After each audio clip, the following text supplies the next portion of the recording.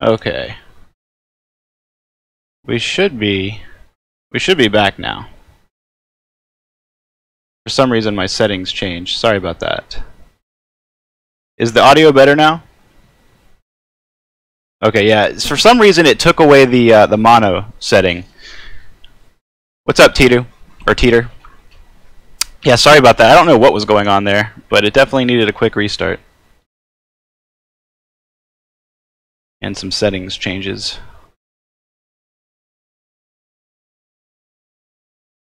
But now we are back. We are back in business. Let's see here. We are back in business. Let's see here.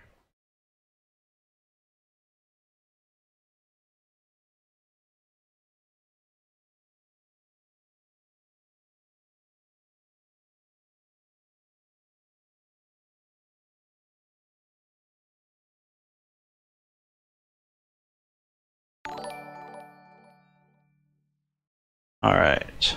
Just making sure my stream was working. It is.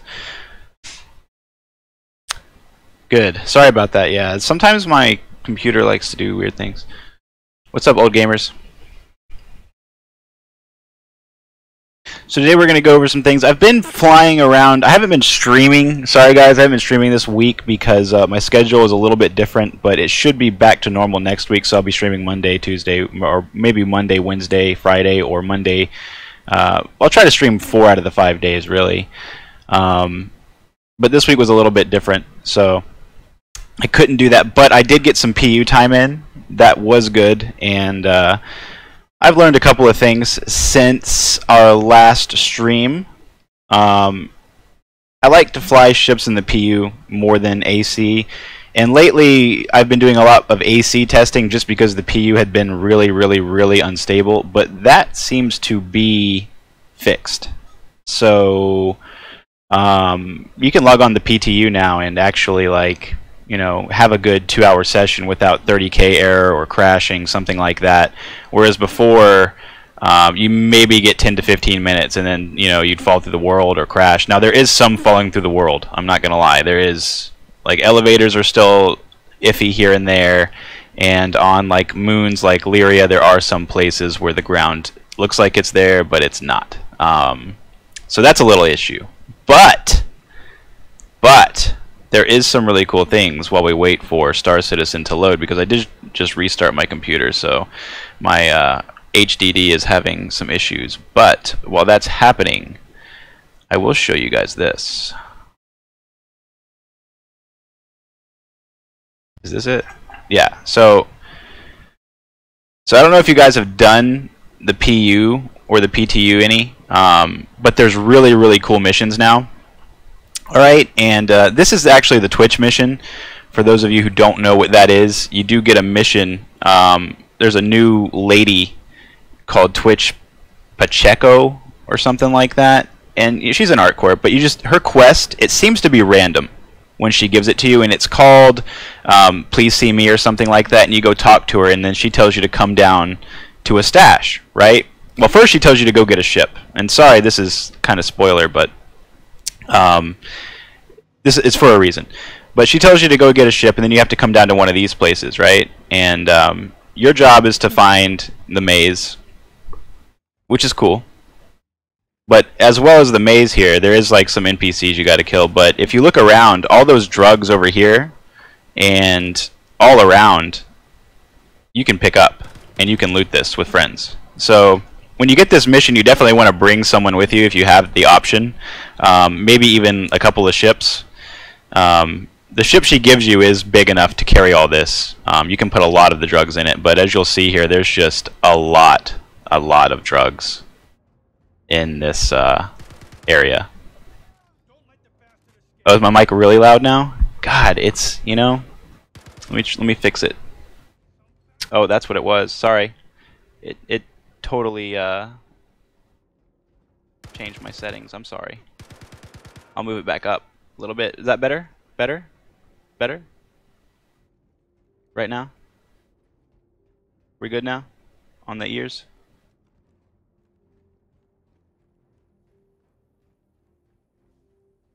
Okay, sorry about that. Yeah, for some reason it changed my settings, Glaze, and I just had to redo them, so sorry about that.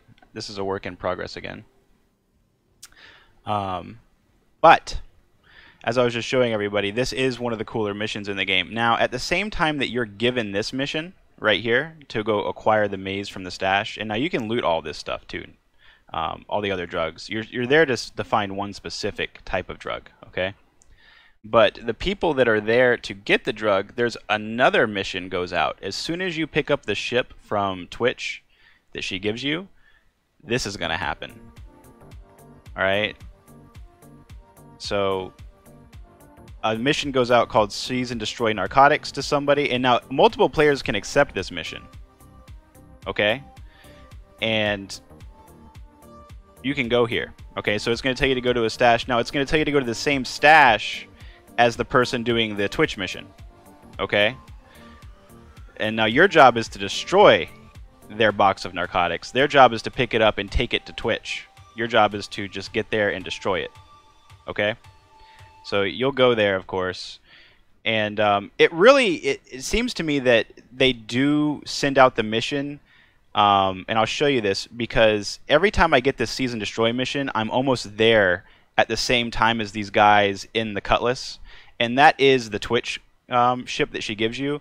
But you'll see right here, as I warped into Lyria, the Cutlass was also there. So I think the Seize and Destroy Narcotics mission actually goes out when the player doing the Twitch mission gets in the Cutlass. So as soon as they get in that ship, it activates the Seize and Destroy Narcotics mission for players around, and you can accept it. All right, and so then you go. Now that was him. I didn't engage him here because I saw him warp in with me, and I was like, huh, you know, this could be the Cutlass coming to this place with me. But I wanted to see if it was him, and I checked his name, and it was like Horror. And then I got here first, of course, so I waited a little bit, as we do. But there he is. He finally comes in, and both players will get attacked by the turrets and the NPCs in the stash location. They're just pirates, so they're not affiliated with anybody on the quest line. You both have to fight the turrets and the NPCs, so they're not like related to anybody here. So he's going to have to kill some turrets, and this is kind of where you know, you can make your move on somebody. And this will show you the time to kill in the PTU right now. Now, a Scythe right now has 1900 alpha. This is a stock Cutlass, I believe they give you, with like 3900 shield HP or something like that. It's not really that big. It's like 4000 shield HP, and you only have one shield, but you can upgrade it to 16,000. I don't know what shields she gives you on this ship. I don't know if it's stock or what, but he does take some hits. As you can see, he's not really paying attention. But this is just me kind of testing the time to kill on the Scythe too. I wanted to see how many shots it was going to take.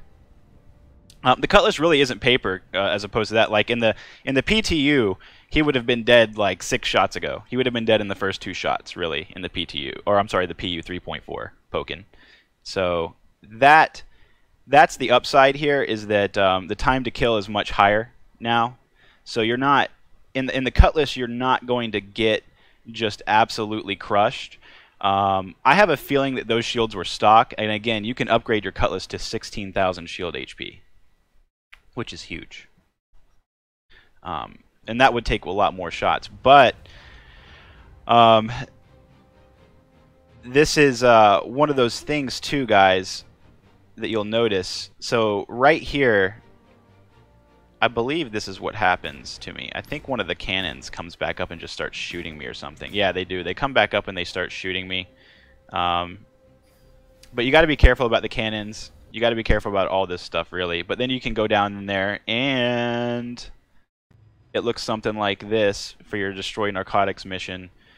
You go down there, and what you're looking for is this box. So both players are looking for... Whoops. Yeah, both players are looking for this box right here. This is the bark. They want you to look for the tree bark drug. There's like red, green, yellow, black. This is the maze. They call this maze. For those of you who are wondering, it does look brown, and all you got to do is just simply shoot it, and then you get your 6,000 credits. And then there's also a bonus associated with the mission. So we completed the mission. We actually killed the player trying to do the drugs or the mission as well. And I don't know what causes the bonus to go up or down on this, but we did get 4,000 more credits, I believe. Yeah, so we got 10,000 total for doing this one little Seize and Destroy mission. But again, this mission is going to pit you against the other player. So that's the really cool thing about this mission, is that it does put two players against each other, because I noticed that the Search and Destroy mission or the Seize and Destroy mission, would appear sometimes, and that was the mission that always got me PvP, I felt like, because every time I went to it, I was like, man, there's always a player here. And then I got wise to the situation, because I did the Pachenko mission, the Twitch mission, and she gave me the cutlass, and I was like, this is why everybody that I'm meeting in PvP over these stash houses are flying cutlasses, because this mission activates the Seize and Destroy mission, and it puts two players against each other. So I finally realized that was actually happening, and it is a very, very, very, very, very cool player interaction mission. So I really hope they expand a little bit more on that. But as you saw, like, all those drugs, you don't have to go down there and just get like the one bark. If you're doing the Twitch mission, you can literally stay there and try to load up all those drugs in your ship, and then go back and sell them. So there's a lot more profit to be made for the person, I guess, picking up the drugs, especially if you have friends. But because that Seize and Destroy mission goes out to everybody, it seems like, because I was with Scalpel last night, and we were both able to accept the same Seize and Destroy mission at the same time, and then we raced and got there and then found the player. And but so basically what that means is, if you're there trying to get all these drugs, you're going to be fighting off multiple players. So it's good to have like an escort, some ships waiting in the air for you while you're down there, maybe some ground guys covering the entrance for you and the exit, things like that. So if you want to take all those drugs, it's actually going to be kind of a big endeavor, than just going down there and snatching a box and then leaving, which you can do. I've had some really cool like player interactions down there. Let's see if I can find it. I did save one. It was kind of lame, because I was yelling at him, but he didn't do what I wanted him to do. He didn't have VoIP on. VoIP on some servers is defaulted on, and in some servers it was defaulted off. On this server that I'm on here, it was defaulted off, and I don't think this guy turned it on. People are just going to have to learn over time that when you're doing these missions, it's best to leave VoIP on or turn it on if it's not. I was kind of shouting at him to stop running. I was just going to take his ship. I was going to let him have the drugs. But then he sees me right here. He's like, uh-oh, and then he pulls his gun. So he had to go down, unfortunately. But I was trying to actually hold this guy up. I was going to let him have the drugs, and I was going to ransom him for his ship. But again, he didn't have VoIP on. So, and you can't hear me talking because I have push to talk on my Shadow player, whatever it is. So it doesn't pick up my voice. But that is that cool mission that I wanted to show you guys. Very, very cool mission. So if you ever see Seize and Destroy Narcotics or a mission to go meet Twitch, that's what you're in for right there. You're in for a really cool player interaction mission. So not bad. Not bad at all, right? I'll take it. That's kind of what I've been asking for all this time, as opposed to just kind of fighting over the jump town area where people buy drugs. Like, it's cool to fight over that, and I'm sure that people will still fight over those areas, and you'll still be in danger getting drugs and just going down to a place and buying them. But these search and destroy missions are really cool, because I can literally like spawn a Gladius or like a Eclipse and patrol around Lyria waiting for those quests to pop up, and then when they do, just go to that spot. It's just kind of cool PvP in that way, So if you want to do a little patrolling, you can, and then all of a sudden a quest activates and you go try to destroy the drugs. But I will show you guys some of my findings really quickly. Some of the things I wanted to go over really quick is we actually had now this has not been changed, unfortunately, for like 2 patches. So the mass driver damage is false right here, okay? So I just want to let you guys know that first and foremost, and the velocities of the cannons have been changed. They're much higher now. So cannons got a buff in velocity. This damage was lowered. I'm not sure about the velocity and where the mass driver and the sledge stand now, but it is it's still decent. I still have a feeling that this 443 is right up there with 267. It could be at 240. It could be to 270. I think it's 240 to 270 range. The mass drivers feel like they feel really good still. I'll say that. Okay. I just think they were brought down in terms with this.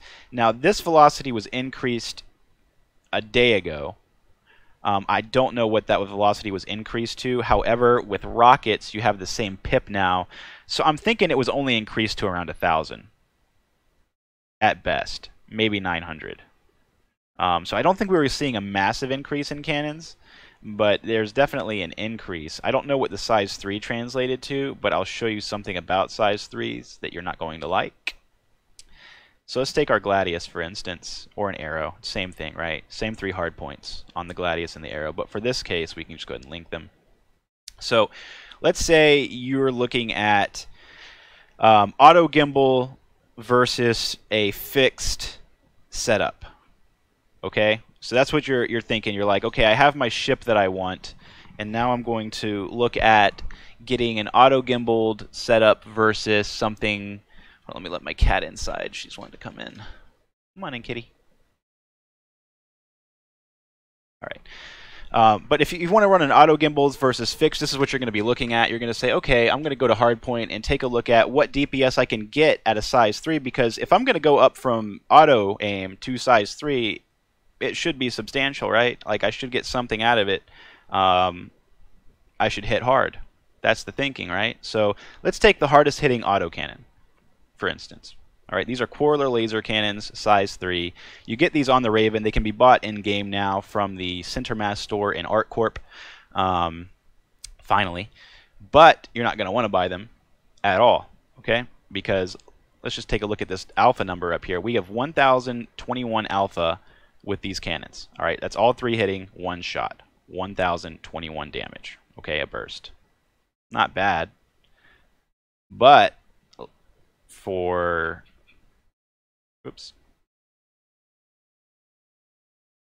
comparison's sake, let's go down and let's just say we want to try auto aim with cannons. We'll get the neutrons, and oh my god, 1001 alpha compared to 1021 alpha, and now I have auto aim.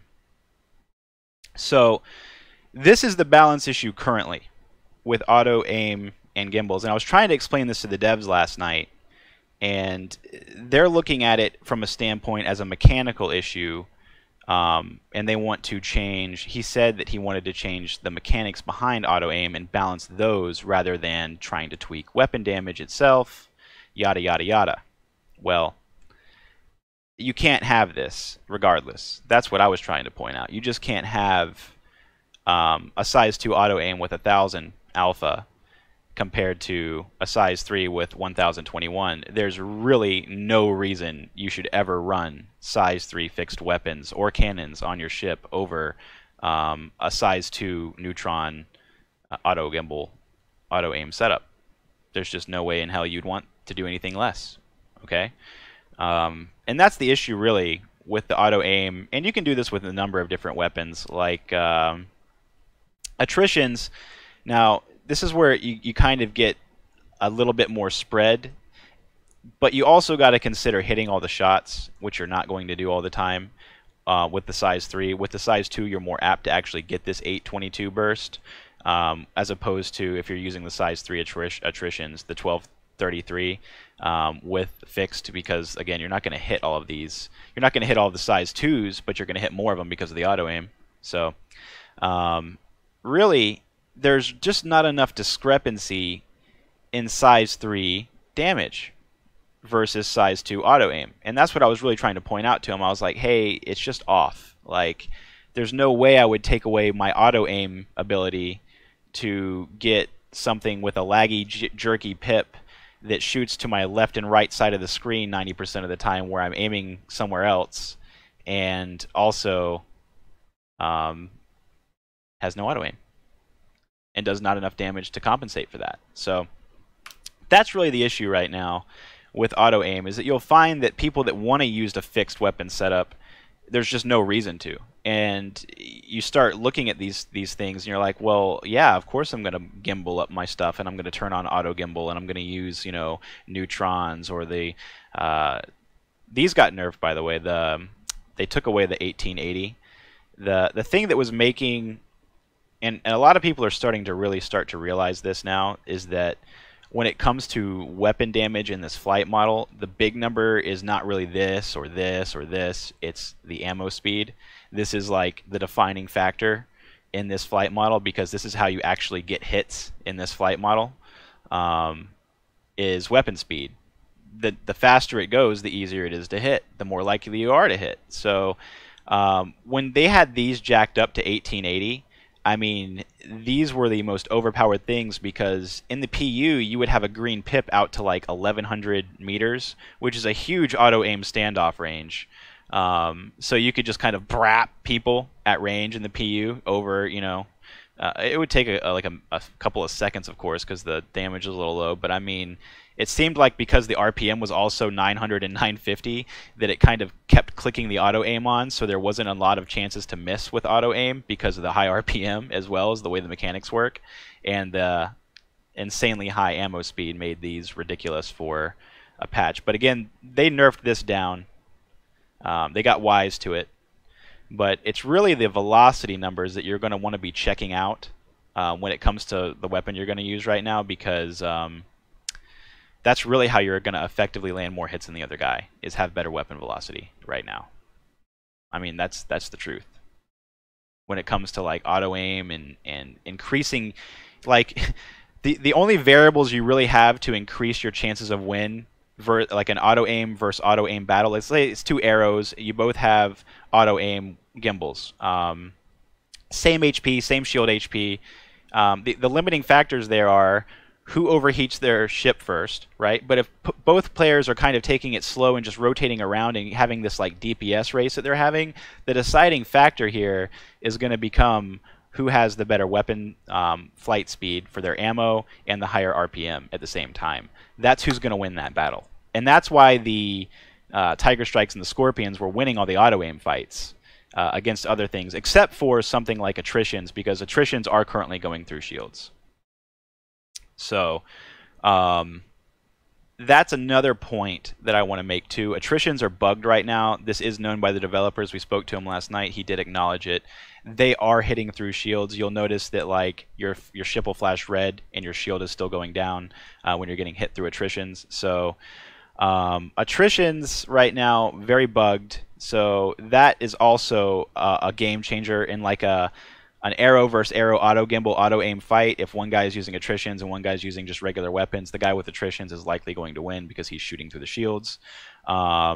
Not only that, but with those bleed throughs, you can actually do a little bit of like boom and zoom with the other auto aim guys and like slowly bleed through and turn their ship red while they have a lot of trouble hitting you because you're pulling range over and over again, and just wearing down your shields. So, well, it's actually like we tested it last night, you swine.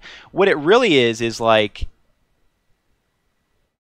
attritions go through shields a lot. Like they go through anything. Like we tested it through multiple ships. Now there's holes in certain shields too. That's the other issue. Like in the Saber, there's a giant hole in the front of it.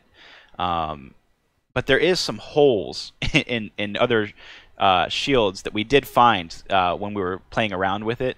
So that's another issue aside from itself. The attritions, it seems, actually just go through shields. Like you can shoot like at a full shield or in different sides of the panels. Like you can shoot 10 shots and 5 of the shots of the attrition will hit your hole. You can shoot 10 shots of like a Badger and all 10 shots will hit the shield. And that's what kind of we tested that over and over, Scalp and I. And that's kind of our findings, that were attritions were just literally have like a bleed through right now. It's kind of insane because it does work very often. Or happen very often. Now, the cockpit shots are also a side effect of the game and toning its shields and weapons, because the cockpit shots have always been in the game, except for we just destroyed the cockpit with laser cannons before we were able to shoot the pilot. However, it did happen. There were sometimes you did shoot the pilot out of the cockpit, right? That happened. It was very rare, but it happened. Now it's happening a lot more because, again, time to kill was increased, and as soon as you get that front shield down, you're going to have a lot more shots to the cockpit, and it's going to take a lot more now, so you're going to get a lot more pilot kills, unfortunately, as well. Like a lot of the fights now, literally, like a true dogfight in AC, what these AC pilots are finding is that, you know, like 60% of the time they're killing the pilot and not the ship to win the fight. And that's not fun for anybody. So they're trying to fix that. That's like a known bug that's been in the game forever. They're playing around with different things. They said that they don't want to make the pilot invulnerable in the seat because that messes with things in the PU. Like if I want to kill the pilot in the seat if I'm behind him, like if I'm trying to rob him or something and I'm a pirate, he's just invulnerable in his seat then. And you can't shoot him. So there's other things that go in hand, and I understand that. So they're trying to find better solutions to the issue. And they did ask, by the way, if you have any videos of cockpit shots, like you dying to a cockpit shot or you killing somebody with it, send the clip to Bayor. He will take it and kind of analyze it because they're trying to figure out what is going on right now with that. They're trying to solve that better. So if you have any videos of cockpit shots, send it to the devs. They're trying to fix that. That much I know. And yeah, and the fixed weapons do shoot everywhere. It's kind of insane. I wrote up a little post about it last night on the RSI forums. Let's see if I can find it real quick for you guys, and I'll link it to you over the chat. Notifications. Wait, that was that one. So this is the post that I made, and I'll link it for you guys.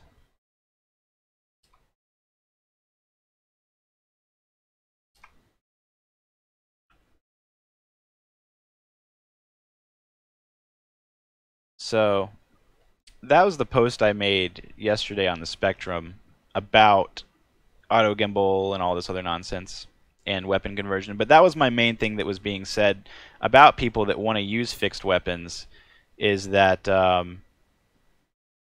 it's kind of like RNG because they don't shoot where your crosshair is. And that's what really makes using the fixed weapons really frustrating. When you turn on the auto aim gimbal, you don't get the weird like shots out to here and here. It just stays around here. Now they do spread a little bit, I'll say that, but you're within the circle, so it's even at least you're aiming where you're shooting, as opposed to fixed weapons that are like pew pew pew. Okay, we're gonna shoot where you want to aim. Pew pew. Okay, now we're gonna shoot where you want to aim. Over here, over here, over here.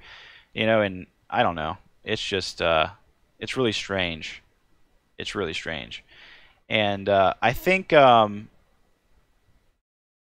they're going to have to do is what this guy said, because we're trying to balance the weapons around the auto aim, but really they're probably going to have to go ahead and do what this guy said and abandon the size reduction with gimbals as a balance tool and instead dedicate gimbal weapons in each size category as done by Elite Dangerous. That way balance and tune each weapon rather than using a crude tool that will always create problems. Right now, the dropping size down to gimbal thing is creating weapon balance problems with our spreadsheet. We see this, right? We can see what they're doing, and we can see how the gimbals are affecting this. So I think this guy's probably hit it point on, is that the better solution is pretty much just to give these weapons dedicated, or give auto gimbals dedicated weapons instead of the size down thing as they've been doing. So this was a really good suggestion by Rostas. Again, though, either one of these suggestions means that they're going to have to take a lot of work. And a lot of people bring up with my suggestion here is that what about bigger ships with like multiple size 3 hard points and this and that? Doesn't that make them stronger if you buff size 3 weapons? Yes, the answer is yes, absolutely. But you know, obviously those developers, when they were designing that ship, had no intention of auto aim or consideration of auto aim being in the game at that point in time. So they didn't balance those hard points around auto aim. It's not my problem. It's not my fault. It's not your fault that they added this auto aim mechanic in such a late stage of the game. I mean, they've designed what, over 30 ships, and now they just put auto aim in the game. Yeah, that's going to affect those 30 ships. Sorry. You should have thought of that. That's not an issue that I, as a consumer, needs to think about. That's an issue that the developer needs to think about before they add something like this, and then there's consequences to it. They just want to change the auto aim mechanic. He said it himself last night. He's not trying to do this. He's not trying to do this. He wants to just fix auto aim mechanic itself, maybe tone it down a little bit, shrink the circle, whatever he can do, and hope that all this stays fine in the end. It isn't going to happen. That's pipe dreams, unfortunately, for Bayor. So he's going to have to do one of these two things, or a combination of both, to really fix his game now, because auto aim really, really screwed it up. Yeah, I haven't understood why they haven't updated that llama. I don't know what's going on. They're usually on the ball, like the those guys. They're usually really Johnny on the spot. Wait, what? Parkos just said that he got 500,000 credits from that narcotic mission. Like the Twitch one? The Twitch one? Buddy? Or the C's?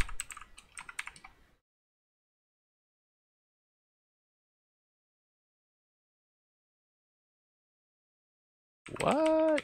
That has to be a bug. Yeah, that has to be. He got 500,000 credits for doing the Destroy Narcotics mission. That has to be a bug.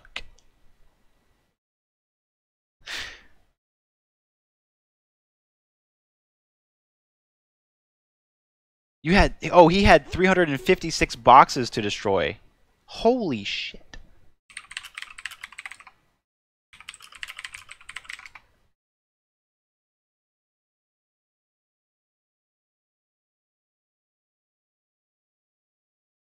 So, I guess he might have gone to the big one, the pit.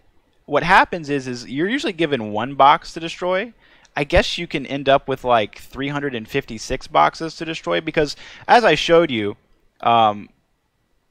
when you get the when you get the Twitch mission, you do go down in that bunker, right? So when you get this Twitch mission, which is here. When you get this mission, so I guess what it is he got this mission right here. Whoops.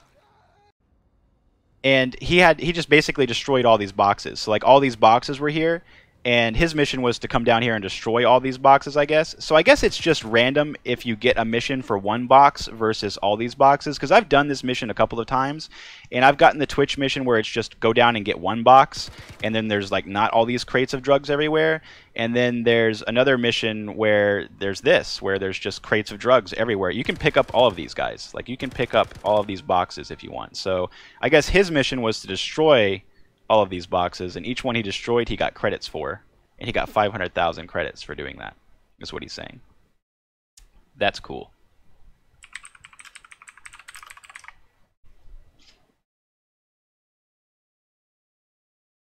Oh, Major Llama got it, but it bugged out. That sucks. Dude, I've had such crazy times with these missions. Like, let me show you this, guys. This is actually really really funny. We'll go back to this one, because this is actually hilarious. I just want you guys to know what I went through to actually like get here. So I started this as I went down, and so I was like, I need to get all these boxes, and this is just me trying to figure out. Now, the ground on Lyria where I was bugged, so I could not touch the ground. It was like playing Don't Touch the Lava hard mode. So you have to like carry... Now this is the wrong drugs I'm bringing back, because I couldn't find them. This was like just me being dumb. It was the brown boxes I needed, not the blue ones. But this is just me trying to figure out which drugs I needed, because this is just me being new to the mission. But I can't touch the ground, so I'm having to like do all these crazy things like this. And you just gotta hope you don't touch the ground. So we got saved by the box there. We're gonna try again. But eventually, I do make it back to the ship a couple of times, and I score a couple of boxes. And you just have to keep doing this, and you can get away. But I did fall through the ground finally. Let's see if I can find it. I think it was this one, yeah. I just fell through the ground finally. It just didn't make it. So that'll happen to you sometimes. You will just sink. You really have to believe in gravity and the ground on Lyria, otherwise you just kind of fall. So, but yeah, that's kind of what happened. So you got to be careful when you're doing those missions. You can get away with it, as you just saw, if you do fall through the ground. If like you're trying to land your ship on one of those mission stash spots, what's going to happen is you're going to sink into the ground. Just fly back up, land on the back of the building. Make sure you kill all the turrets first, and then you can drop on top of the stone ramp, and then you can, of course, use the little ramps to get back up and jump over on top of the building again. But that's the way you have to do it. So it can be done very, very carefully. And in fact, just so you know, in this bunker right here where I killed this guy, the ground wasn't working, so I managed to get down here, and this guy actually managed to do the don't touch the ground lava thing and make it down without falling through the ground. So it can be done. It can be done. It's just very hard right now. But it does make that mission a little bit more difficult. Oh, thank you. Thank you, Major Llama. That's what I needed to know.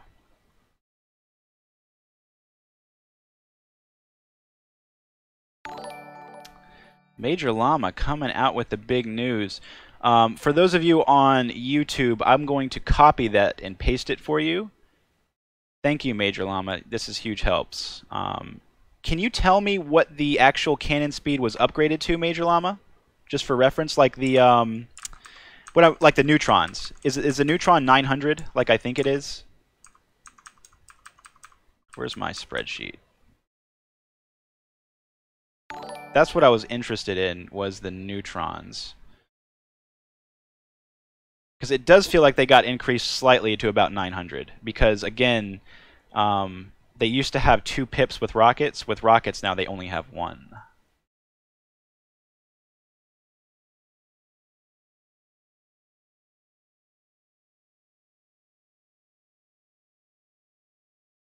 Wait, which one is the...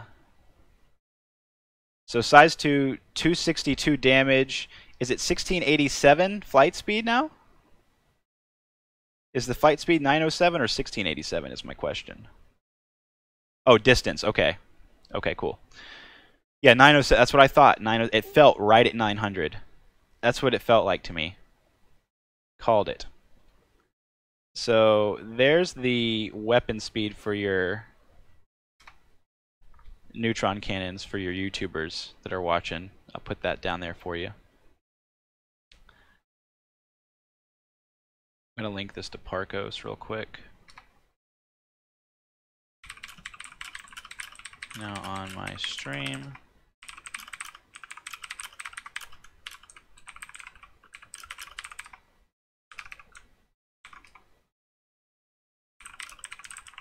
So that makes mass drivers still pretty insane.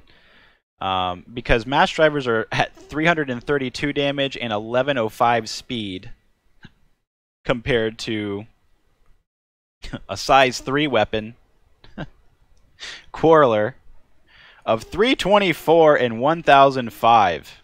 Yes. Yes.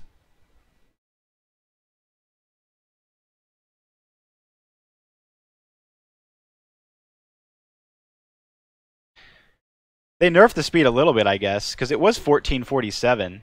So I guess they just took it down to 1105, which is still good. Like 1105, 332 is fine. That is fine. It's okay. I don't know why they're doing this, Red. I literally brought this up yesterday in the Angels of Warp chat. I brought to the developer himself. I brought this up yesterday. I'll try to find it for you guys. It was actually kind of disappointing because like his responses kind of let me know where the game is going to go, and I got to be honest with you guys, it's not good. It's really not good. Let's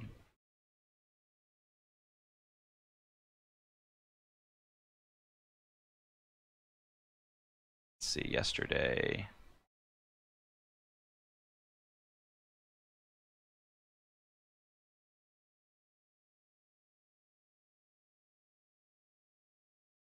Oh, here it is, Bear of Red. So this was our conversation with the devs yesterday, and this is Bayor. So I think he was pinged by Koran or something like that. It was right here, yeah. He was pinged by Koran. Alright, and this is where I was like, hey, attrition's shooting through. And Bayer comes in. No, because he was asking if shield HP had been buffed, and I was like, I don't think so. And he was like, no, it's not.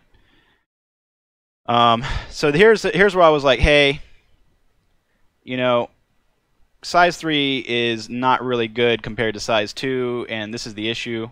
And he was like, he would completely screw over ships that don't have size 3, though. I don't even know what he means about this. But yeah, if you're telling me that you have to balance hard points around auto aim, then yes, you do. Sorry, Sorry, you don't want to do work. So I'm just saying there's several points of balance. Again, I'm just saying you're correct. Of course, you added auto aim into the game that doesn't balance anything. Of course, other things are going to need to be taken into account now. But again, he doesn't want to do this. So this is what he wants to do. Okay? And this is what kind of made me just stop talking to him, because it just takes all the winds out of your sails when somebody does this. So these are difficult to reconcile. What he means by difficult to reconcile is it's not difficult to fix. It's just a lot of work, a lot of time. That's what he's basically saying here. I would like a solution that looks directly how gimbals and fixed weapons function rather than trying to balance weapons around that function. First of all, you added auto aim. You have to balance weapons around auto aim. There's no way around this sentence. Like that sentence right there bugs the hell out of me, because you literally added auto aim. You have to balance the weapons around auto aim now. I would prefer a solution that looks differently how fixed and auto aims are fixed in weapons function versus gimbals. I don't even understand that. You added auto aim. There's a clear difference. One uses auto aim. One uses real aim, or practical aim, or human aim. I don't know what the fuck you want to call it. Not Jedi aim. Like, so I don't understand. This is the main guy, by the way. This is like your main guy. So this is like your main dude, Tata. This is like the dude. It's not like who the fuck is this guy. It's like this is the guy that's making the decisions. So, yeah. So there's your answer about what they want to do about fixing your auto gimbal problem versus what they should actually do, which they admit will take a lot of time. What's up, Leo, or L30? I don't know. I don't know, Tata. I really don't know. But again, it seems to me that they added this auto aim, and they're just like, okay, we're just going to throw this blanket layer of auto aim over the whole game. But you have to tweak things. You have to go back and you're like, okay, well, now I got to tweak this ship because auto aim's going to throw this shit off because I have like 5 size 3 hard points on it, or I have like 6 size 4 hard points on it. Yeah, obviously I have to change this. Or go back to what the other guy said here, which is, I think CIG needs to abandon the size reduction with gimbals as a balance tool and instead create dedicated gimbal weapons in each size category as done by Elite Dangerous.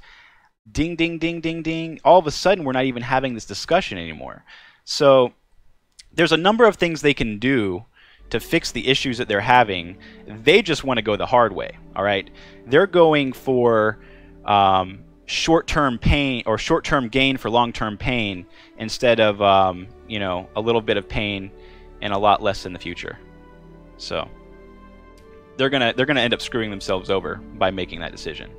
But again, there you go, right there, right from the horse's mouth. They're not gonna fuck with weapon balance at all. They're just gonna try to fix their stupid auto gimbal function versus fixed, and the mechanics based on them, and not fix your weapons. So, yay.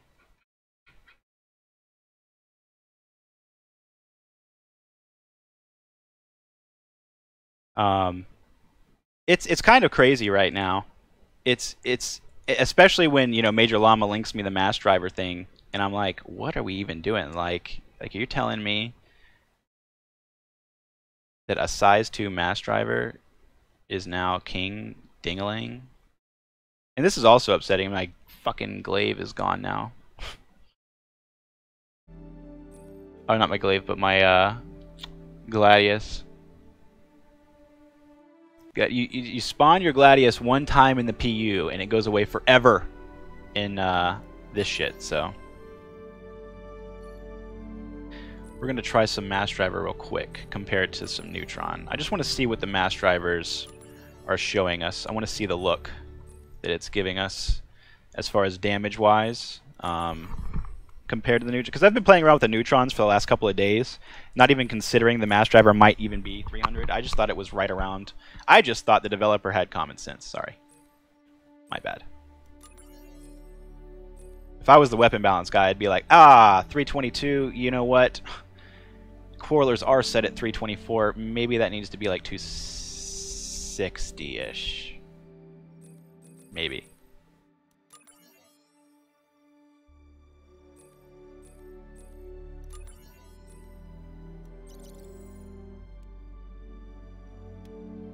But if I'm just throwing numbers on fucking spreadsheet.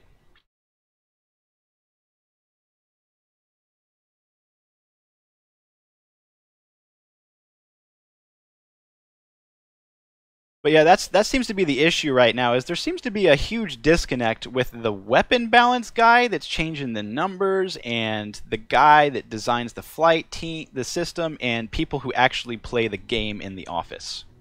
So there's like 3 different people there. There's like one guy actually playing the game, there's one guy designing the flight system, and then there's one guy changing weapon numbers. And I don't think those guys play the game or log into the game much. And then they just learn over to the QA guy, and they're like, hey, what do you think of this? And he's like, let me run it through some Arena Commander for you.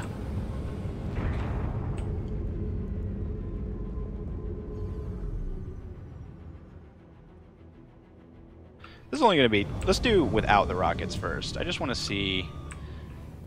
So at 322... with 1100, we're getting better... speed than the neutrons. They do feel a little bit faster. Let's see if we can hit out to range. Ooh, we're getting a couple of hits there. Oh my goodness, that auto aim. That auto aim. Like, why wouldn't I use this? I don't even have to aim at ships anymore. I don't even have to worry about the pip. I just have to get my crosshair close to it. It's so ridiculous. Like, I can aim here, I'm good. I can aim over here, I'm good. I'm good. Still good. Really okay. I'm good. Right here, we're good. We're still good. Good. Good. I just have to get it around it now. I don't even have to worry about ESP. I just kind of gotta aim for the crosshair, and then I'll get some hits. Look at this. Oh, I got some hits at high angular there. That was high angular hits right there. How are you gonna get some high angular hits on? Look at this. Look at that. You don't even aim. You just have to get it sort of close. Alright, now let's try it with some rocket. Let's do some rocket.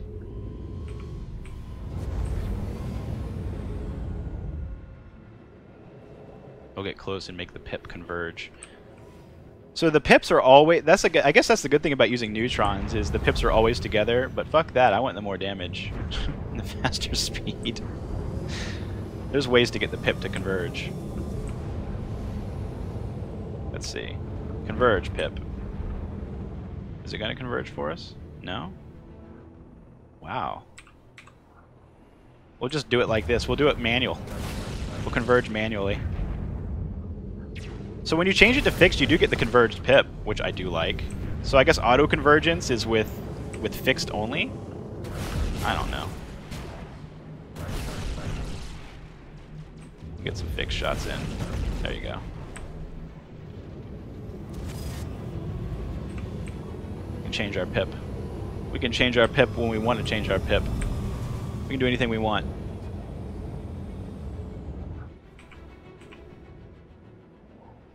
Not a big deal.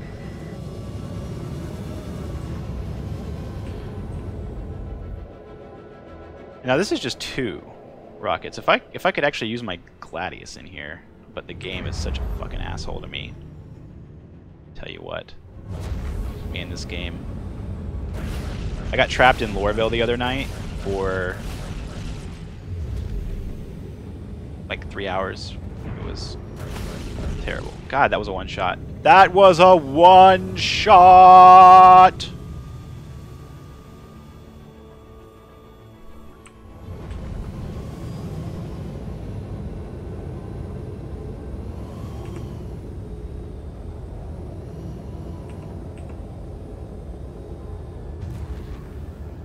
But yeah, just so you know, if you don't like if you're using rockets and you don't want the pip, because this is the only time you'll have dual pips now is when you use rockets in this game, and that'll be rare in itself. But if you do want to change that, you can always switch back to fixed, and the pips go right back to single. Boom. Take that, little king. Take some convergence. ESP still fights you a little bit. It still slows you way down. That's one thing I don't like about... Oh, shit! He flew right in front of those rockets. My bad, bro. That's the only thing I really don't like about Fixed in general now, is that it's this ESP thing. Like, I don't have to fight this ESP thing with this on. Like, there's no worry about that stupid slowness that ESP brings, because it's like I don't even have to get on the fucking pip. I just have to get near it, and then I shoot, and then I hit things. Like this guy right here. It's like, I don't worry about auto-convergence or ESP or anything like that. I just shoot. I'm just like, oh yeah, you're in the circle. You in the circle yet? Yeah, you're in the circle. Okay, cool. Give me some shots. So.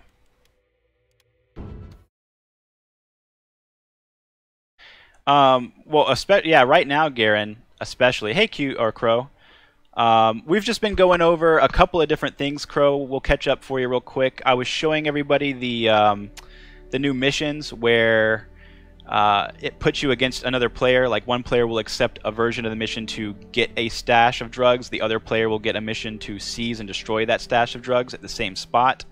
We were going over those around Lyria and how to do them, and we're just going over a little weapon balance now. Major Llama told us the actual weapon stats for mass drivers now, and other cannons, which I've linked. Mass drivers are 332 damage now at 1105 speed, and neutron cannons are 267 damage at 907 speed, which does make mass drivers still the best cannon to use in the game.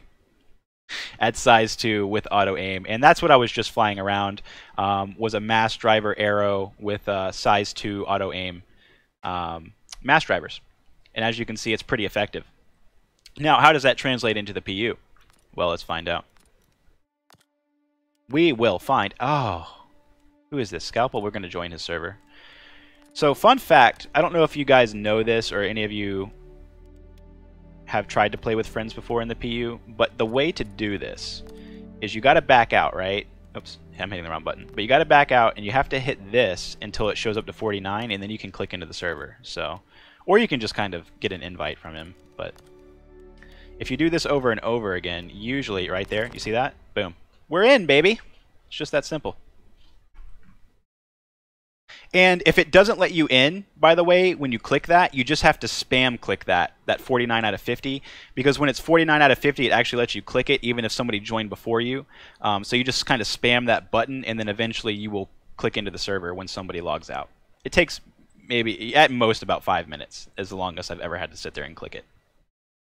But that is how you join friends in the PU, if you, without being in a group, or if you just want to join them, whatever, so forth. That's how you do it. Little trick for you.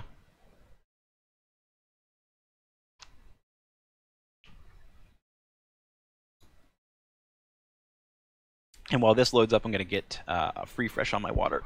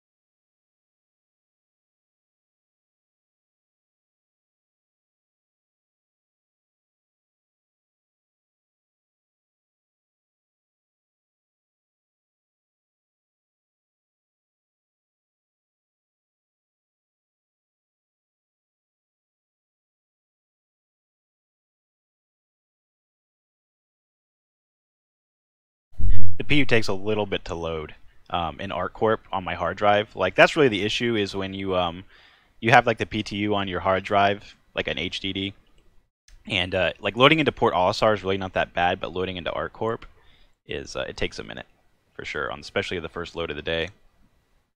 So here we are.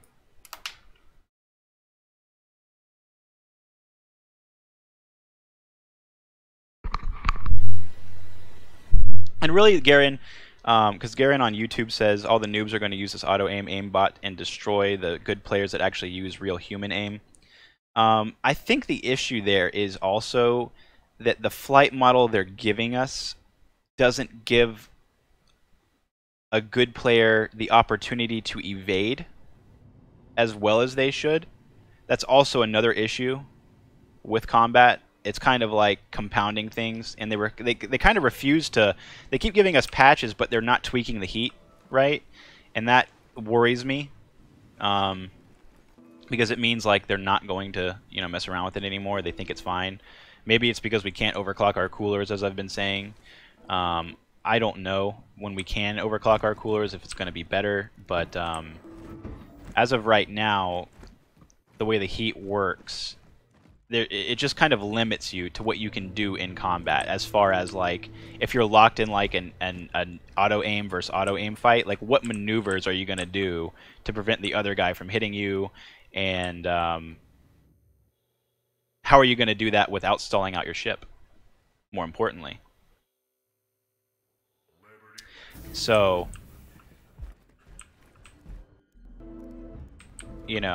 with also that in mind, you have to look at the weapon spreadsheet as we've been going over, and there's just simply no real reason right now to use a size 3. Like, if you're running size 3 anything on your Saber, you're doing it wrong. I'm sorry, guys, you're doing it wrong. If you're running size, except for like attritions because they're broken and they're going through shields, that's like the only size 3 you can really get away with running right now reliably fixed, or the size 3 attritions. And when they get fixed, it's going to be the same as everything else.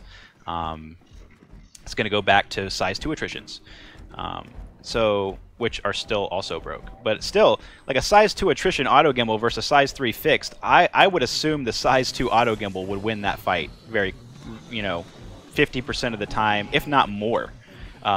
Even if it was like a noob versus a really high skilled player, simply because in this flight model, the only thing you can do are these like turnaround rolls and strafes, and don't hit boost because you'll overheat and die. So again, there's just so many weird things going on right now that are compounding why combat is kind of meh right now for a lot of people, and that is to do with right now there's no discrepancy between fixed versus auto aim. Might as well just use auto aim. You'll get better results anyways. Your shots don't go to the left corner of your screen. Like, did you guys see did you guys at one point in time when I was shooting those mass drivers in Arena Commander, did you see them go towards the left or the right or the bottom left or the bottom right corner of my screen? No.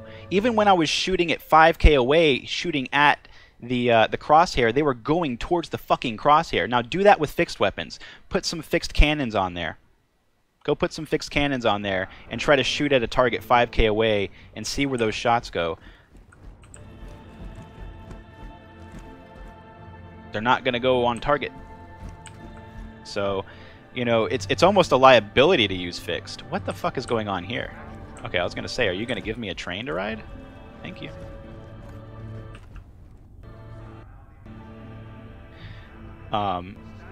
And the other issue is, too, a lot of these guys testing, and I was kind of explaining this in Angels of Warp today, a lot of these guys testing in Angels of Warp, they're doing this shit in Free Flight AC, okay? And they're also doing this shit versus pilots that actually want to fucking fight you, okay? It's one thing, for, like, if me and Sequin go into Free Flight and we're fighting, one of us is not going to fucking run away.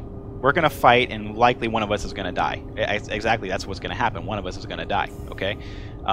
In the PU, completely different. Let's say this guy in front of me was in a plane. He doesn't want to fight me. He can literally fly away. There's really not much I can do about that at the moment. There's really not. Now, let's say we were in a fight. Let's say we're two people that actually wanted to commit to a dogfight, okay, in the PU. Because this is what I'm also finding. Okay, let's say I make a good pass and I get your shields down. Now you fly away until your shields regen. You get my shields down. Now I fly away until my shields regen. So I get your shields down again. What do? You fly away until your shields regen. This literally happened to me like a handful of times so far in the PU, where we're having these good fights. You knock down a shield, the pilot gets aware of it, and he's like, okay, bye, I'm going to go this way really fast. And there's like, oh shit, he went that way really fast a second before I could react to it. So now he's, 3,000 meters ahead of me because he hit his fucking boost and limiter off. And that's how quick the acceleration is. So you kind of find in the PU that fights are translating very weirdly. Like, true dogfights in the PU are like really, really, really, really weird right now. Like, really, really weird. Like, both people have to want to die to actually die in the PU.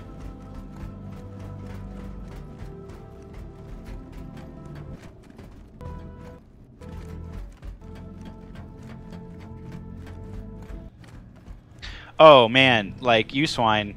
That's what one thing that I am glad, I will say this right now, I am so glad that I did do, because I've really never hopped into free flight before. I've never like done that, because I always like having a realistic experience. I don't want to go into something that might not reflect the way it might work somewhere else, right? Well, in AC, torpedoes and missiles work amazingly, and not only do they work, I mean, they fucking work. Wow, like, I am impressed. Like, if missiles ever and torpedoes ever work that good in the PU, I am buying a bomber. 100%. 100% buying a bomber. Until then, no need. Because I'll even showcase that right now for you guys. But I am, like, it really opened my eyes, I'll say that, to bombers and torpedoes and missiles and missile ships like the Black Cutlass or like the Freelancer with like 20 plus missiles and what it can actually do to somebody. Like, if you're a light fighter in the PU and you attack a Cutlass one day when missiles work and he decides to just dump all his 20 missiles on you, bye. Bye. So U-Swine's actually right on that. Like, it's going to drastically change combat when missiles work. They're going to literally have to rebalance them. They're going to have to rebalance them. I'll show you right now. We'll fly an Eclipse first. I'll show you this. We'll get a search and destroy mission, and I'll fly an Eclipse out there. And I'll show you just how bad torpedoes really are. We'll do it live. We just got to wait for one, but that's okay. We'll get one here in a second.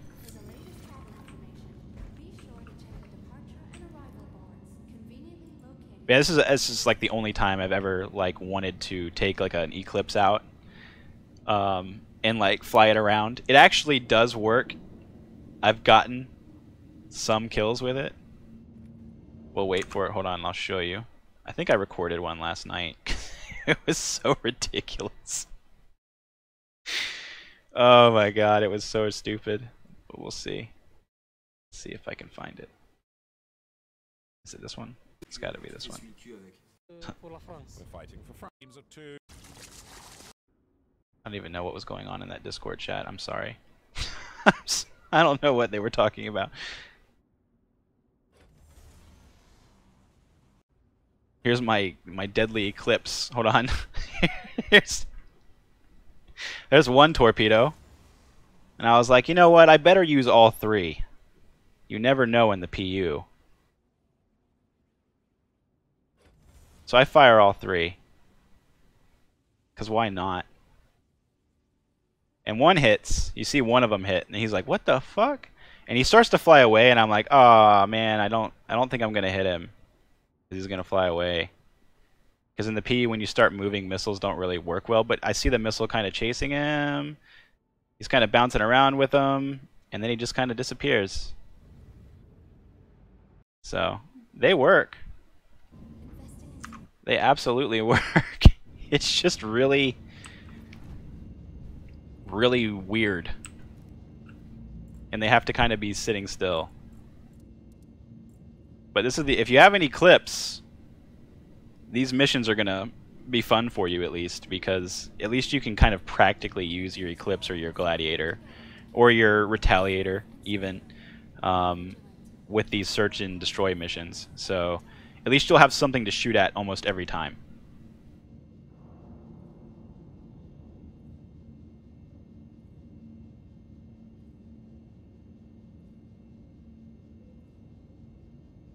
Yeah. Missiles are so server dependent. Maybe when they get all like the lag, because like they did some server meshing and stuff like that. Who knows? Maybe it'll get better. Because the lag has definitely gotten better. I'll say that. Let me turn these on.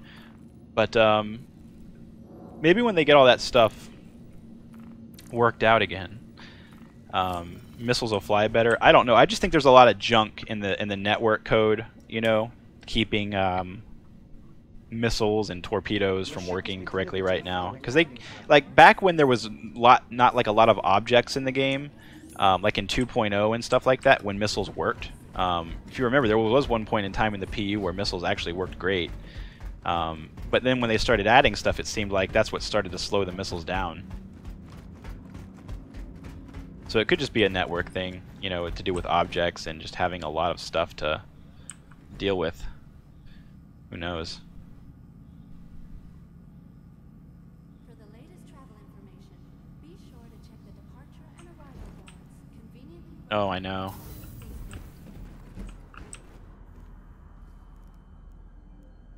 Salvage got pushed back to like 3.8, didn't it? Didn't Salvage get pushed back to 3.8 or 3.9? It was supposed to be out in 3.5.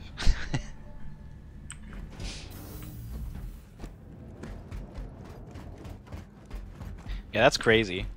I was kind of excited for that little vulture ship. I was really excited for it. I was like, man, that's going to be a really cool thing, you know, salvaging. I don't know. I did all that stuff. Like in Eve, I did like faction warfare mostly, but I always had characters that like did ice and gas mining, you know, salvage runs, things like that. I thought that was pretty cool. I used to like doing the wormhole gas mining a lot. Aegis combat assist activated. Systems green. For those of you who've never seen any clips, this is what your view is going to be like.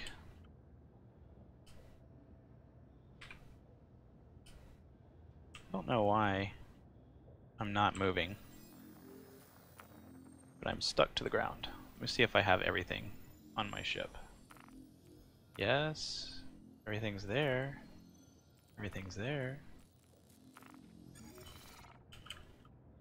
Oh. No, something is definitely wrong here. Weapon systems offline. What's going on here? Okay, there we go. Combat assist activated. There we go. Okay, we're good now. I guess it was like my ship was on, but it wasn't. Let's see if that is there yet. No, it's not.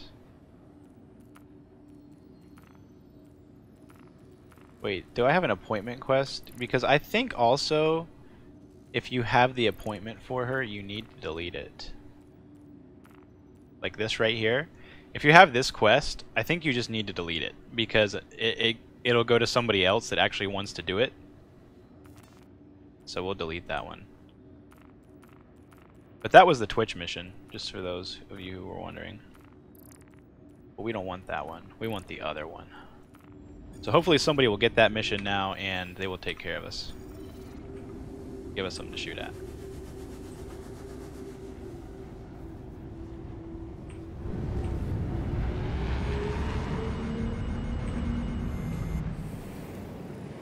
She's a beauty.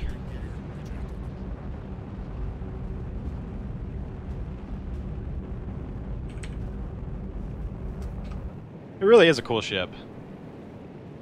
It's just not very practical.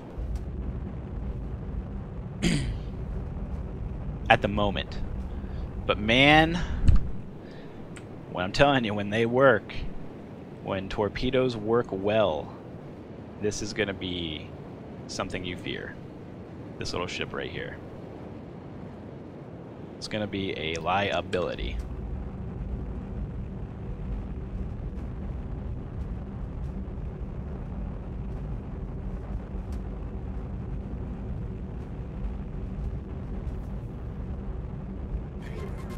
So I'm kind of glad they gave us all the ships to test out. Because when I realized I had an Eclipse, I was like, yeah, I'm taking that out. I want to know. I need to know. Does it feel as cool as it looks? The answer is yeah, it does. Like, that Torp kill wasn't exactly like the sweetest kill in the world, but it felt like, you know... I could have been John Travolta or Christian Slater in Broken Arrow there. You know? Could have been me. That felt good.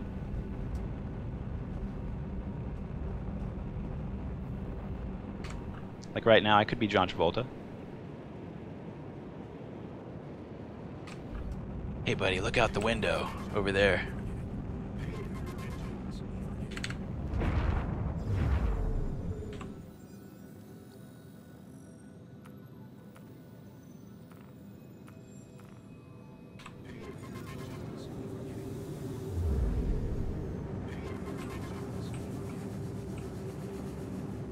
Where are we?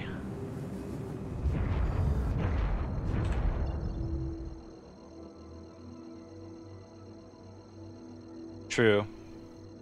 Aegis ships do seem to feel better. Better.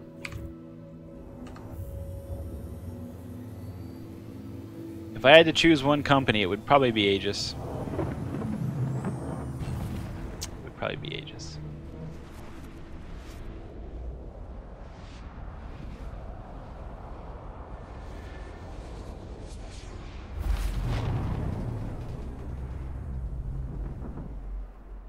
They're having a big release soon. It's gonna get crazy. Let's see if we can get a mission here for a second. What you kind of do here is we just want to... We don't even want to go fast. We just want to, like, go this way. Just over the planet.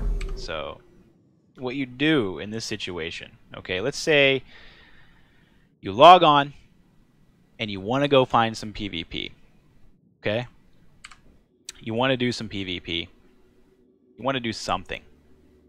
This is a cool little way to do it. Like, you and your friends, you can kind of patrol Lyria, okay? So you guys are patrolling Lyria, just kind of chilling. And eventually, let's see if we can get it yet. Eventually, you're going to see a mercenary mission pop up. And that mercenary mission is going to take you to glory. But we have to wait until somebody gets in the Cutlass. When they get in the Cutlass, that will send out the mission to us. And then we can go to that place. Or you can go to one of the many drug labs. There are, I think there's two specifically. It's like Paradise Cove, and then there's the Orphanage, I believe, that are selling the drugs now on Lyria. They used to be very easy to locate because you had another marker, but they took away the pit marker, so you can't actually fly to the pit anymore. There's also like a very big bunker called the pit.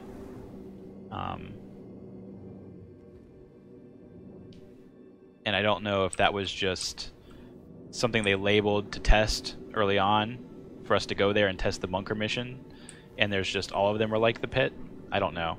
So that could have just been one of those things. It could have not just been unique at all. It could have just been something they were testing as one of the bunkers. There it is. Look. Hey, it's Scalpel. Get out of here, man. What the fuck are you doing? What is this? Is he doing the mission? There's no way he's doing the mission.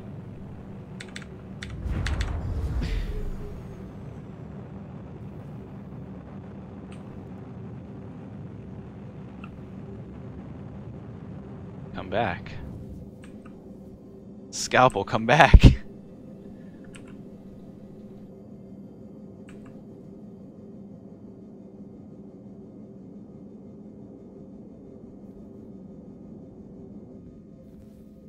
Give me missile.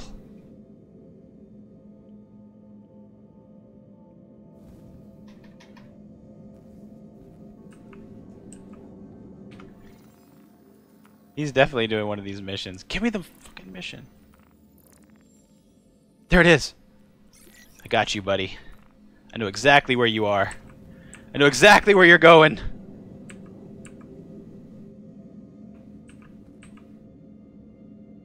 Alright. So we've got the mission. We've got the mission. Can we get closer to it? The answer is yes. Wait, at 200, that's probably still just 200 away. It's not even worth it. So you kind of gauge it by distance.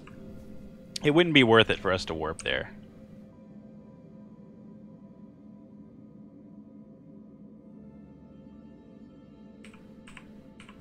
I really want to know why I can't launch missiles at him.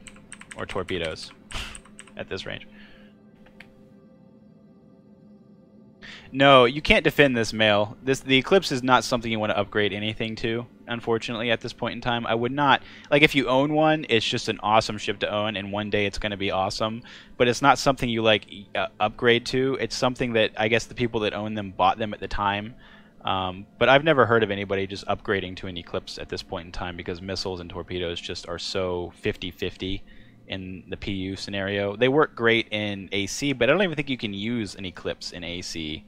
I think only a Retaliator is allowed inside of AC. So, yeah, don't upgrade to the Eclipse until they fix missiles and torps in the PU. Then consider the upgrade for sure. Yeah.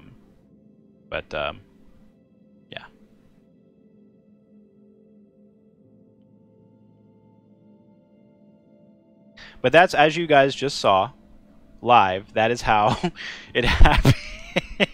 Hold on, let me try to talk to this guy.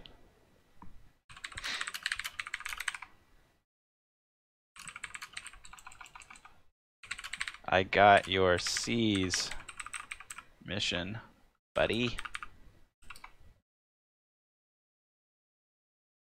Torps, Inc.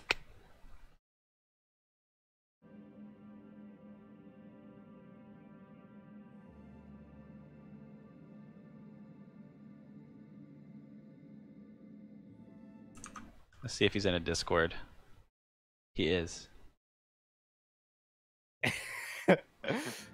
Hey, buddy. He's gonna stop. He said, corpse incoming, buddy. You better not. I'm gonna.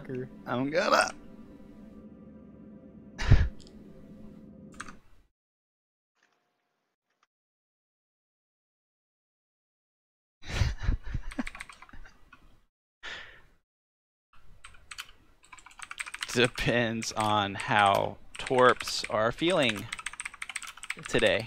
He says he'll bet he wins. I think it just depends on how my torpedoes are feeling.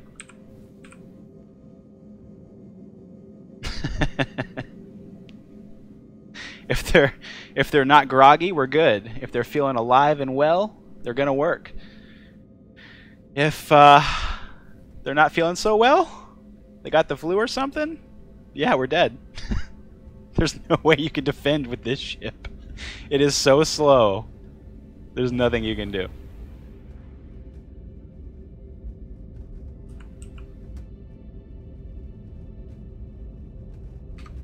Does feel cool though, like Broken Arrow, John Travolta, Christian Slater, Broken Arrow 2, over, Lyria. Will the stash be destroyed?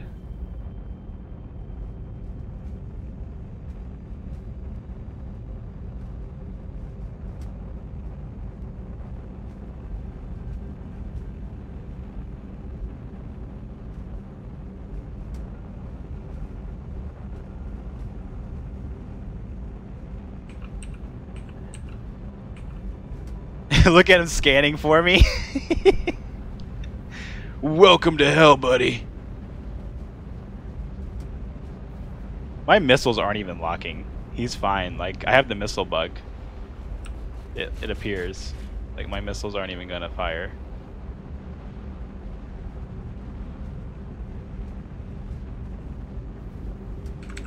That's also something that still exists, is like the stupid missile bug where you can't get a lock on somebody.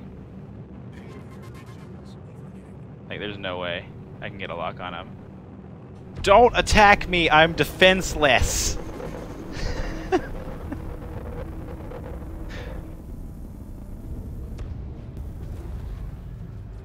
No! Not like this!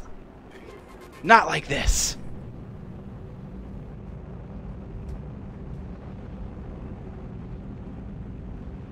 We're gonna have to take evasive action here. We're gonna have to do something. I know what to do. I know what to do. I know what to do. I know what to do. Wait, stop. Ship. Don't go that way. Okay, go that way. That's fine. You can do whatever you want.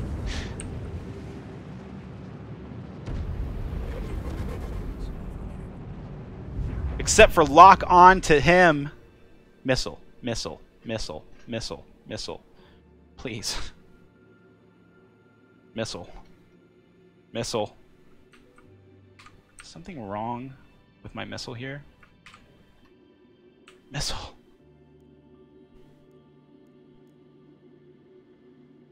Our fucking missile screen doesn't even show up. That could be a ROM. So I guess 50-50. You think power off will work? Weapon systems online. No. We're not getting anything from that. But we got our missiles back. Missile. They're there. I know they're there.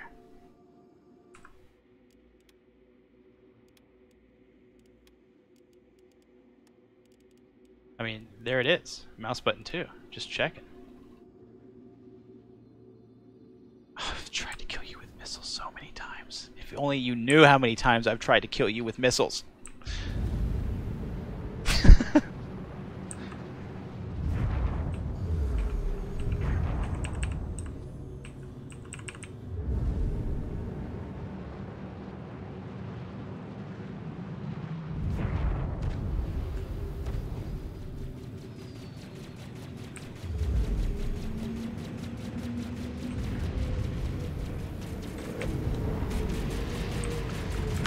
Watch this.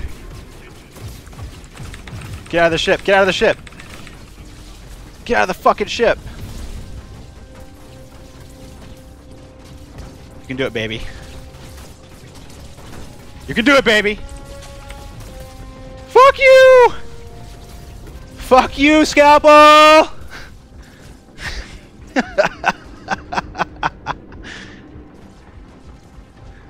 Fuck you, buddy. Ah! No!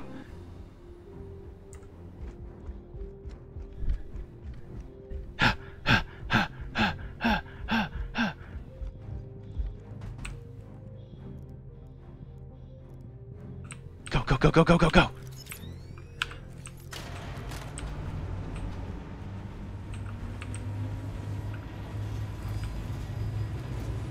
Go, go, go, go, go, go, go!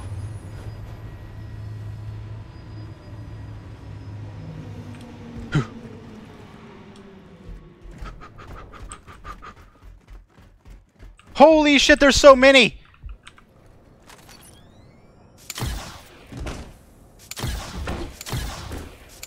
Come on.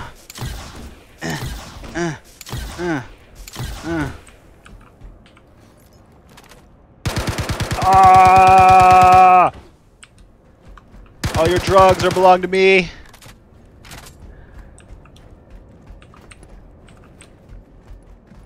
Come down here, Scalpel.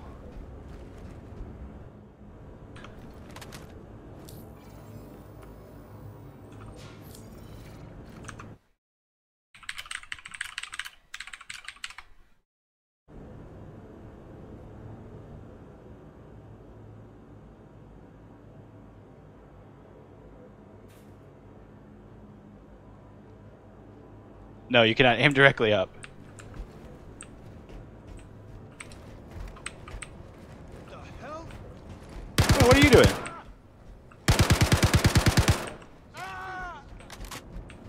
Oh shit.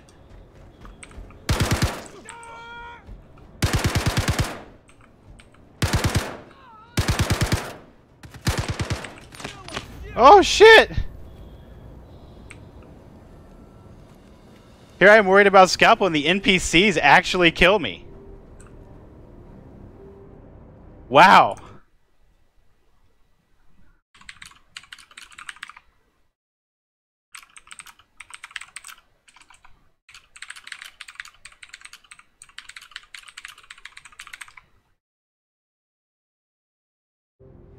I didn't even know they could do that, Major Llama. That's why I actually sat there. I didn't even think that they would shoot back. Because, like, I've been down in the bunker so many times, and I've just not even had any issues with them. So... He's gonna win. No! Oh! Now he's laughing at me. No! Not like this. I guess they actually did something. I'm really surprised that they actually came to me. Like, that's what surprises me more than not that, like, the fact that they aimed and shot at me, but the fact that they weren't there and they actually came and looked for me. Before, they would just kind of sit in the same spot and, like, you know, they would, like, aim towards you if you came into view, but they wouldn't actually move or anything like that. Now they're actually moving, which is good. So... And I mean, they all kind of did swarm on me. Like, I couldn't kill them fast enough with one clip. So, at least they're moving. So that showcases that, I guess, that they actually do move towards you. It's very good. He still has to get all those drugs out. So we're not done yet. He still has to get 332 drugs out of there. We're good, guys. We can go back. We're fine. I'm gonna ask him, did you like the sweet landing?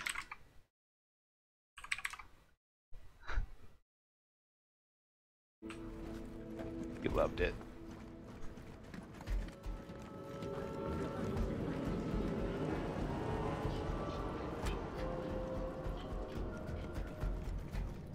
Ten of 10.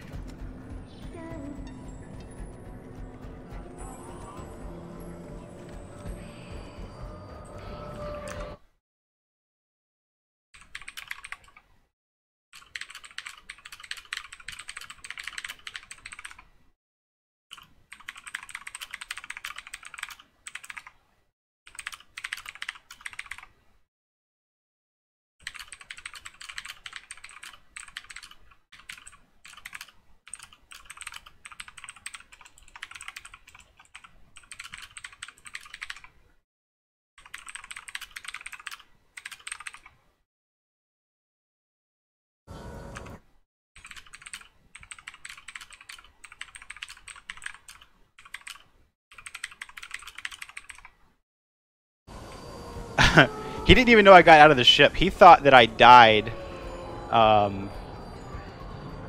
before I got out of the ship. So he didn't even know I was down there. We would have aced him. We would have crushed him. He would have come down that elevator not even knowing I was there.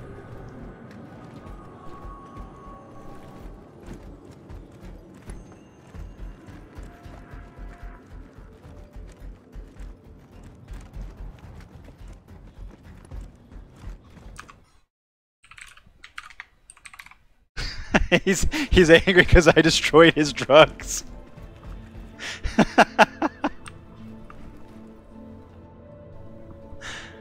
Damn right I did. Oh no, look at he's taking it away. What's going on? How is he doing this? No!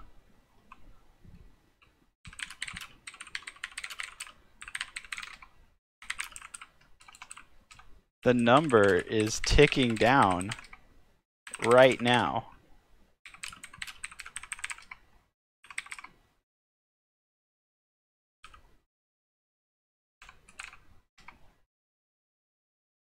Someone is.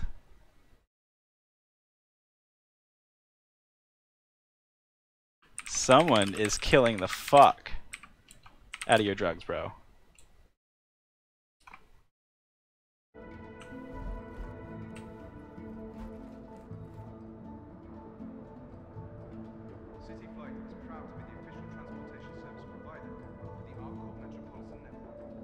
Go, baby. Go. Go all the way to 0 and give me 500,000 credits. Because I earned it. With that sweet landing. 1?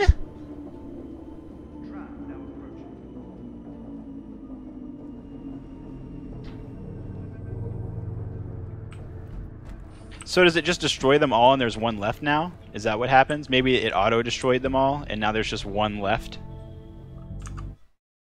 I think there's only one left. There is only one left. One of 352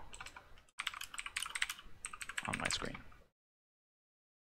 That's cool that I actually got a mission with him, though, so we can kind of like report back to each other our findings here. But for those of you who don't know, this is like the Twitch mission. He got the Twitch portion of the mission, which is this one right here that I just got.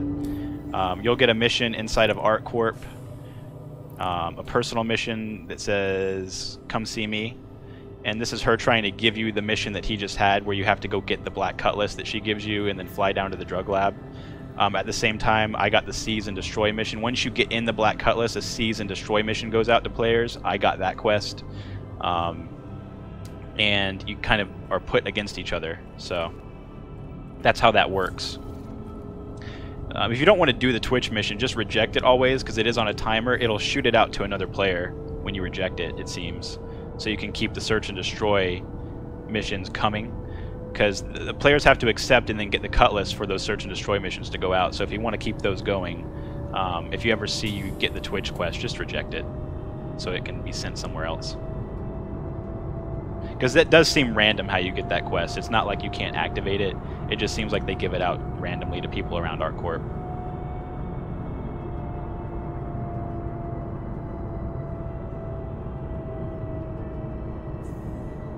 But these two quests are really, really, really, really, really fun content. As you just saw there, I mean, in 3.4, would I have ever gotten out of my ship like that? Fuck no. No need to. But in 3.5, yeah, my Eclipse missiles were jammed. Didn't have much going for me. So, you know, we had to take that fight to the ground. Unfortunately, we lost inside the bunker due to some pretty cool AI. And next time we'll know that when we get down there, we either have to deal with the NPCs right away or maybe wait in that little bunker area and not extend too far out like I did. I probably extended too far out. And they probably heard me killing the drugs too. So I probably activated a lot of the NPCs. Oh, you know what we don't have any... No, you know what we do have, though. Actually...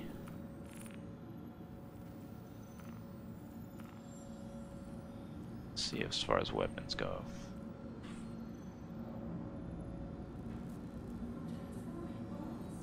I don't even have a sidearm anymore. What the fuck happened to me?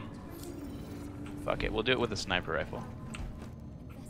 So now we're seriously undergunned because I forgot to go buy the weapon. That's okay.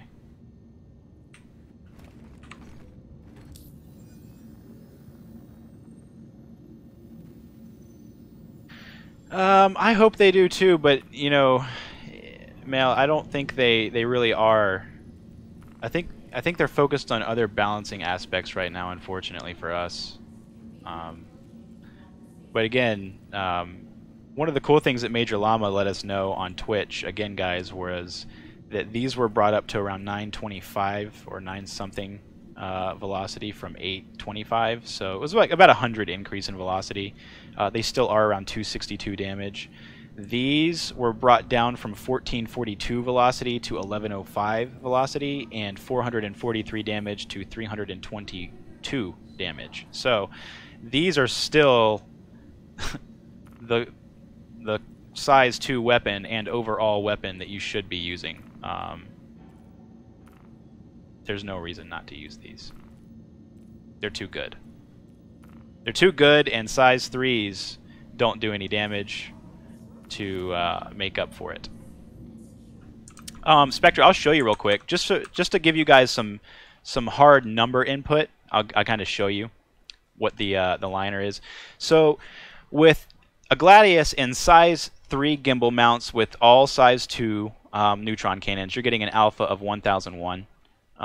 Now you can add quarrelers to it. This is size 3 quarreler, okay? We're only getting an alpha of 1021. So we jumped up 20 points in alpha to lose auto aim, and now we're fixed. So it's really not that good. We can put the MX series on there for you just for shits and giggles, and that goes up to 134. and then we can put the Omni Skies on there for you, and that goes up to 120. So the best you're getting is 1034 with fixed cannons versus the mass driver cannons for size 2, which is kind of crazy. And yeah, it just kind of makes upgrading your weapons to size 3 pointless. So you don't do that. Don't upgrade your size 3 hard points to size 3 fixed. That's dumb. The developers clearly don't want you to do that because they give you every reason not to. So there's that.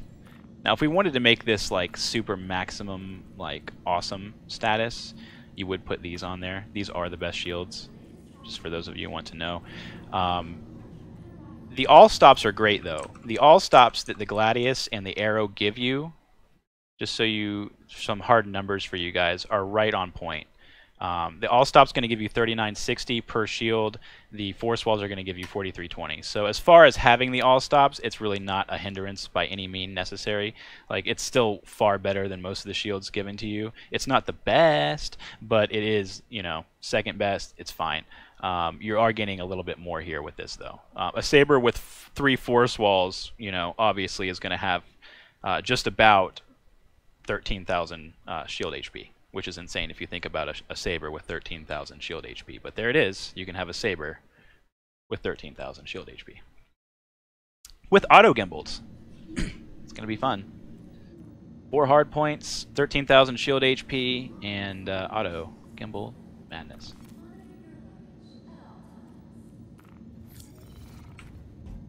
But that is maximum right there. Those are the maximum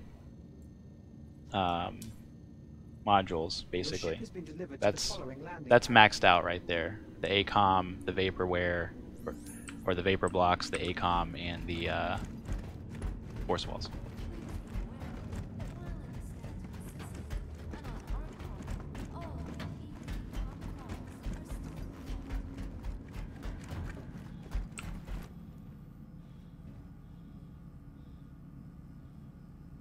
So yeah.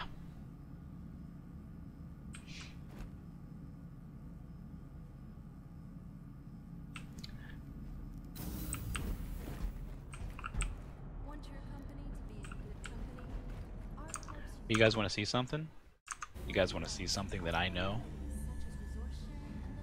that not many people know? But I'll put you in the know. I've been hiding this. I've been trying to hide it as best I can because I don't want people ruining it. I don't want people ruining a good thing, right? Especially before I even get a chance to use it. But this is my good thing, just so you guys know. This is like... this is everything you could ask for on a ship. So let me show you something real quick.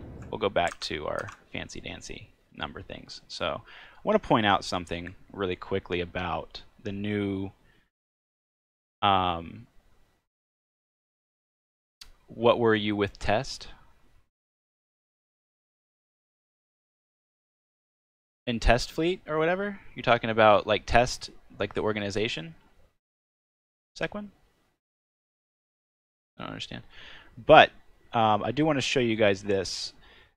So the new scythe, right? The new alpha DPS point for the scythe, and the old way was we turned these off on the scythe, but you no longer have to do this because of auto convergence now.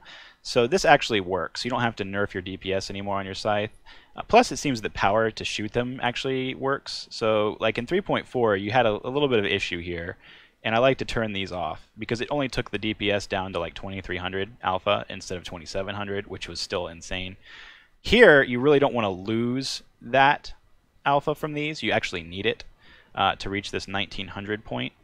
This 1900 point down from 2700. Okay, with all these on in 3.4, this was 2700. So now you're at 1900. They nerfed you quite a bit, but it's okay. They just sped up the projectile speed on the cannons, so they work better. And they do translate to a better ship, okay? The issue is, we'll duplicate this, is when you start to look at other ships, even the Saber, is when you start to look at other ships, even the Saber. Don't look at my saves, okay guys? Don't look at my Bookmarks. God, looking at my bookmarks. But even if you're looking at like a Gladius and things like that, even if you're putting, you know, repeaters and let's say every shot hits, you're getting 1360. That's not realistic, though. We know that. But if you're taking into a saber into account and everything, for size 3 weapons, the best you're going to get, you know, or even let's just say that the mass drivers, for instance, are not nerfed. Because this was kind of around the mass driver DPS on here, which is 443. This is not correct, by the way. But even if it was 443, which is still better than any size 3, size 2, size 4, even, you're only getting 1395 DPS, guys. You know?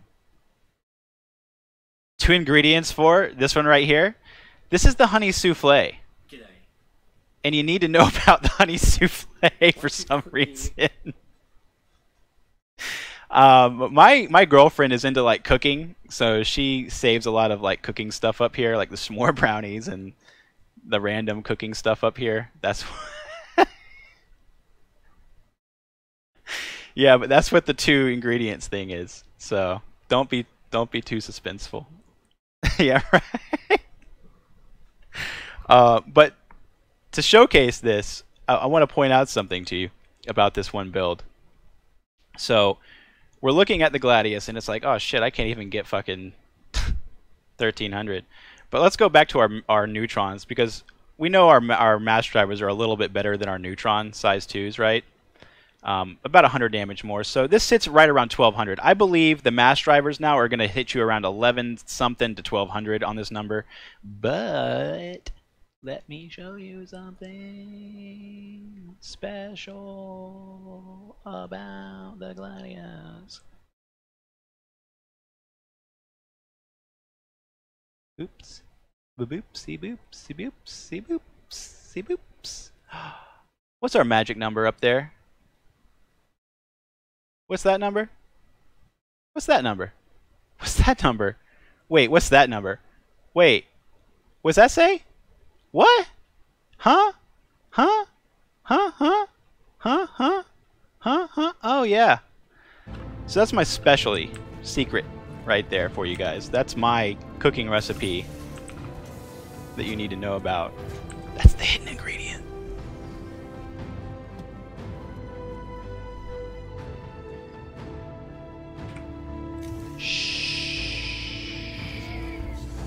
Be very quiet about it.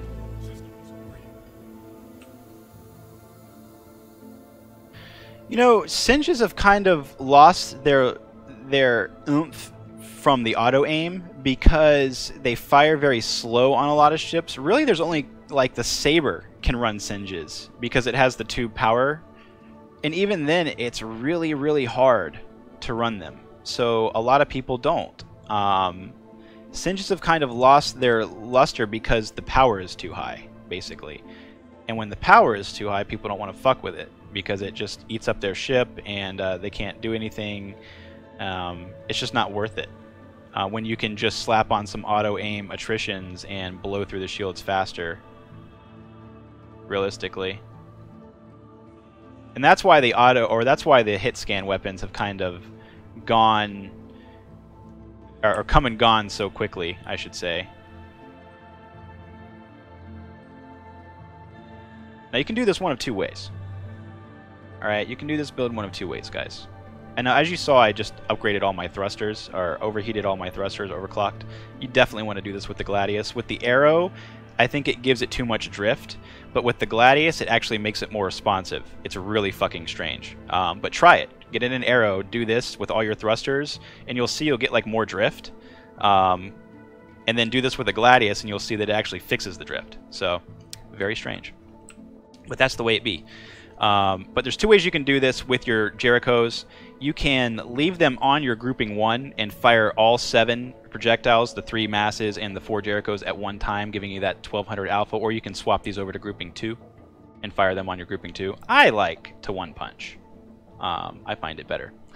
I also don't like clicking 2 things at once. I feel like it ruins my aim. So I also do like to put my weapon up here so I can see how many Jerichos I actually have left. What I'll do is I'll pop it up here, and then that's the number I look at right here, this 18. So I know how many Jerichos I have left at all times.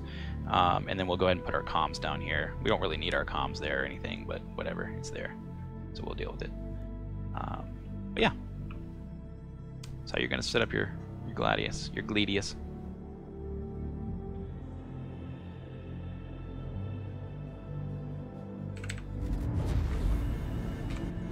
This thing has a great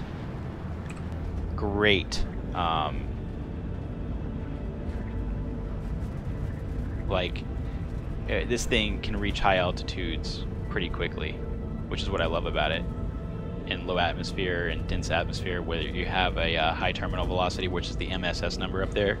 So we can't go faster than that MSS number, but as you see, when we get higher, that number goes higher, and we're allowed to go faster anyways. And this ship will reach speeds very quickly without using boost. I'm not using mini boost, haven't had to use it, but we're going to just scorch through this atmosphere very quickly back to where we need to go. Which is what I do like about this ship, because other ships it does take quite a bit to get out of the atmosphere. See if we can get a... You kind of got to get like 40k up before you can actually set a route to Lyria, unfortunately.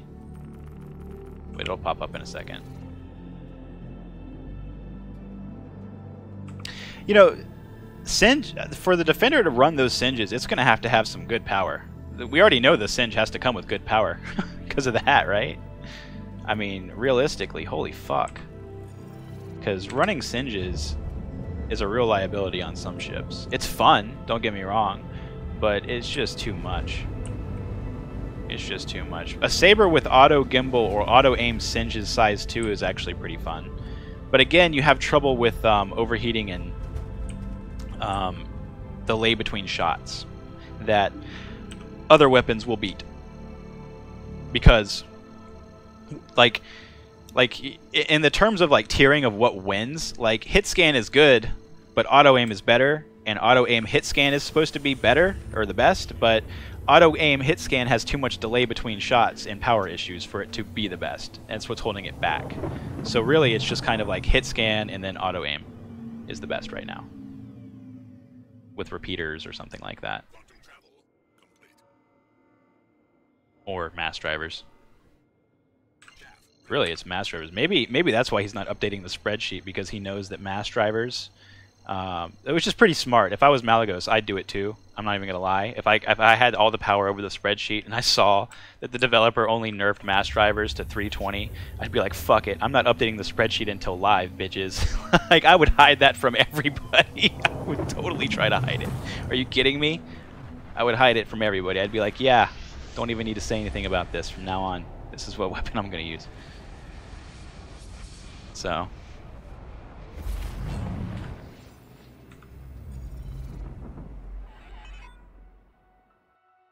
now that I think about it, probably pretty smart. So do we not have this mission anymore? It looks like the mission is gone. Like, I don't have any. It just says bugged out. Bugged out.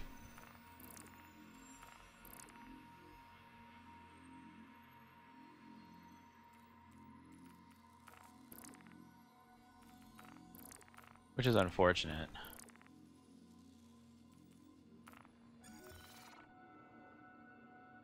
Maybe I can hit track. Let's try to do that. Let's hit track on it. Maybe track will work. Untrack, track.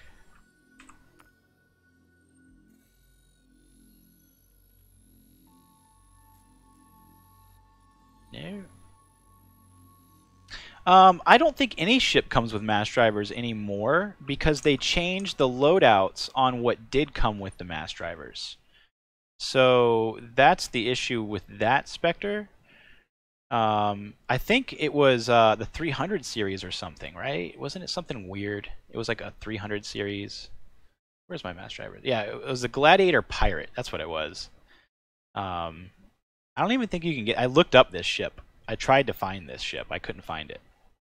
So I don't know where you get the pirate editions from, but I couldn't buy it on Mr. Fats. I know that because I looked it up on there, or tried to.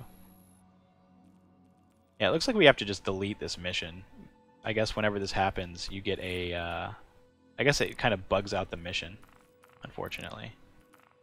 So what we'll do is we'll abandon. And then we'll just wait for another search and destroy to come up. But that's what you do. You just kind of wait for these search and destroy missions to pop up, and then you go. You can kind of patrol.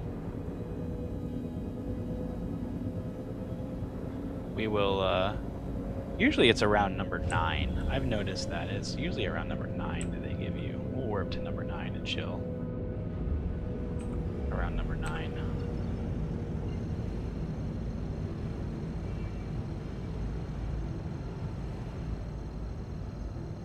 Oh, NPC ship. Okay. I know, like, you can buy like the Pirate Edition Caterpillar if you beat Pirate Swarm once. Like, you have to go through the whole thing of Pirate Swarm one time in Arena Commander, and then you get you get to buy the Pirate Edition Caterpillar instead of the regular Caterpillar. They give you the option. And if you beat Vandal Swarm, they give you the option to buy the Glaive, which is currently out of stock. Things like that.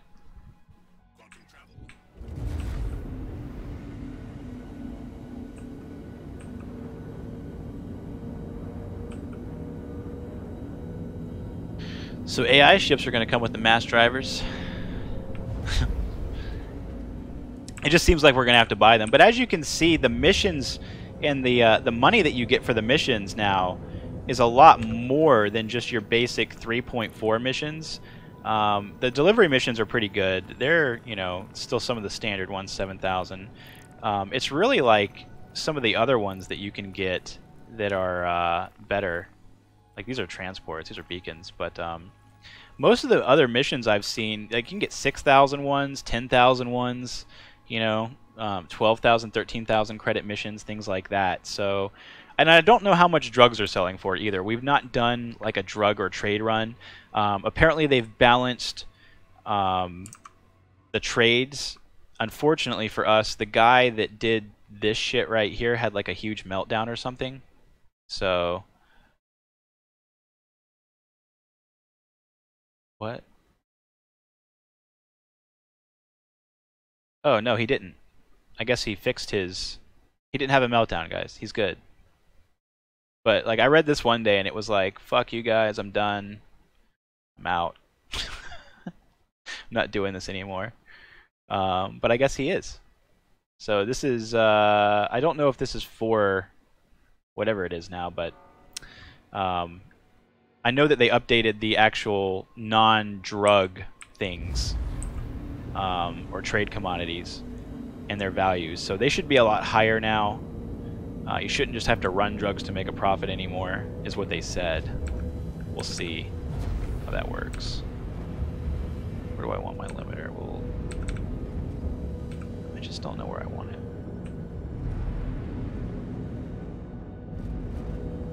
I just don't feel like I'm going fast.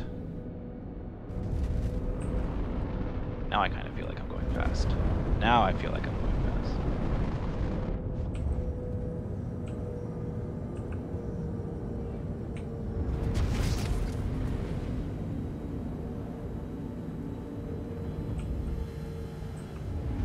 All these turret places will shoot at you. It's crazy. Like, all these, like, facilities and things like that, they just shoot. So I don't understand, like, why all those things have turrets. Maybe they're used for other quests. But, yeah, mass drivers are likely just going to have to be bought in-game if you want to use them. Same with neutrons. You got to pretty much buy those in-game if you want to use them. So it doesn't look like there's going to be a weapon that you can pull off a ship that's going to be optimal, unless you're talking about using repeaters or something else other than cannons and mass drivers. Then, of course, you do have options to pull off a ship, you know, Badgers, attritions, things like that. I don't think you can get attrition size 2 off any ship, though. I think attrition size 2 are only found in Loreville, in that one weird ship store. So if you want attrition size 2s, you got to go there. Otherwise, you know, Badger size 2, the Scorpions, the tiger strikes, the tarantulas. That's what you're going to use pretty much. Really, it's going to be badgers and attritions now that they kind of nerfed the velocity on the scorpions. So they kind of put the scorpions back in tune with like the attritions and the badgers, which kind of makes the attritions and the badgers better, almost. We'll have to see how the DPS race works out, actually.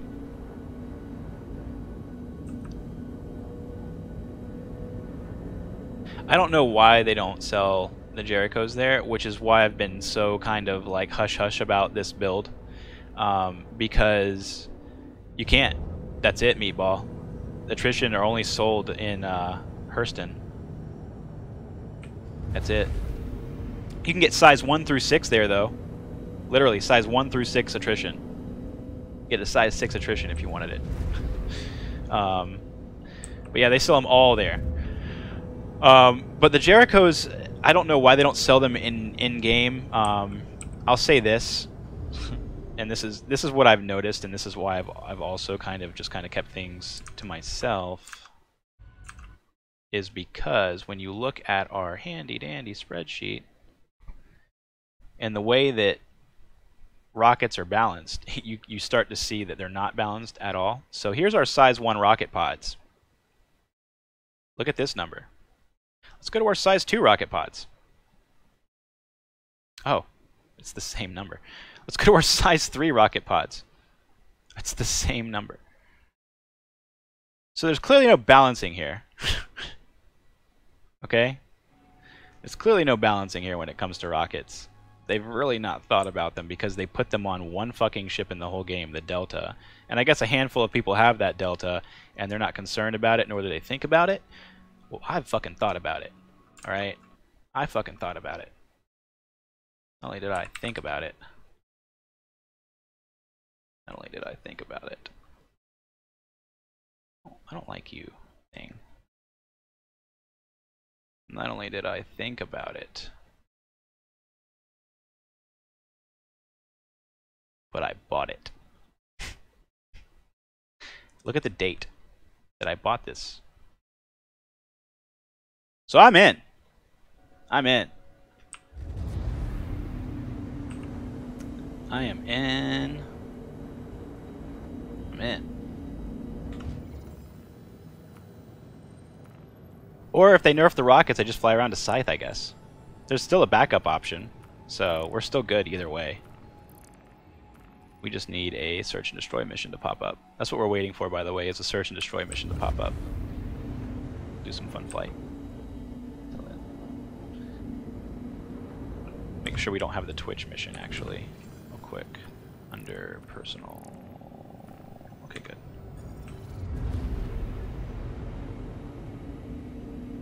So that's your quick tutorial on rockets.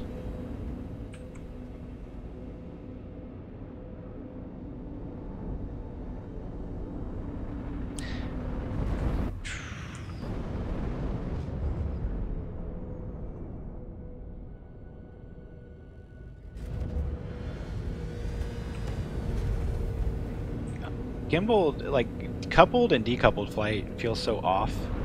Feels so weird. It just feels so strange. It's like, floating over the mountain now.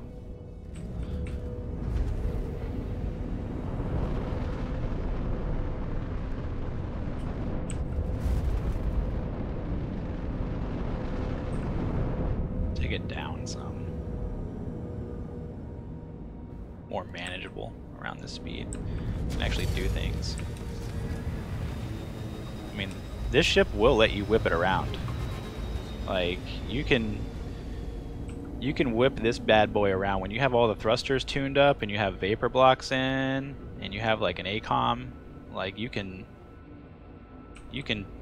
take this thing around tight corners at fast speeds. So that's what I really like about the Gladius right now. It's very responsive. Like that. See, you can kind of whip this thing around in different directions and use boost at the same time. Like I didn't lay off boost there. I was using it, didn't overheat. So you can do some nice things with this upgraded ship. The vapor blocks, by the way, don't worry about them. They're on the Eclipse, but you can buy them for about 3,000 a pop. They're not a big deal as far as buying them in game.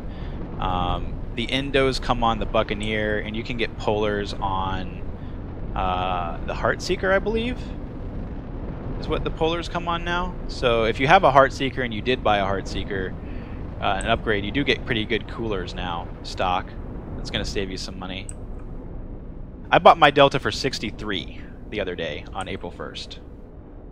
So I jumped on that madness right away. I was like, fuck yeah, I'm getting that. And I think what's happened is I've noticed a couple are selling because I told Scalpel about it. And I think he's telling people about it. So now they're fucking raising the prices. So now it's like all about the Delta being bought on Mr. Fats, as you can see. Because there has been a couple of Delta purchases I've noticed in the last couple of days.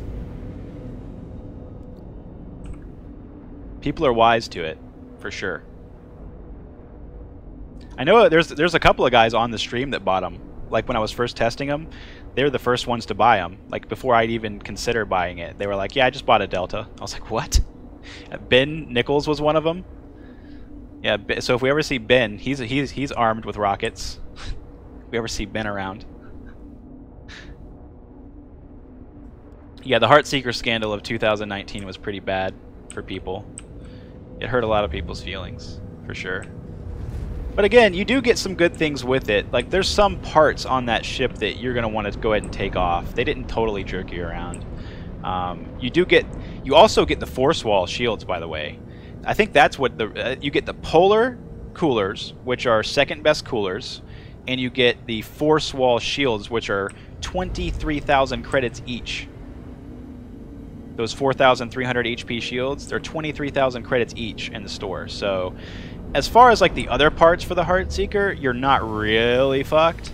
You still have some good parts to take off that bad boy, for sure. Yeah, the components you get are really nice, so it's not a total wash for your Heartseeker. The only thing that does suck now is that for those of you who are thinking about buying the Delta and the Heartseeker for components and things like that, you're going to find that they took away the claim button. Whatever, you can't just claim the ship while it's, you know, still there. Before you could retrieve it and claim it. You know, now they took away that option. There's just retrieve, no claim.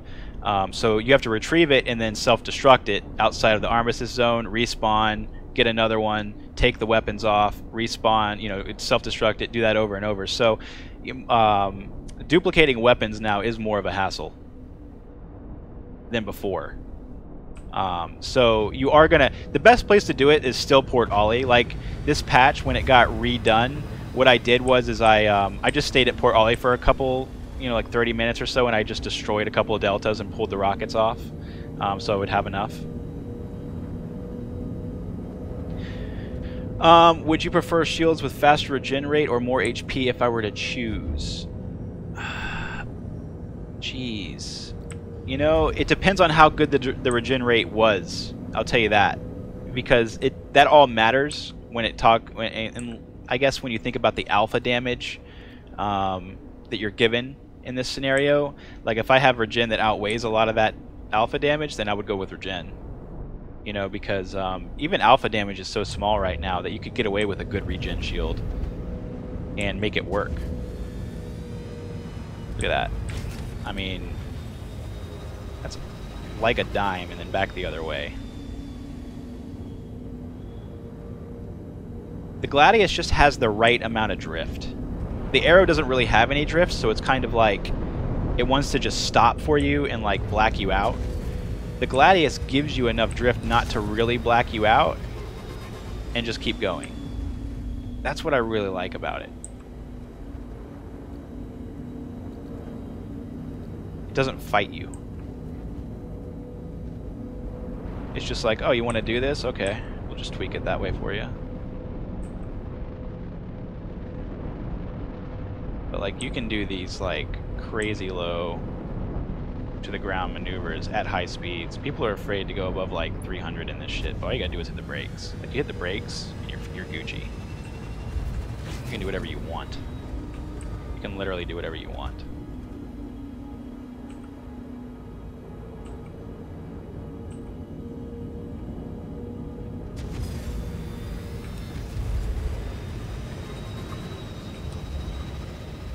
Little brake action to try to pull through this turn.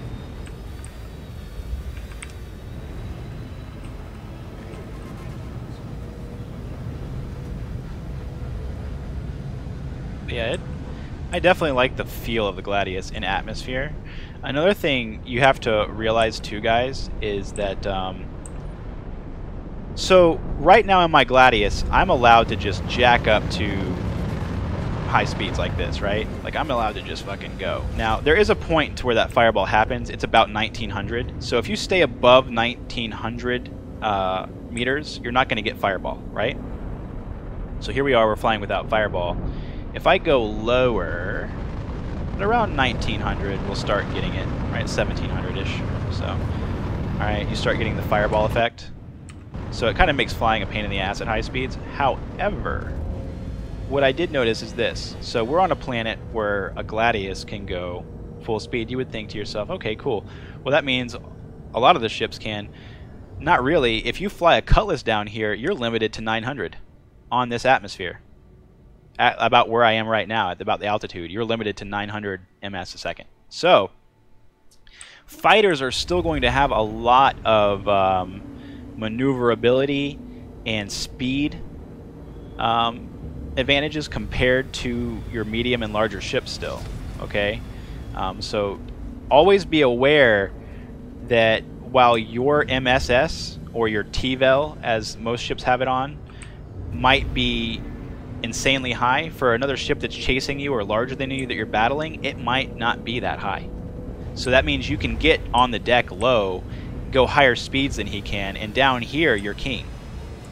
Down here, a fighter versus a Cutlass or something like that, we're king. We have all the agility in the world, we can move, we can go fast. He has to pull altitude to even catch us, to even think about going as fast as we go. But he can't go faster than us anyways, his top speed's a lot lower.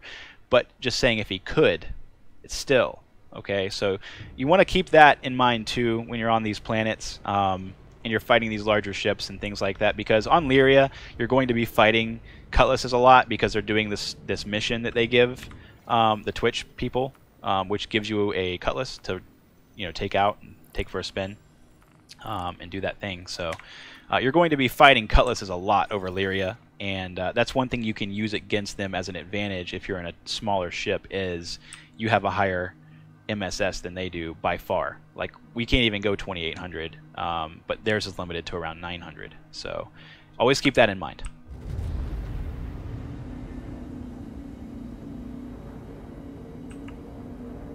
You know, always keep that in mind of what your TVEL is versus the person you're fighting or chasing you or considering engaging is, because that's going to be your advantage in this flight model. It's one of the things that I'm probably going to go over a lot in the Know Your Enemy videos that are coming up, is the TVEL and things like that that certain ships have over certain atmospheres and things like that, because that is going to define the combat fight. Because the name of the game in any combat fight, when it comes to like ships or really just any video game in general, like MMO, is he who can dictate range controls the fight. So if you can dictate the range, you have the battle won there, which the TVEL thing will make it so you're able to do, if you understand that. Exploiting your TVEL versus theirs is going to let you dictate a lot more range. And then thus you can control the fight. So if you have to leave the fight and regen a shield, you can do so. You know how to do so. You get very low and you go very fast. And then you just regen your shield and then you come back. Things like that, they can't do anything about it. So when you're thinking about things like that, combat, space combat is a little bit different. There's no such thing as TVEL, so everybody's just go, go, go, go, go, and you're going to get a lot of boom and zoom. A lot of the time right now, too, I've found in the PU is that people are doing the boom and zoom in space because they don't know what speeds to fight at. The flight model's too new. They're like, should I fight at 500 ms? Should I fight at 1200 ms? Should I fight at 300 ms? I don't know, but I feel like fighting at 300 ms is going to get me fucking killed with auto gimbal, so they start doing this boom and zoom thing. So that's why in space you're going to get this really funky, weird combat meta right now, is because people are afraid of the auto gimbals and they want to boom and zoom to compensate for that, because that's naturally the obvious tactic to go to and to try when you consider, how am I going to defeat an auto gimbal? I'm going to boom and zoom. That's how I'm going to defeat it. That's the first thing you try. So there's a lot of that going on in space. In atmosphere, you can get around that with exploiting somebody's T-Vel. A Cutlass isn't really going to be able to boom and zoom you if you know how to keep on it. Like, you can just not let him boom and zoom you, and you can just follow him around. But if you engage in a boom and zoom battle with that Cutlass, all of a sudden, now you're like in a space fight. So it's how you conduct your manner and yourself in a fight, and what you allow the other person to do to you. It's going to dictate the fight in atmosphere a lot more than what's happening in space right now. And it's all going to be based on this number right here. It's going to be being able to exploit this number and his lower number, whereas you have a higher number, if that makes any sense. But that's how you're going to win in atmosphere, and that's how these fights are going to get better. Like, an atmosphere fight right now is probably the most engaging and fun combat experience you're going to get in the PU, because of little technical quirks like this. It sets ships apart differently than just in space, where everybody's going at max speed flying past each other, right? So you do get a little bit more variance in combat in atmosphere right now, depending on the planet you're on, and the T-Vel that is given to you. So keep that in mind too. Some of the more engaging fights I've had has been over the atmosphere of Lyria, for that reason. See if we can find a mission. It's not wanting to give us the... I guess no one's doing the Twitch mission right now, because it just tried to give us the Twitch mission. So I guess no one's accepted it yet. Hopefully when someone accepts it, which they have already, and they're running to the ship, and we'll get a seize and destroy mission. I do plan on doing tutorials about everything Spectre. The reason I'm holding back is because, like, everybody's making all these tutorials when things can change tonight. You know, a patch can come out tonight and change everything about auto gimbal. So I'm not wanting to do anything like a tutorial until something hits for live. I'm just gonna wait and hold. But as soon as 3.5 goes to the live version, that's when I'll be like, okay, I feel like they have the mechanics in place now. Now I can kind of tell people about them. But until then, there's just really no reason to kind of be like, hey, this is how it works, because this is how it works today might not be how it works tomorrow. So that's why I kind of hold back on that. I know I could probably get some videos out there and get some easy subs that way, but I just don't feel the reasoning to. Up there it is, right there. That's what we wanted. So it doesn't take long to get your mission. You just kind of got to sit here for about 15 minutes, whatever, and eventually you get your mission. Is this 9? Did it say go to 9? 9? Wait. Are we already here?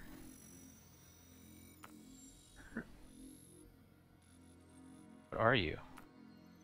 Yeah, it is 9. So we just literally flew already here. Like I said, they're 9 times out of 10 they're fucking on 9. So you can just head to facility 9 and hang out, and then you can fly to the stash from here. We'll get some altitude so we don't get fireball.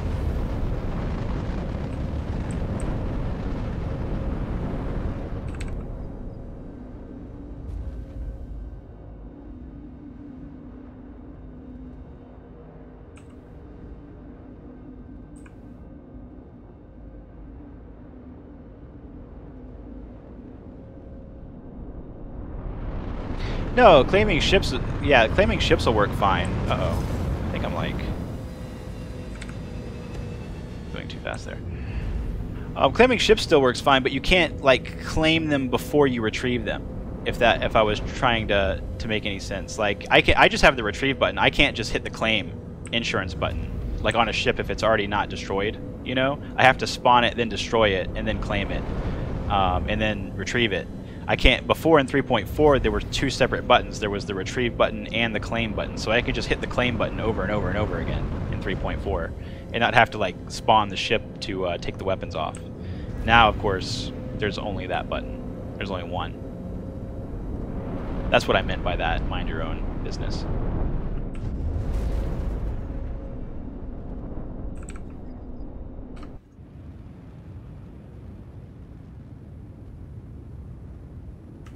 You just retrieve and then claim? Oh, really? Okay, well maybe I was wrong then. That's good then. I didn't know the claim, because I have store sometimes, mind your own business. Like when I hit retrieve, sometimes it just says store and not claim. So is the store button gone? Now, did they remove the store button? Maybe that's what it is. They took away the store button. Which gives us a loophole. A good loophole. Because it used to be a store button there. When I hit retrieve, there would be store. Like as in store your ship. So maybe they took that button away, because I guess store button was causing the claim bug, where it was like, you know, 900 million hours or whatever it was. We most surely beat the guy here. There's no way the guy is here yet that got this mission, by the way. 100% we beat him here.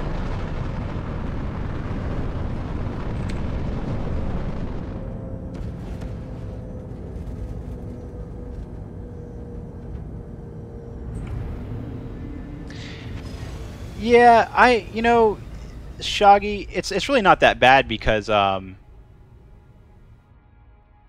it gives you a chance to kind of test all the weapons and stuff. What I like about the PTU more than anything is that, and I really kick myself when it goes away, is I just regret not testing everything I could.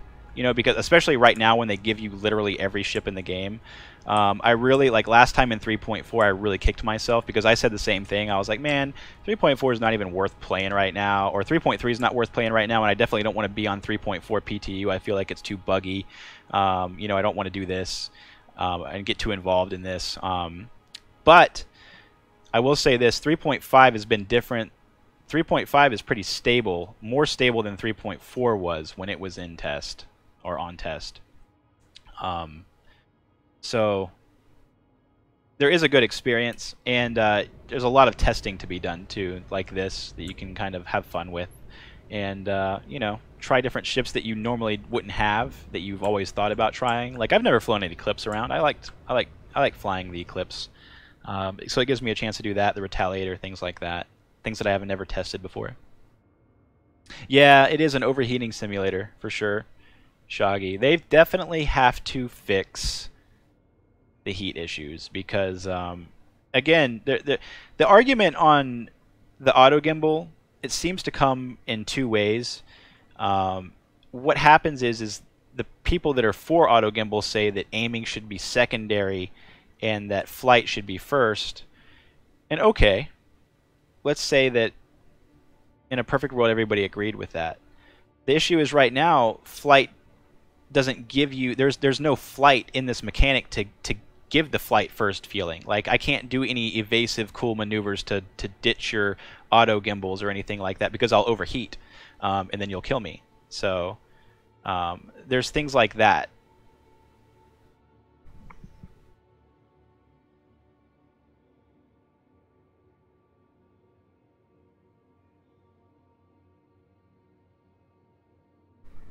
I think somebody was putting a note in my door. Hold on one second. I'll be right back.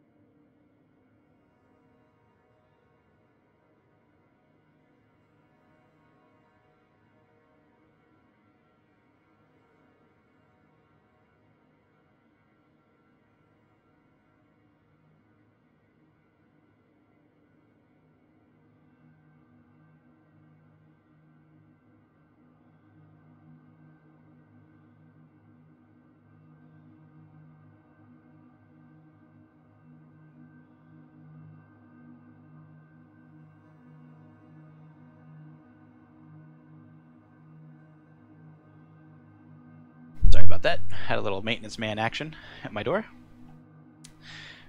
Let's see. With Shadowski says, with the speed advantage you mentioned in atmosphere, your speed is still limited to 1200 by your ship. So let's say if you want to take advantage over a Cutlass using MSS, he would need to be very low on the ground. Once he reaches higher ground, he will no longer be limited to ISS maxing assessors. So the real speed between you and him only 1200. Well, that's true, Shadowski. But now I tested that theory because I said the same thing to myself. I was like, well, I guess if I'm in a larger ship, I can always gain some altitude where there's higher MSS, right?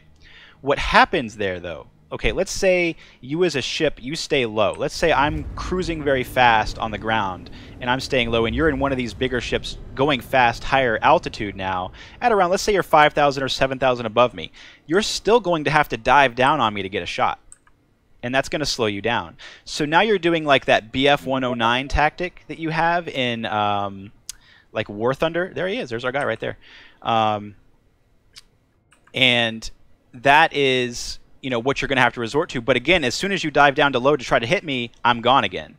So in theory, Shadow, you're right, but it doesn't translate to that, because as soon as you try to dive on me and get some shots on me, you're going to slow down again.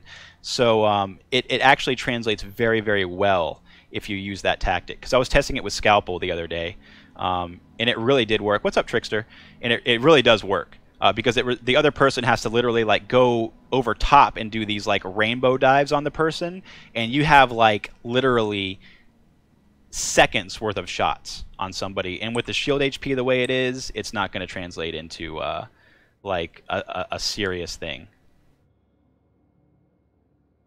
Look at this guy battling his. We're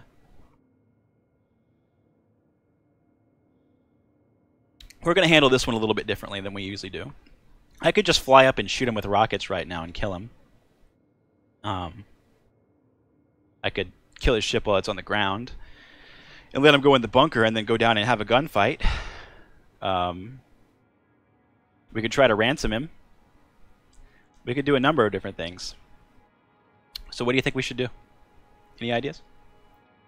See, mind your own business. It's fun trying all the ships. Really cool. It gives you an idea of what... Yeah, it does. That's what I like.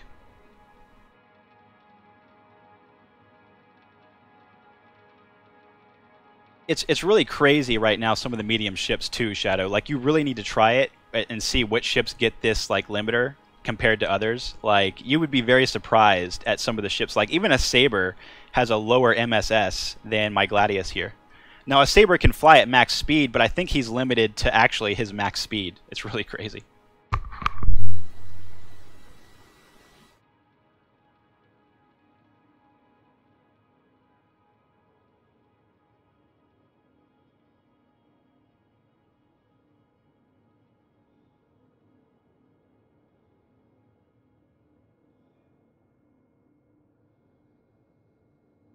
Extortion.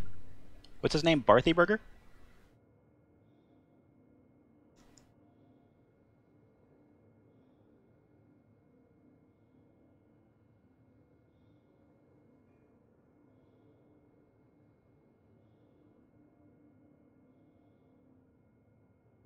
Extortion rather than ransom. Okay. This is what we'll do, guys. This is what we'll do. We'll have some fun. We'll have some fun for sure. I know exactly what we're going to do with this. Play a little bit of Arma Life. Let's make sure we're Arma Life ready. Okay, we're Arma Life ready. We are Arma Life mod ready.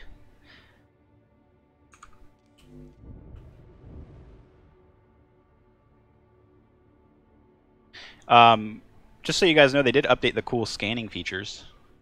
It's pretty neat. I think he's out of the ship. He might be. No, I think he's still in it.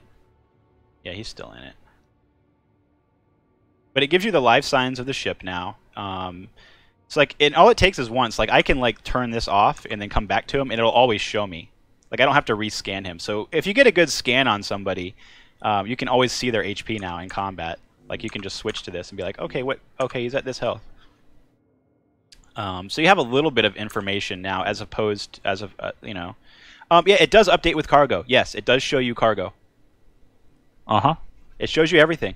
Cargo is under here or something like that. I forget which one it's under, but it is there. There's just no cargo.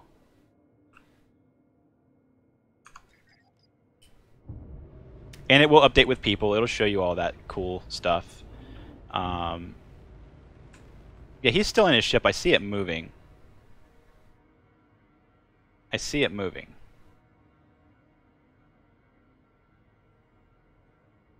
What's up, Crow? We're trying to have a little fun with Barthy.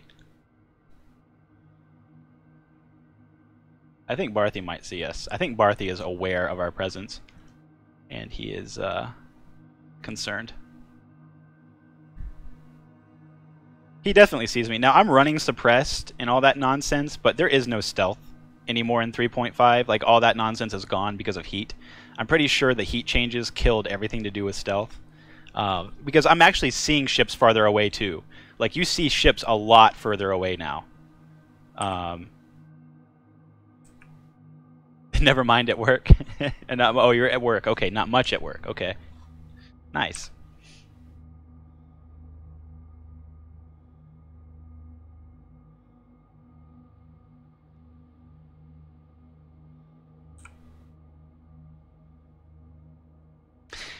They're going to add stealth back in for sure. It just needs to be reworked over heat. It's one of the stealth is just one of those things that was, you know, a side effect of being broken by heat that needs to be tweaked again. And I'm sure they'll fix it. It's probably not going to be fixed or thought about for quite some time now. Or maybe it'll just show up randomly one day. But he's still in his ship. You know what? He might be having the ground bug.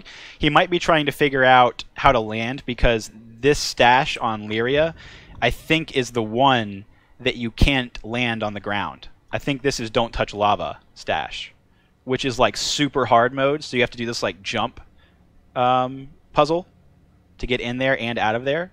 And if you fail, you fall through the planet and you die. So that might be what he's going through right now.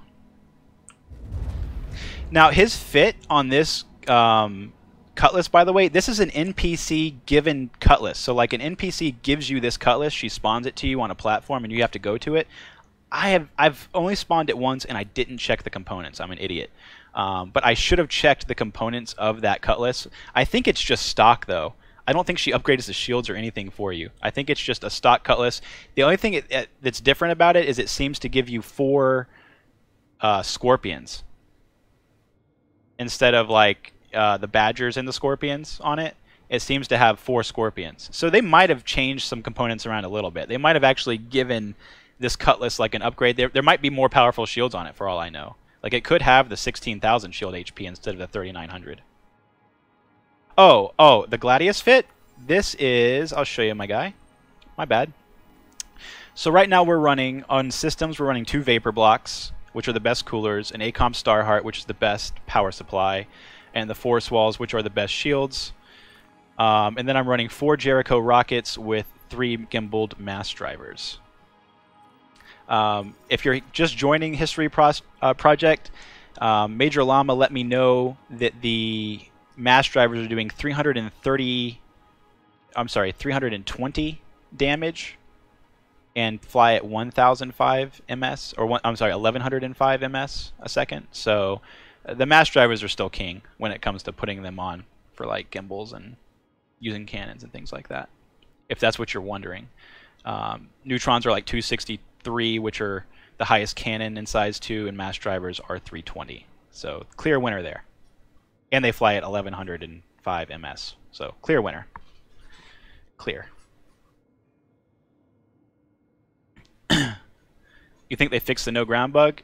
I know they didn't, because I was just dealing with it last night, and this guy is clearly dealing with it. I'm telling you, that's what he's dealing with right now. He's like trying to, what he's doing is he's trying to figure out how to land on the back of the building. 100%. Let's see. Let's see if our suspicions are correct. Don't black out, Gladius. I know we did go up very fast, and now we're going down very fast, but still. Let's talk about things. Are you landing on the back of the building, my guy?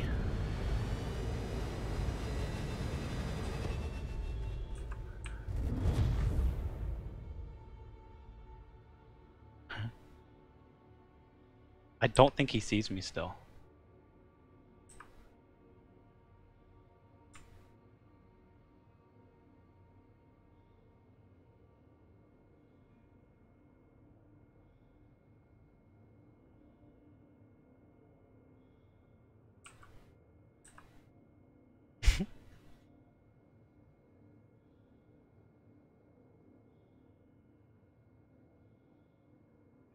I wish I had Scalpel here because he could do like the voice thing. He has like a voice changer. That sounds really amazing. Alright. Let's just see what he's doing here. I think is he out of the ship yet? Are we out of the ship, buddy? No, you're still in the ship. You're still just chilling. Like, you are taking it slow. Okay, there we go. He's out of his chair now, but he's still in the ship. We should see the gate go down. We'll be able to see the gate go down, I think. No, the gate looks down. The gate looks down. This motherfucker could be on the ground.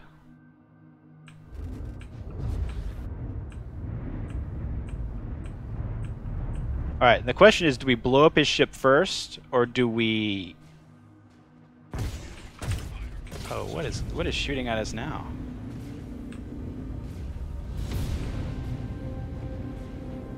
Oh, what is this? Okay. So we have a scythe. We're gonna let our shield regen here. What is this? A new challenger has appeared. That's okay. It's alright. So remember, in this flight model, we can just fly away and let our shields regen. So now poor Barfy is going to have to deal with the scythe because he's obviously collected the same mission. I forgot about that. It's a weird thing now, man. You can get hit, like, it's really strange. It's really strange. Like, usually more than not now when I fight scythes, they'll hit my back shield. It's like, if I'm facing them like this, it's really strange. Bloody, and you just witnessed that. That's why that happened. I don't know why. But, I'll tell you one thing. Our fucking build is made to kill Scythe. I'll tell you that right now. Like, we are made to chop the fuck out of Scythes. And we like it. Like, our build loves it.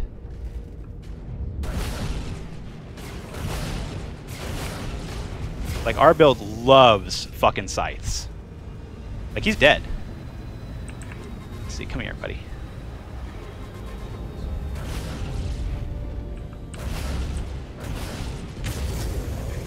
Get some of that. Remember your cannons?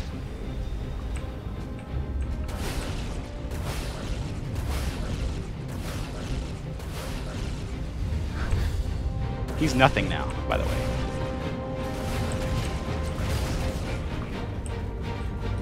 Why don't I have him, like, on my target, is what I want to know.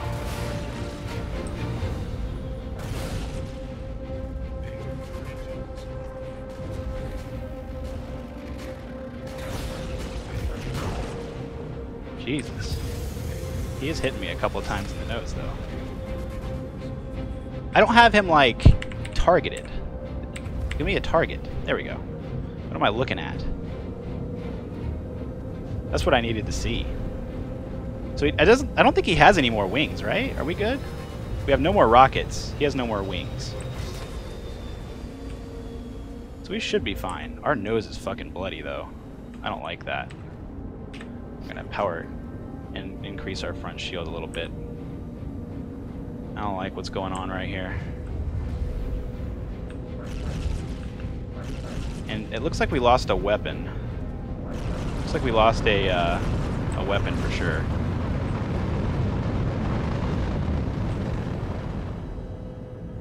Did I lose a mass driver? Yeah, we lost a fucking mass driver. Unreal. So we lost our front mass driver. It's alright. And we keep losing target. What is that nonsense? Like, why can't I see what I'm looking at? That's another thing we're having trouble with, is we have a target, we just don't have a target. Maybe I can do this. Target status. Nope.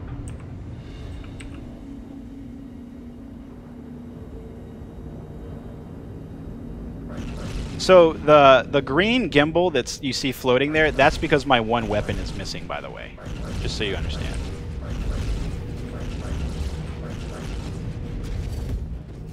So he was trying to hide behind the mountain there. What he was trying to do is cause me to run into the mountain, which is smart. That's a keen play right there. Didn't work. Motherfucker.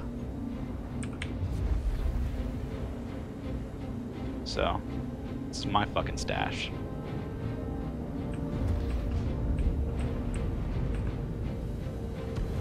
That was a keen play. Fuck. Now we gotta deal with these. I forgot.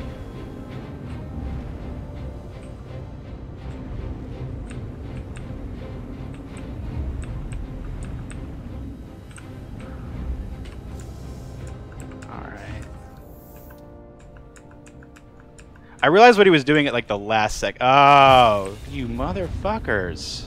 We're through. See, this is one of those things. We're not going to be able to land, and we're not going to be able to go on the ground there. At all. At all.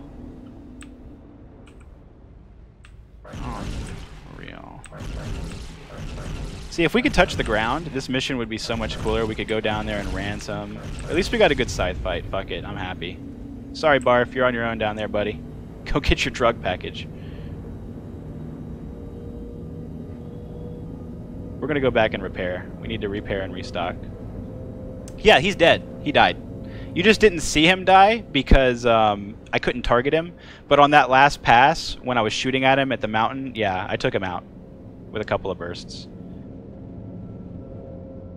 I'm telling you, like, what happened there in the beginning of the fight, though, is this whole build right here that I'm showing you is made to destroy a scythe or a glaive, not by just outright killing them, not by just destroying them quickly or anything like that. But what happens is these rockets, because they're missiles, okay, when they start getting through the shields and applying damage to the actual ship, what happens is they start magically shredding things, okay? They'll shred things off like wings, hard points, all kinds of cool things. But what happens more than not, is that a scythe and a glaive's wings go bye-bye on the first or second shot of your rocket volley. So 1 or 2 rocket volleys, and you're taking off at least one of those giant hard points on the scythe or the glaive. That's why I knew when he was there, I was like, fuck, I got this, I have rockets, I'm gonna win this. There's no way he even has any DPS. So that's what we won. Really, I think the thing that was doing the most DPS to us was those stupid turrets on the ground, which they do quite a bit of damage, so unfortunately. The best place I've found to restock and rearm is just going to Arc 1. I've been to Arc 2 several times and I've not been able to find Arc 2. That's why I don't go to Arc 2, by the way, if you're wondering. I think it's broken down or just not there. I don't know what the fuck happened to it, but I've been to it several times and I've just not been able to find it. So Arc 1 seems to work. And it's better than going back to Arc Corp. Rockets fit to your... on certain ships, both, Blundy. Blundy asks, do they fit to missile or gun hardpoints? Rockets are very strange. On most ships, they fit to... Like, the only rockets available to you right now are size 3 rocket pods on the Delta, okay? So you have to have a size 3 missile rack to put them on. The Gladius has 4 size 3 missile racks. The Arrow only has 2 size 3 missile racks. Okay, so you can put 2 missile pods on an Arrow on the missile racks. However, on the Saber Raven and the Saber itself, you put the rocket pods on the gun hardpoints for some reason. They're like some of the only ships that allow this, but you can straight up switch your Saber and Saber Raven gun hardpoints for rockets. You can fire 4 rockets and missiles with your Saber. I don't know why, but you can. And that's the way it be. Yeah, Crow, he was just on the size 2 cannons at the end of that fight, because we did end up shredding pretty much everything. I'll go back and look at it after. I'll look at the VOD afterwards and kind of look at the fight. Whoops. I want to tell Scalpel that I just crushed his scythe. Just had a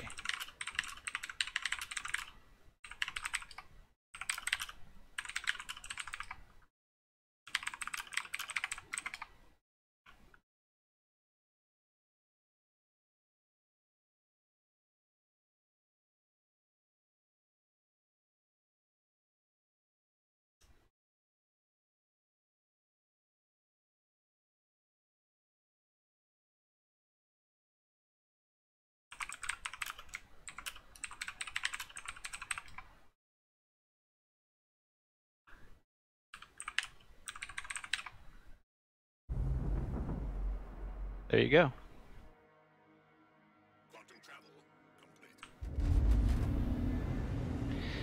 Sabers, something gets finicky when you try to modify things at the moment. Ta-da. Like, it's really crazy. Like, I broke my Warlock and Saber early on in the builds, and they just wouldn't even turn on. It was really stupid. Like, no matter what component I put on them, no matter what I did, they just wouldn't start.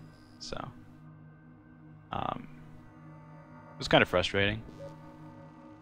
So the best way to find this thing is just to scan it, I found. Like, where are you? See, there it is. It's behind this stupid rock. I can't ever find it anymore. But you can scan them. I think it's because it's behind the sun, or it's in front of the sun. You know, behind this rock. So when you try to look at it, you're just in this glare from where you poured in. So you just can't see it.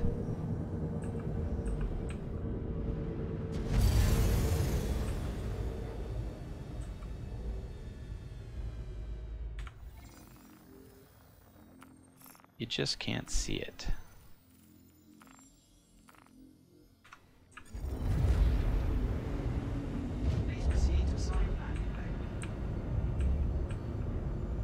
Which one did you assign me?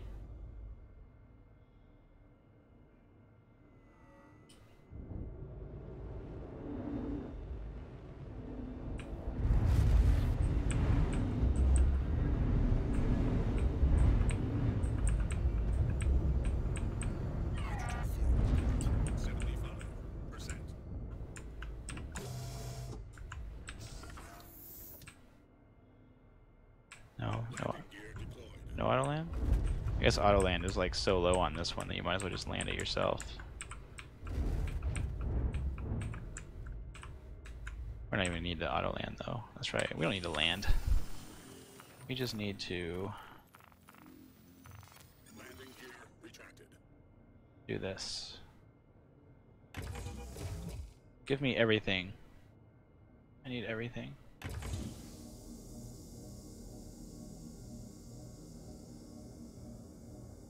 I don't see Jericho's.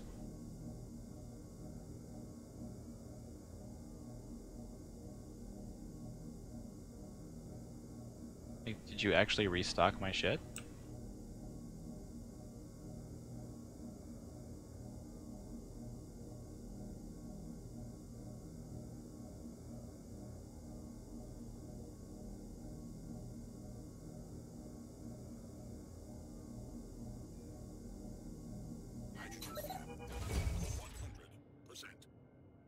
Yes, you did. Right now you did. Okay, so you have to wait until the fueling stops to get everything back.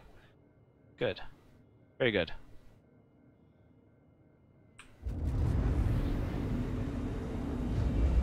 But my ship is still broken.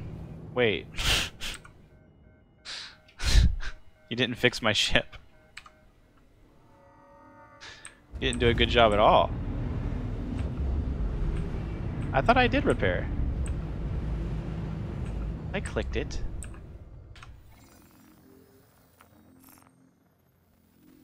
Yeah, see, it's not even letting me repair.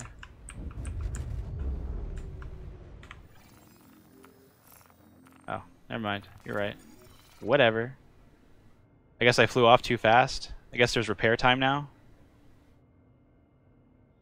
Maybe that's what it is.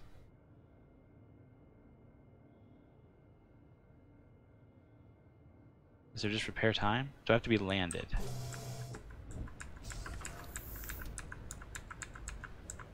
Landing gear deployed. Landing complete. Landing complete. Have a pleasant stay. This is what I want. That's what I want fixed.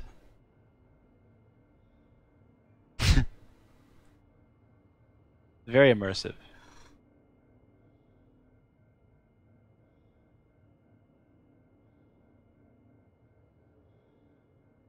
Yeah.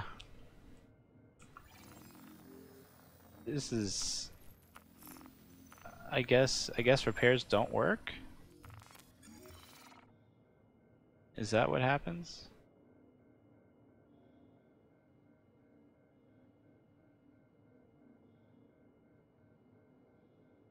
Could I despawn it and maybe... No, because it would just come back in the same state.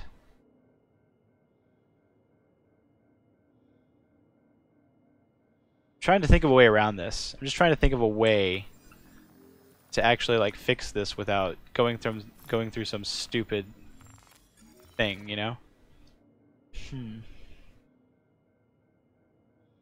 That's a good idea. We can try getting out.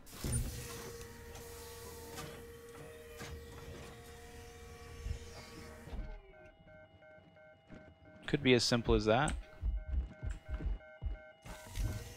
We're missing a whole hard point there.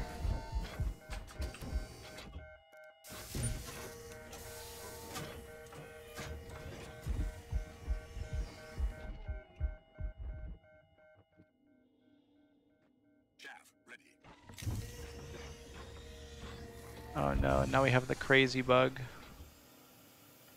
I think what fixes this is doing this though. Like last time what fixed it was actually going into third person. Nope, does not fix it. So now we're even more bugged. Let's see if it fixed that though. Let's see if we can repair. No. Maybe we'll just have to store the ship. Maybe we'll do this. Okay. Well, we're just going up now. Now we're going down now. I'm afraid to move because it's acting...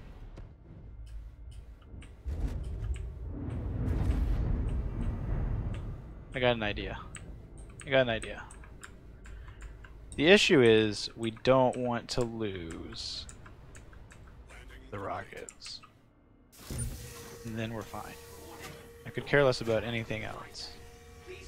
I know how to fix this, and we're gonna fix it. Initiating ship storage procedure. For your safety, please vacate the area. Thank you for your cooperation. How come he's not using size 3 fixed? They've been needed or something? Nerfed. Ship storage procedure. Yeah, well, yeah, there's no reason to use size 3 anymore. Thank you for your cooperation. Size 3 is in a real bad spot right now. Like, really bad spot. Like, there's no reason to use it. So, like, size 2... We'll turn these off. Shh, don't look at that. But size 2, and we'll put the biggest size 3 difference, which is this size 3. So you get like 33 more alpha, which is not worth it. So that's why no one uses size 3, because you would not only that, but size 3.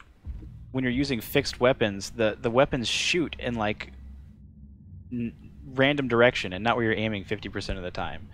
And morons will tell you that this is like supposed to be that way. But when you use auto gimbal, you can shoot fixed weapons, or not fixed cannons, at the same ranges you would with the fixed, and they're going where you shoot. They're going where you. So it's obviously a flaw in whatever's happening, causing fixed weapons to bug out and shoot crazy like that. Like, you can't tell me that's intended. It's not.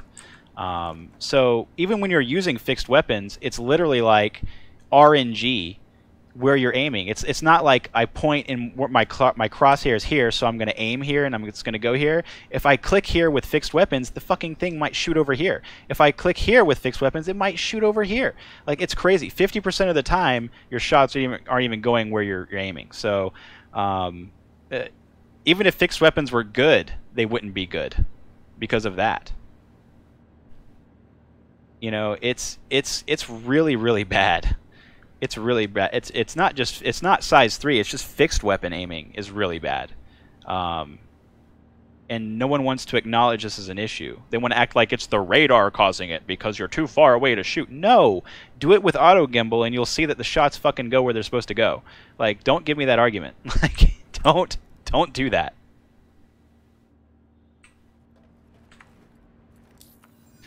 So I get kind of upset when people are like, no, it's because of this. I'm like, no. Really, if like I'm fighting auto aim with shots that literally auto aim to me when I have fixed weapons that only aim where I shoot 50% of the time, that's a real issue to me. That's like a real big issue. Like you're at a real disadvantage in that fight. Just so you guys know, like it's kind of bad. That's how bad that shit is. And I don't understand why people want to think that it's something that is supposed to be like that. Because it's not.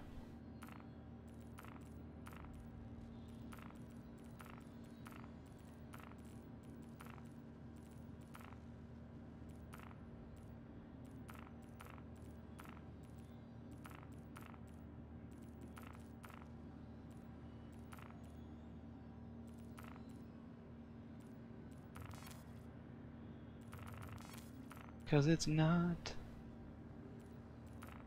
Can I just, yeah. You.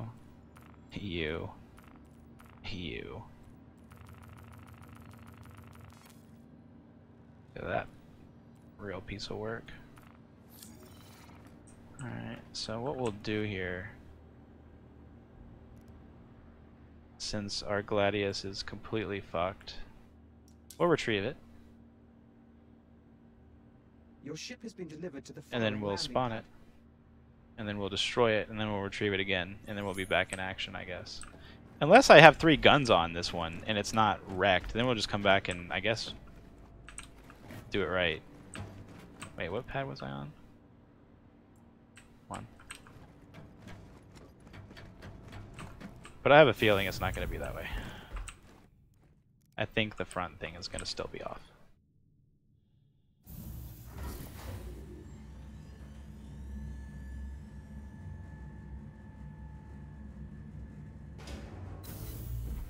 Oh.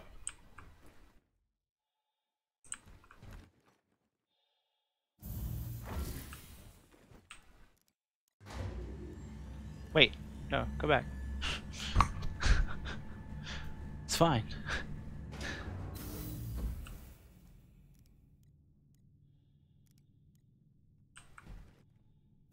That guy's just in the ground. You see that guy over there in the ground? He was half in the floor, half not. There's still some work to be done.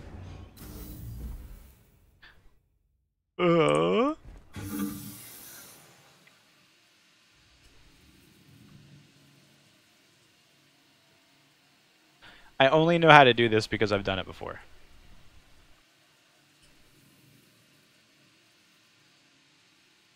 But there's still some issues to be worked out with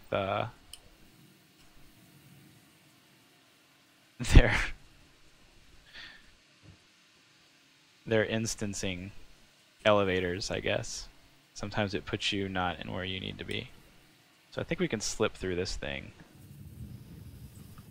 Do we slip through this thing? No, I think it's below it, because that's a wall. So you have to dive through this. And then you're good. Yeah, now we're good.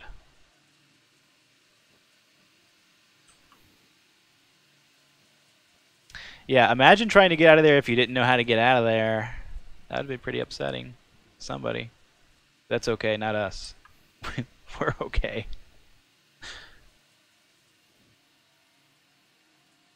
We're going through extreme limits. What's up, Hein? Thanks for the sub. I appreciate it, man. So thanks for the sub, SC Games and Garen. I really appreciate it. Alright, so do we have no nose weapon here? Oh, we do have a nose weapon. Look at that. So I guess all we have to do is just put it up and respawn it. Let's see if it's still not repaired. I want to see if, and then we'll just go change it out. No need to destroy it. If that's the way it's going to be.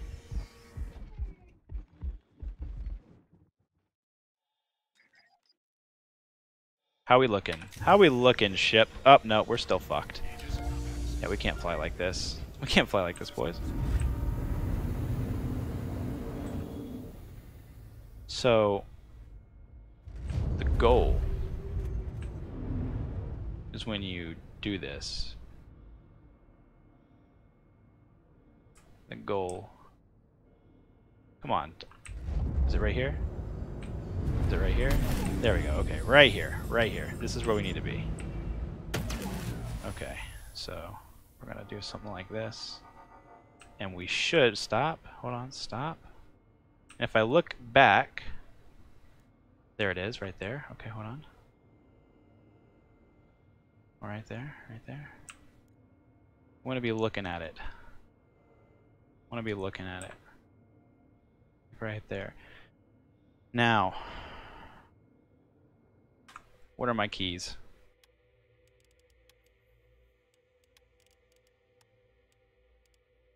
The old double tap.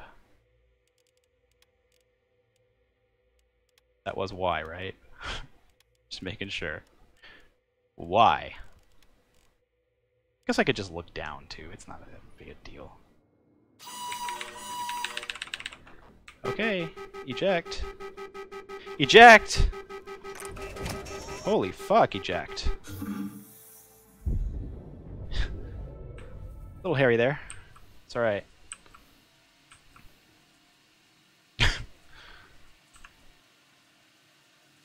No, they fixed that. They said they fixed that. Where the canopy is fixed. Spectre. We'll find out. Because we're about to have a new Gladius. Gladius. Can anyone give their second opinion on the current cutlass? Yeah. The problem with it really is it's really, you have to like back straight. To fly the cutlass against a fighter now, you literally have to fly backwards, Crow. Like you can't try to like fly forwards and turn around and do all like the swoopy shit. You literally just fly backwards in a cutlass and you let the auto aim roar and shoot missiles.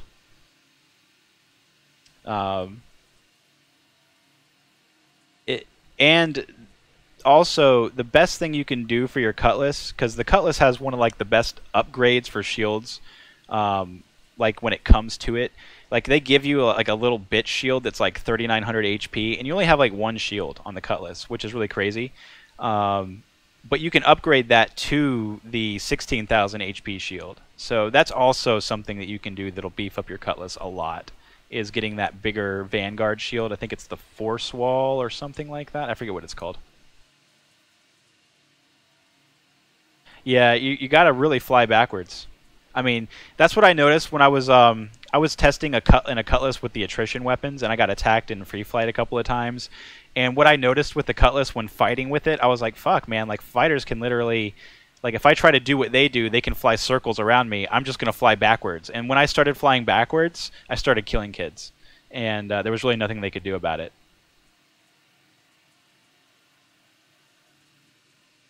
But I mean, that is stupid that you have to fly backwards.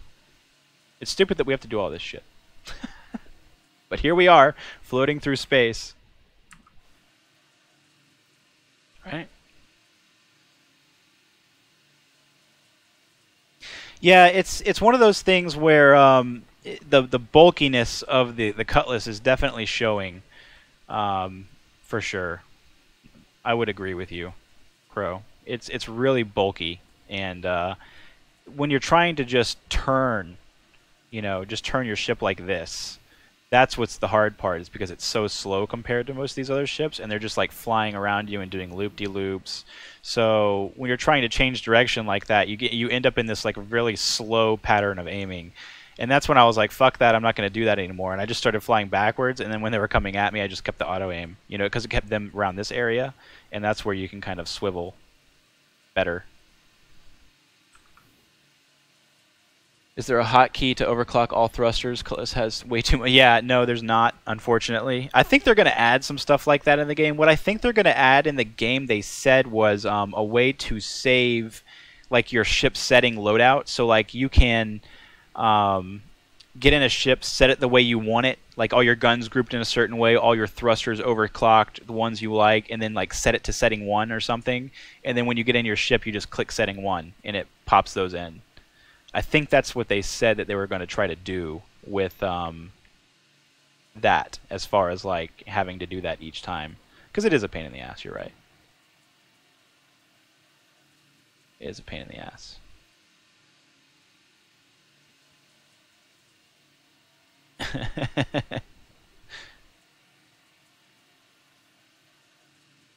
Yeah, so that's supposed to be a thing. They're supposed to add that like loadout saver in the game. I didn't realize how far away I had to actually fly to eject. This is actually ridiculous. How far did I go?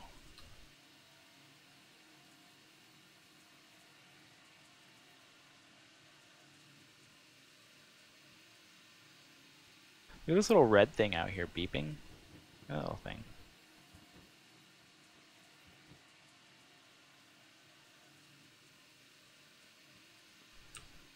What are you? What is your purpose?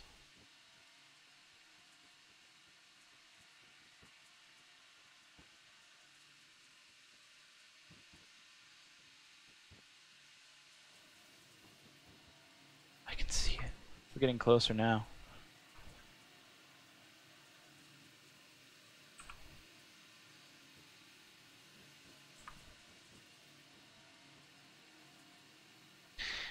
Crow, you just gotta find it, man. You gotta... most people are leading towards Arrow and Gladius now. That's really the issue, is most people are really... depending on what they like. Like, I think a lot of the AC guys are liking the Arrow because it's really janky and you can, you know, dodge and pull. Now, of course, you do have the Glaive and the Scythe to consider because they up the velocity on those. Hey, Major, what did they up the velocity to the... Scythe and the Glaive? Can you give us an exact number on their size 5 cannon velocity?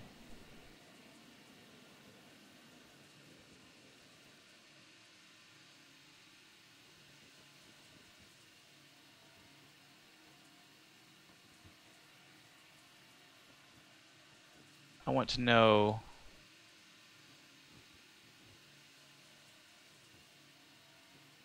what those were actually beefed up to. Because they were at 850 and 875, which is really, really slow. But it seems like they upped them quite a bit. They didn't up them quite a bit at 935 and 962. Wow. So they didn't get a huge upgrade like we thought. Not at all.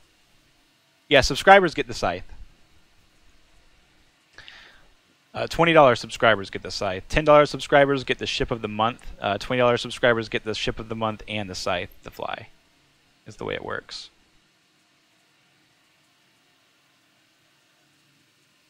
Interesting.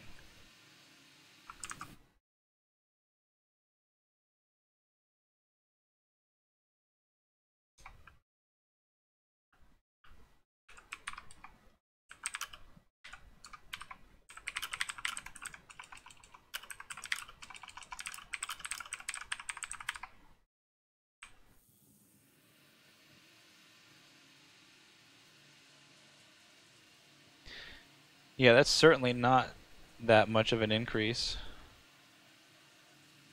For sure.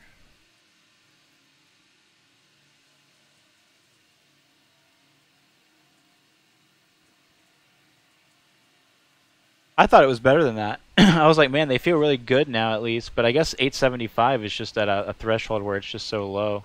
Any increase shows. See you later, History Project. Anything matters, but for those on YouTube, Major Llama here, what I'll do is I'll link it to you guys too.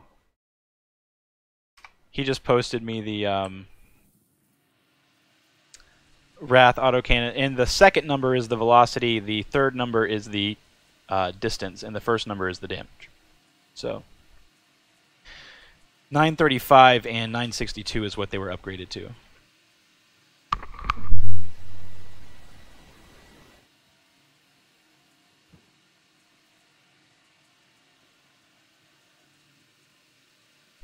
Oh, look, a ship. But, yep. So they didn't really get upgraded a lot. They went from 850 and 875 to 935 and 962. So it's really, you know, negligible.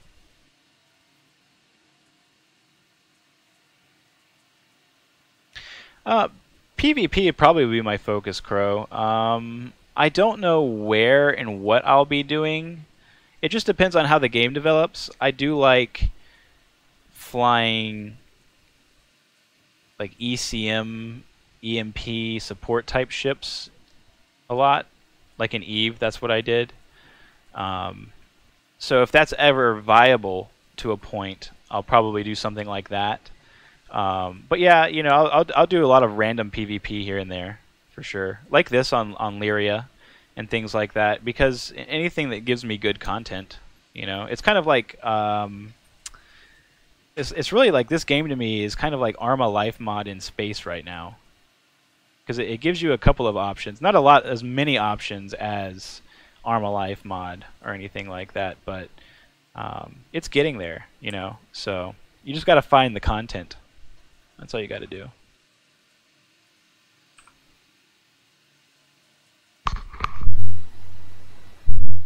Like in Arma Life mod, I used to I used to find spots on the road where it was like really thin, and in Arma, what you can do is like you can shoot trees and they would fall down and like block the road, and you can drive through them, but a lot of players just don't realize this. And I used to knock down a bunch of trees, and people would stop at them, and then I'd come out of the bushes and try to rob them and things like that. You know, that was my shtick in Arma Life mod. But you know, if I could do the same thing here, absolutely. You know, if they would let me do that, but I just don't think I'm allowed to do that.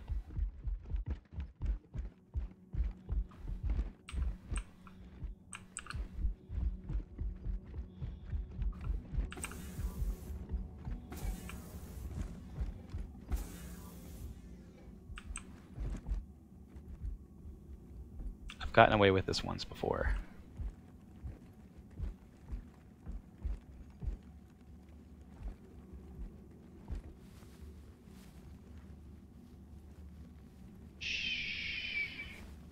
Alright, now all we gotta do is wait.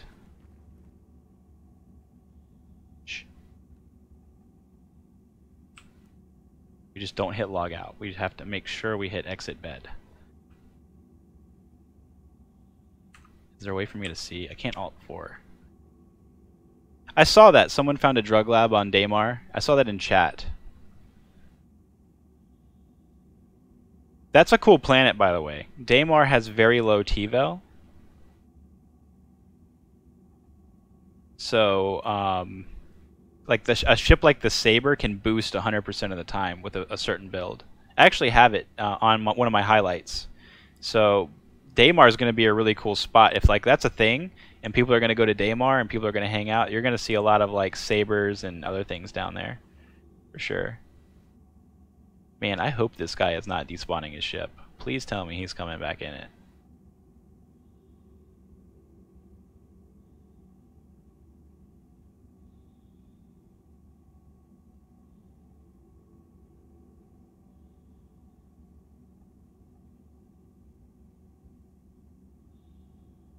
You can't sell drugs at Levski anymore.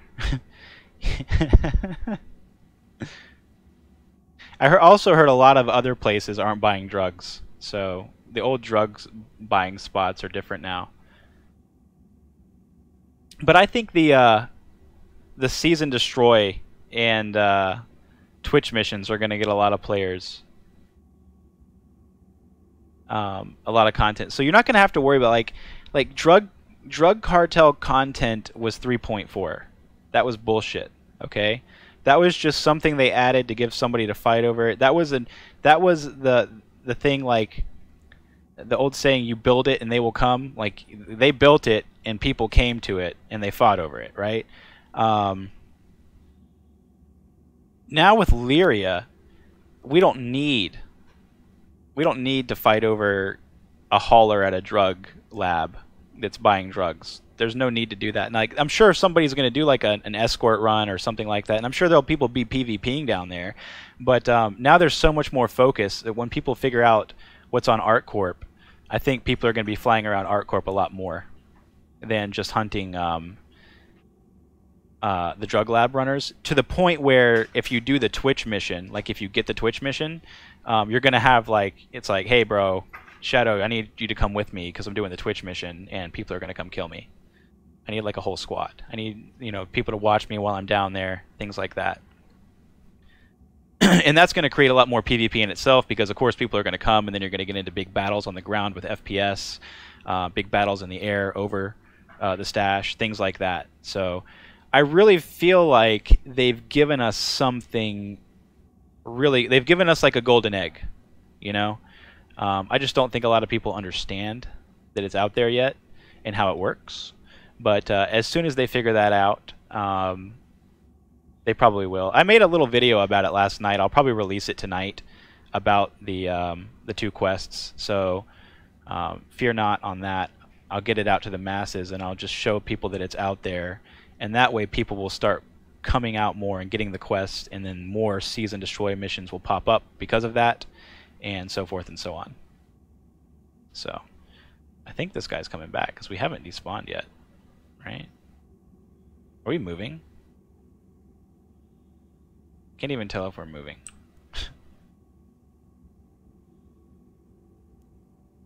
I always do this. I always get out like right when they're coming back into the ship because I'm like, oh, they're not coming back, and then I'll get out of the bed and they'll be coming through the door.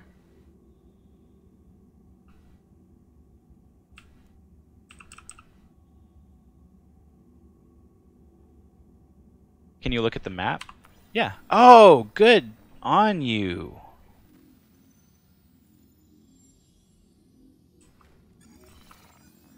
So we can see a little bit.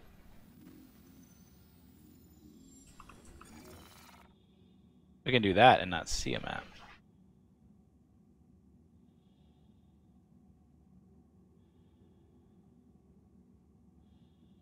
It looks like we're shaking. It seems like we might be flying.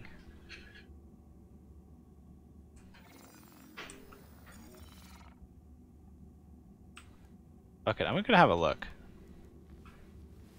I need to know. Can't hear shit in the bed. It's all like muffled. Oh, I'm just waking up, my bro.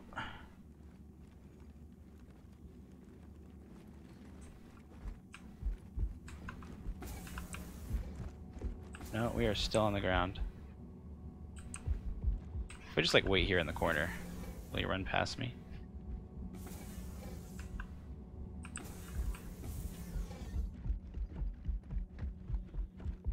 Oh. Of course.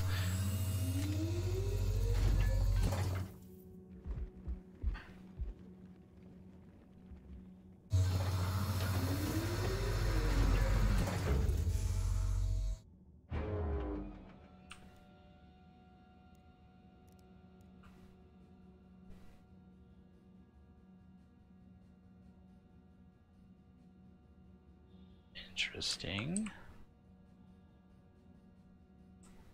So I can't swivel the turret, but we can do this.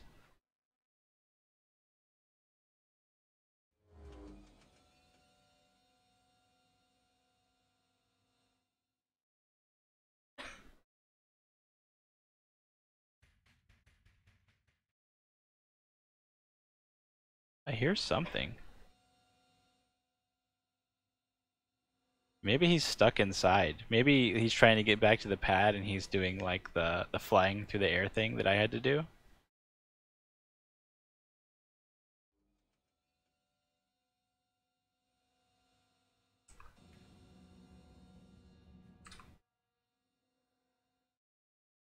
Come back, guy. There's a hole in the ship.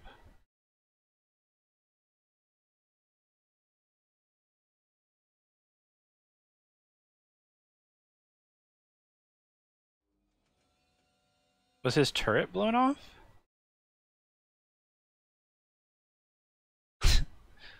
Is that what happened? Oh, it's the locking docker? Okay. I was like, what?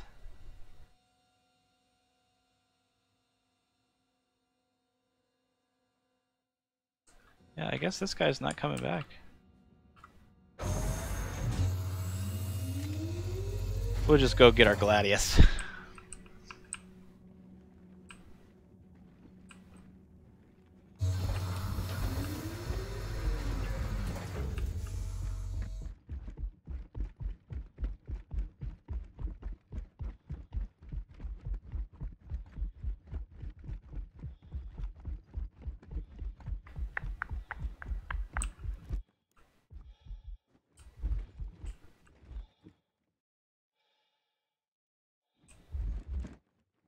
I know. That's gonna be my luck. He's gonna be right here on the elevator, getting off. He's gonna be like, "Hey man, just going to my max. Stop." Through the darkness.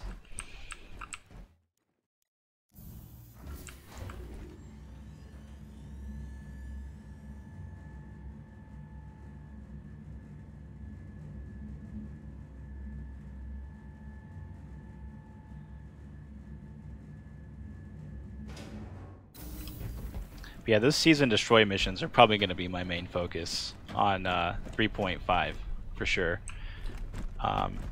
Just flying around and doing those are going to be really cool. I hope. Now, I've not tested this about them. I don't know what's going to happen if you get criminal. I don't know if you're going to be able to get them still. You know, you might only be able to do the Twitch version of it. So it's going to be really weird to see what happens if you get like full criminal and things like that. Now let's try what the other guy was saying. He was saying that there's no more store buttons. So, and if there's no more store button, that means you can retrieve and then claim. Your ship has been delivered to the following landing pad. And if that's the case, that'd be amazing. Let's see. Retrieve and claim. Please be claim on there. And if it is, we're in. They took away the store button, boys. Look at that. Rockets for days. So there you go. That's how you get rockets for days right there. And I'll show you what I mean about the saber. So you go to weapons. If you want to find places to... Because the thing about the... I'm going to show you this real quick. The thing about the Delta is this, okay? You can't just take the weapons off the Delta, unfortunately. Come on, show it to me. There it is. So you can't just take the pods out because they're grayed out. See how these are grayed out? Like you can hit these and then click unequip, right? I can unequip this. I can unequip this. And you should do this because these are worth taking off. I don't think any systems are that great, but for the most part you can do that. But you can't just take the rockets off. So you have to switch them to something. You have to have something to switch the rockets to, and then you can remove them from that. Okay. So as long as you have, let's say, a saber, you can go to your repeaters, and for some reason when you scroll down, you'll see Jericho.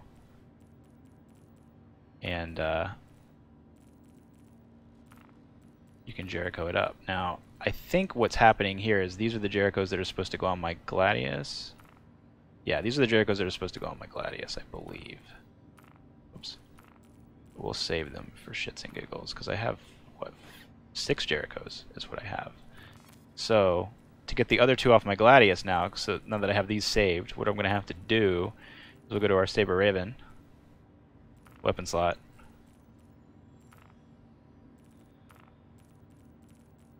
Fuck. It's not gonna let me pull them off the damn.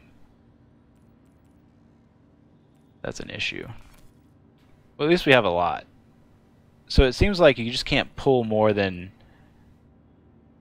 a couple this way because it's preventing me from actually seeing the ship. Usually you can see the ship. You know, you can go into that little menu where it shows you what ship has what, and it's not letting me do that because I have free floating Jerichos right now. So I can't just pull them off of the thing. But I guess it's a good way to restock 4. So if you don't have 4 for some reason, you just can't get like 8. Unfortunately.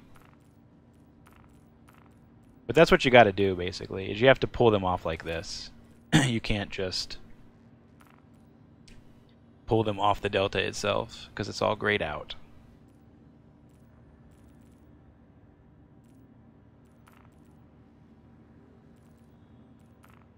And I don't know why that is.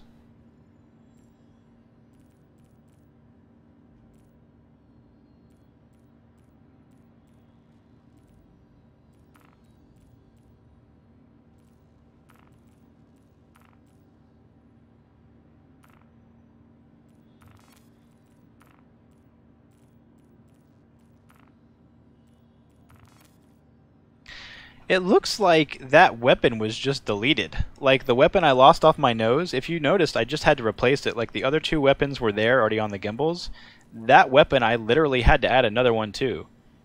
Maybe that's the thing now. Like if you lose a weapon, maybe you fucking lose the weapon. And you have to just buy another one.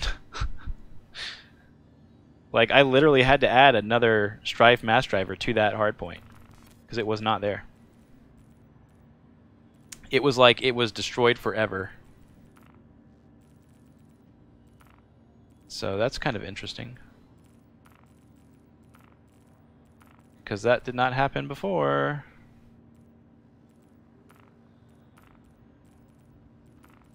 So we'll run with our best in slot setup again.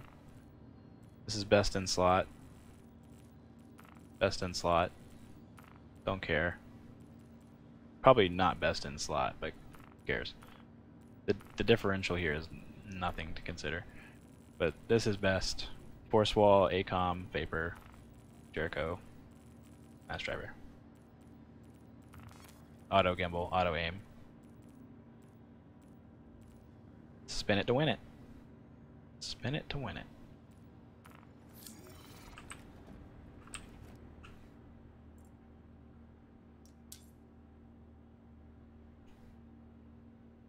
Your ship has been delivered to the following landing pad. I like that though. I do like that. I mean, that's gonna hurt. Maybe that's why they put the scythe and the other thing, the cannon, up for sale for a minute. It's probably a bug right now, but they did have like the scythe cannons for sale in Port Olisar, the War and the Wrath,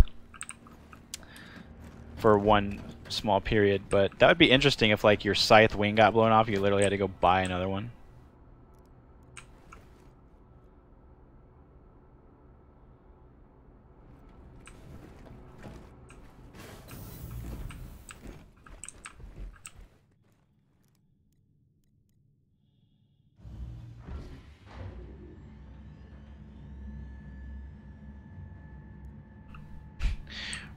Look at this guy. M6A needs a nerf when you can kill a cutlass in one salvo. That's a little too much. M6As? He's using like 4 size 4s.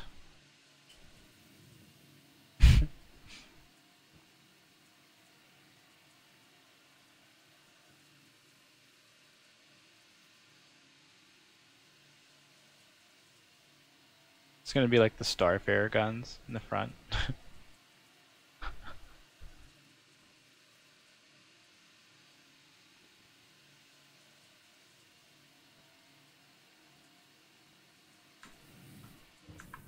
M6A laser cannon. Major Llama just posted the damage for us. It is 555 damage at 1122 meters a second with a range of 4241. The fucking max is leaving? No!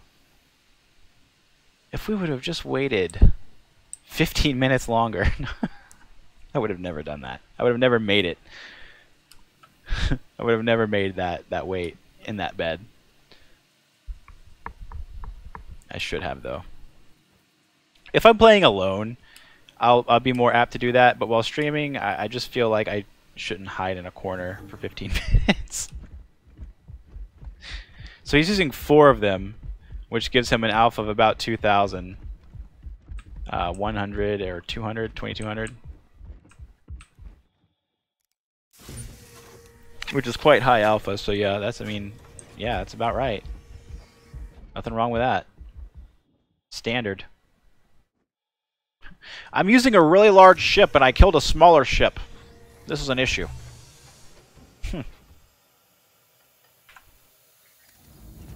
I wonder why that could happen. Systems green.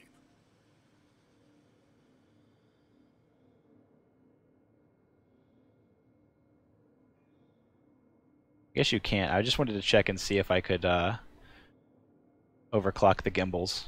That was always a question of mine, but I've never really tested it out because I always keep forgetting. It'd be cool if you could overclock the gimbals and just make the auto aim better. Make it turn faster. Even faster than before. We'll tune all those bad boys up though. Oh, turn that on for shits and giggles. I'm not even sure if this does anything, by the way. I just turn it on because it's there, and I used to turn it on.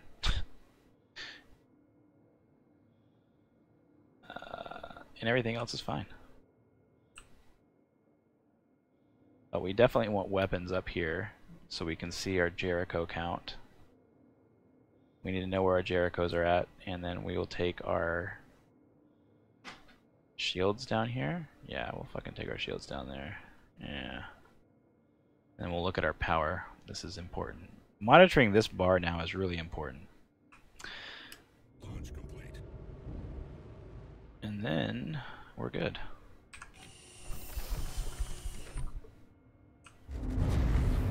No, they don't get happy with you, Spectre. That is... No, I didn't say you were going to make friends when you did that. I didn't say you were going to make any friends when you take your Retaliator into AC. I said it was going to be fun. But you're definitely not going to make any friends while you do that.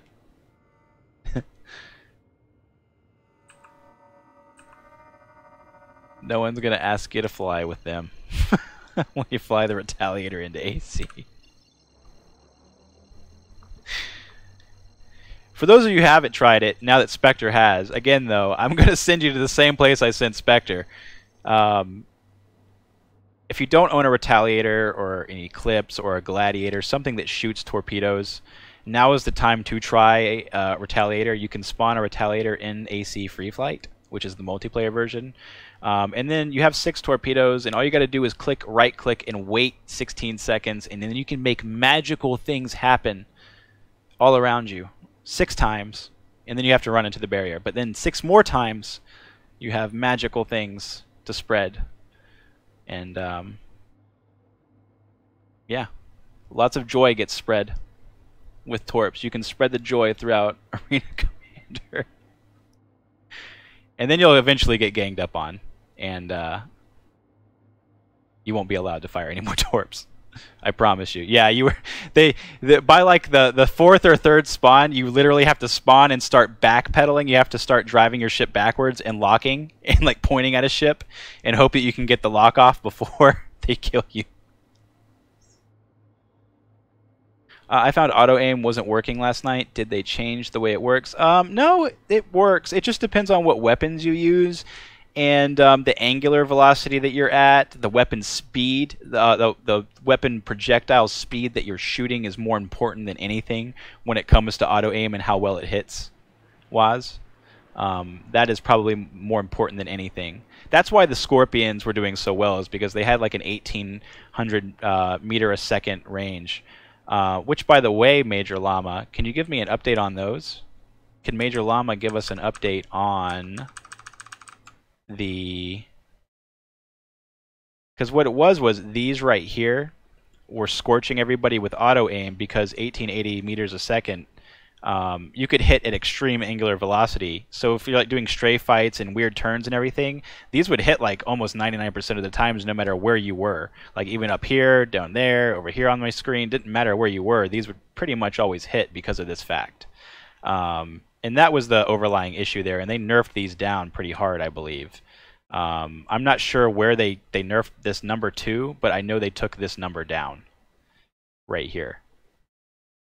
But as you can see, nothing else on the list even comes close to this 1880. When you're even talking about other repeaters like Badgers or Attritions, they're down at 1200. These are at 88 or 1880. So a clear difference in the winning there. You know, like you're winning all day with that. And that's really what you're going to look for with auto aim. When you want to win an auto aim battle now, it's going to come to what has the longest or the fastest flying projectile with a good hit. And I don't know where they nerfed that to. Like I said, Major Llama knows this better than I think he might have left. If he's still here, he can probably get that info for us. But again, they did take this 1880 number down. I'm interested to see where they took it down to because depending on what this is, the choice between Tiger Strike or Scorpion and Attrition or Badgers is going to be the difference between what they nerfed this to. Because if this is still higher than 1200, then you definitely want to use these still.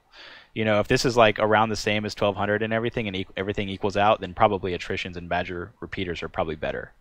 We'll just have to see where the overlining is. So GTA 215, Major Llama says, is 962 speed. What?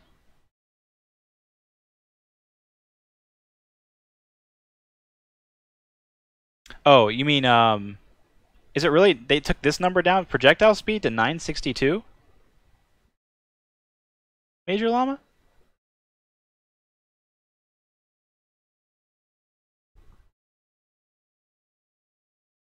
If they took projectile speed on the 215s down to from 1880 to 962, then the clear winner is this over here for sure.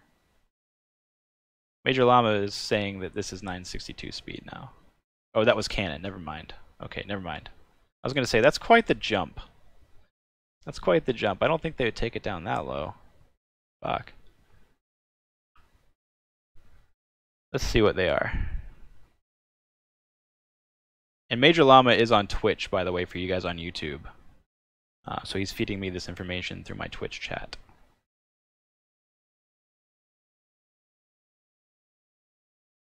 See if we have a mission real quick while we're waiting on this. Do we have a seize and destroy? We don't, so it's good.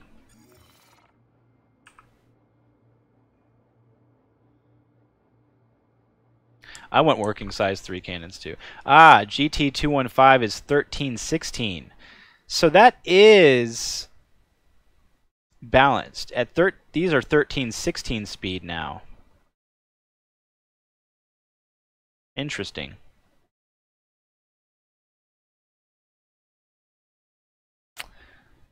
So that does give you the option between attrition and repeater or badgers and Tiger Strike and Scorpion now.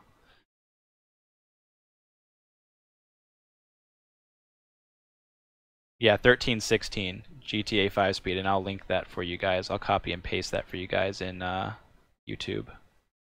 There you go. GTA or GT215 speed is 1360. That's the weapon projectile speed.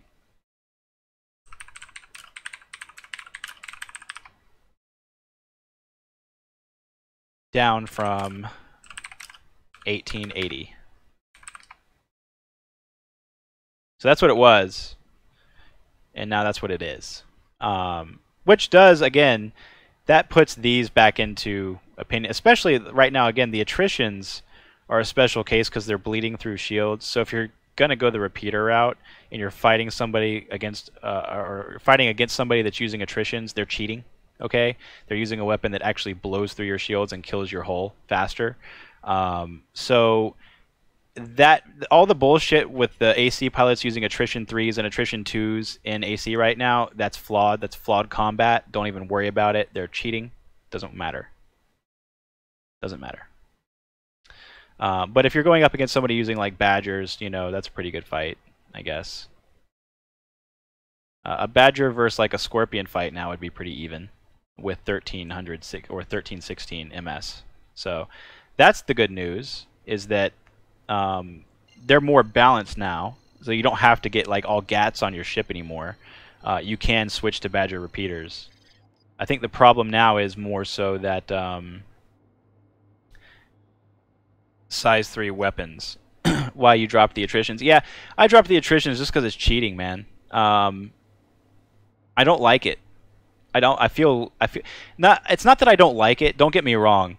Like, I will go and like destroy everybody I can with a bugged weapon. What I don't like about it is relying on it, because when it gets taken away, then you have to find something else, you know, and then you're kind of crippled for that time being.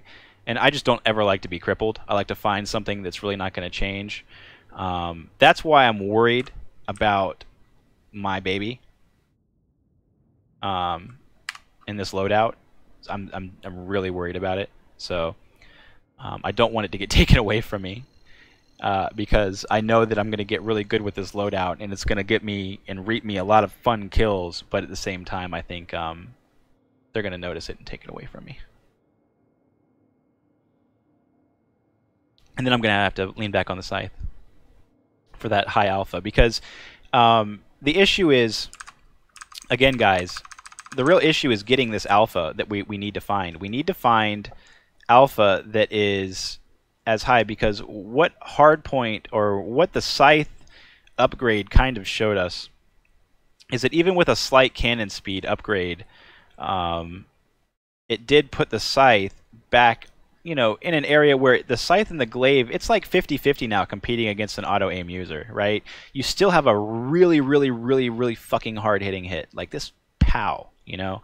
However, what if I could get the best of both worlds right here? So what I can do is with this build, now I have that one punch, and I have, well, hold on. We'll have to change this, of course, to our mass drivers, which our mass drivers is not accurate because this says 443. So for sake, we'll take it down to 267, which is actually under our DPS. It's actually 320 per on mass drivers now, which hardpoint's not reflecting. So this is like 2100 now with auto aim. Now auto aim is not going to be that way. Auto aim is going to be again around 1200, but still that was enough to get the scythe in the end, right? We did our damage up front when we fought that first scythe, and the first couple of volleys from this absolutely fucking crushed his wings and took him off, so we didn't have to worry about size 5 cannons anymore, and he was just a little orb floating around in the air with size 2 cannons, which really wasn't that big of a deal. So that right there, plus when you're out of rockets you could just fall back on auto aim. So as opposed to this, which you're just running fixed, and you have to worry about that nonsense where your guns are shooting out here, here, here, here, and you're just going on all these different directions, I get auto aim, and I get POW. And that's why I like this build. And that's why I like this build a lot. Because you get auto aim with POW. 18 shots of POW, but still. I put 4 20-20 guns on a saber, and it's at 1920. I wish I could just keep the crosshair pip. Yeah. It will. It will. They'll fix it. I know they will. We'll go ahead and warp Teleria and see if we can get another Seize and Destroy mission, because that's what we're looking for, is these Seize and Destroy missions today. This is Seize and Destroy day for drug runners. But if you notice, the server has stayed up all through this, guys. Like, I've been on the server for a couple hours now. Like, not a crash, not a 30K. So, give them some credit where it's due. The network is getting a lot better. The network guys know what's up. Mm-hmm.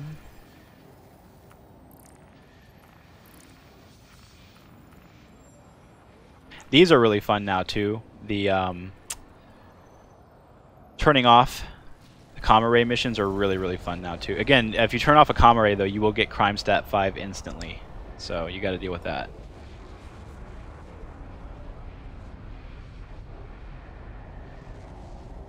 Yeah, I mean, this is really stable. It's a really... I think what they're really trying to tweak now is, again, there's just some...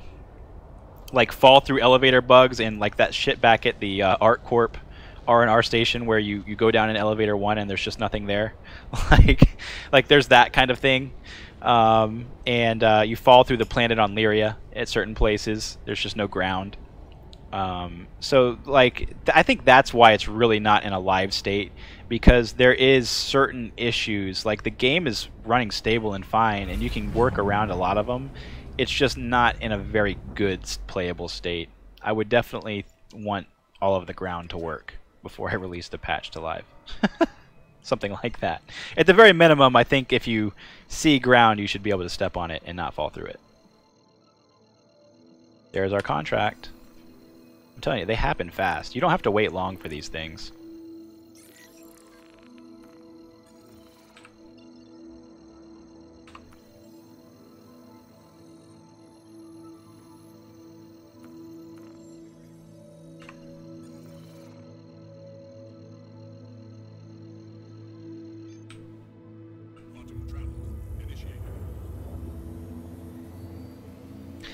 McLagan, that's the issue. And that's what I was trying to explain to the developer yesterday about size 3 weapons. I said, you know, outside of doing something crazy, which I'm not going to straight up tell him about rockets, because why would I nerf what I love?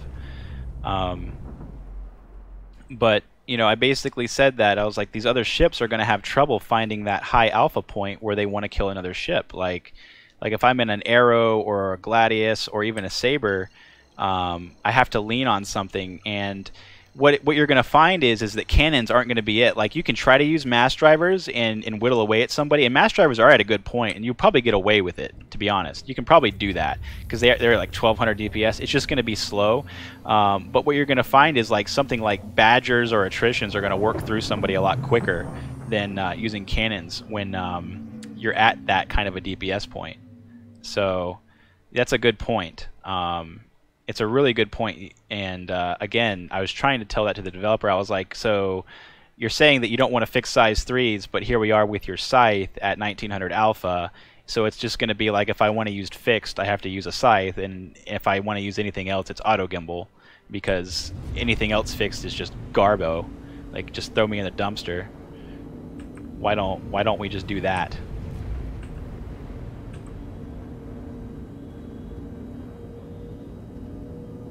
So that's the issue, really, is you're when you have something like the scythe and the glaive already up there at 1900, you might as well have a good tiering system. Like in reality, the scythe in 3.4 needed to come down to about 1900, but the other DPS points were fine. Like the Saber at 1600 alpha was fine. Everything else at 1200 with 3 size 3s was fine at 1200 alpha. That would have been great here. That would have been fucking Gucci's.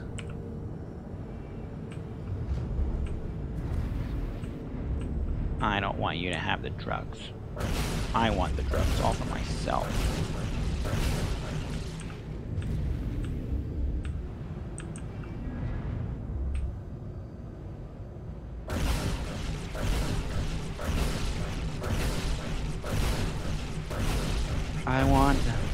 I want the drugs to myself.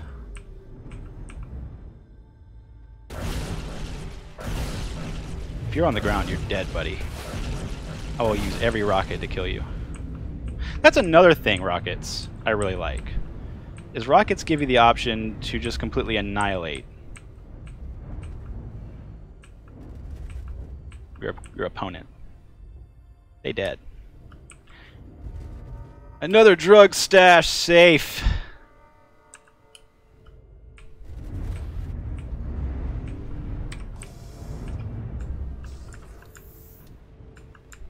Please let me land. Landing gear deployed. Landing complete. Saber, all EMP ships are running really hot, Matthew. They fucked all EMP ships. Don't even worry about them right now. They don't work. Even the Saber Raven doesn't work. You can't roll with it in atmosphere at high speeds. I don't know if that's intended or not, but like, you're not doing any crazy things with that. Oh shit, we only have a sniper rifle. Some bitch.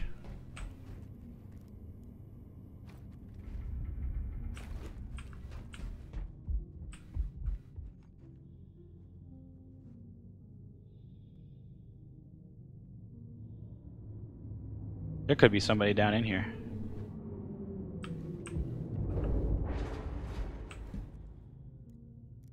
Why didn't I buy a gun? I'm gonna blame somebody in this chat for me not having a gun.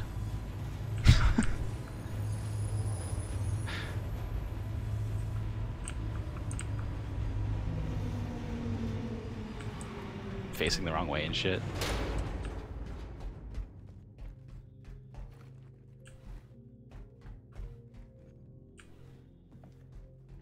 Be really cool if the crosshair didn't delay showing up.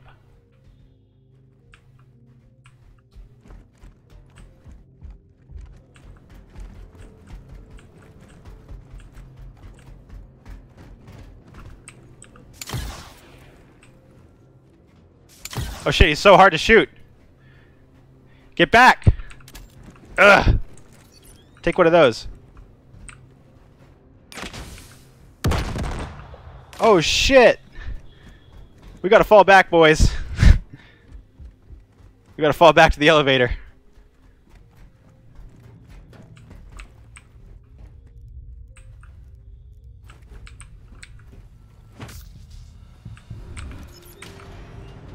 See you later, sucker. Oh, I should have thrown a grenade. Why didn't I throw a grenade? I was gonna press C. I was afraid they were behind me.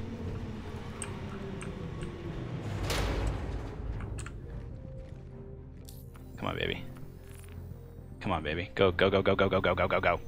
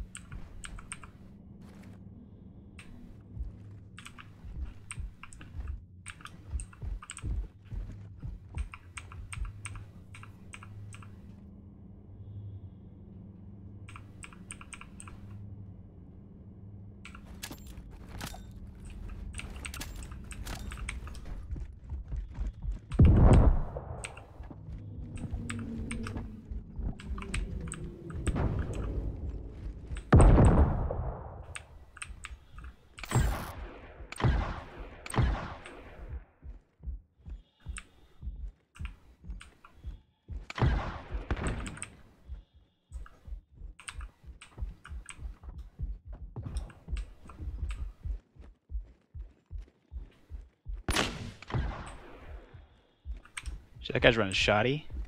I gotta get away from him. I don't like shoddy battles. Shoddies are strong in this game, for those of you who don't know. Shoddies are super strong.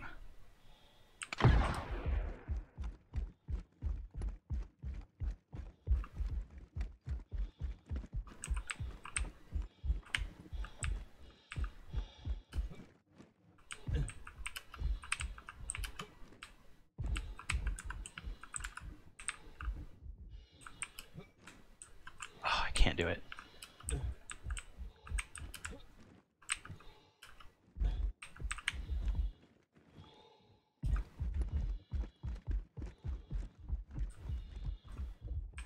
If I had another weapon, jeez.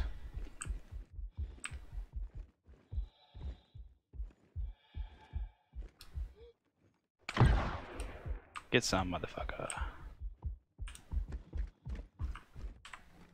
Come on, give me that guy, give me that guy. Come on, faster, faster.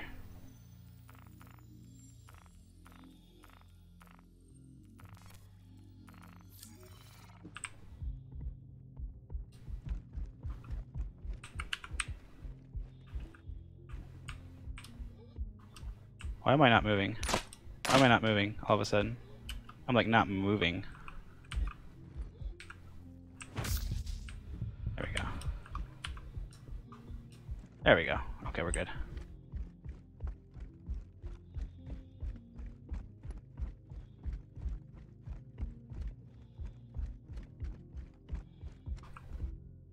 Oh, a little flank action.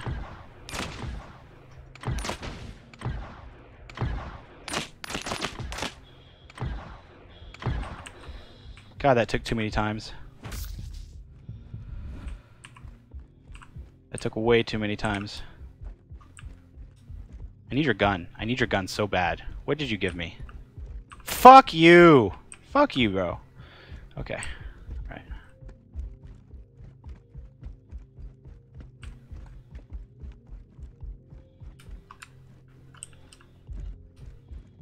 Guys, it's okay. Holy shit, we got an Iraqi in the fucking mountains. I got a Taliban, 3 o'clock.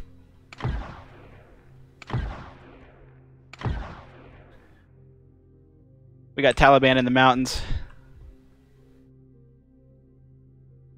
It's getting sticky. I knew the other guy was flanking around.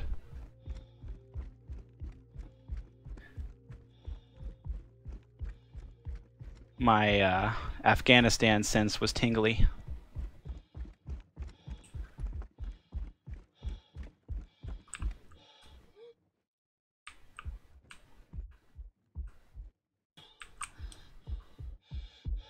Did you see that? I had the perfect like Taliban shot. Couldn't execute it. Was too breathing. It's breathing too heavy. Oh fuck. We might have let him know where we were there, but it's okay.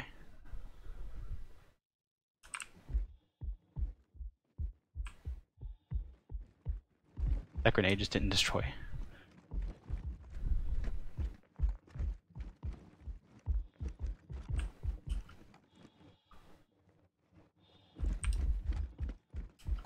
I feel like I'm being like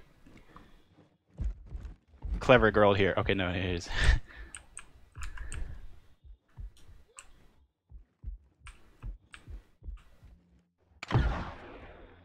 Motherfucker, stop moving.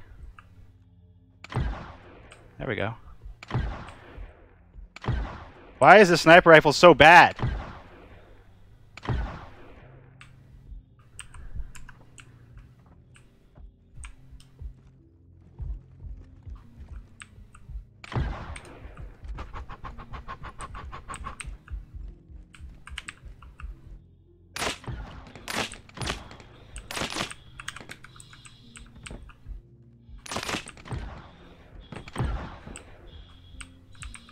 That had to have killed you, bro. That had to have killed you.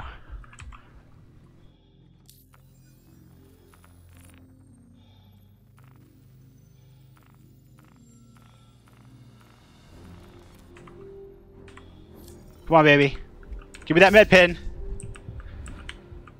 Give me that med pin.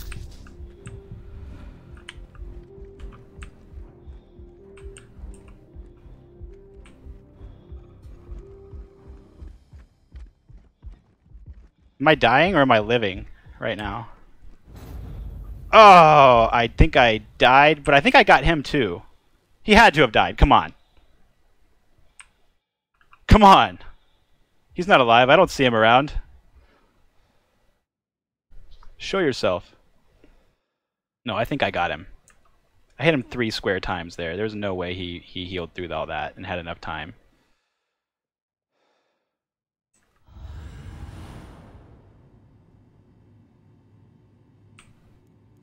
Oh, you know what? Crow, I should have got in my ship. That would have been awesome. That would have been... I think I was out of rockets, though. But that would have been awesome if I would have been able to get in my ship and then just killed him. I should think about that next time. I've not been in too many of these situations. I was too excited about having a good gun battle down there. So...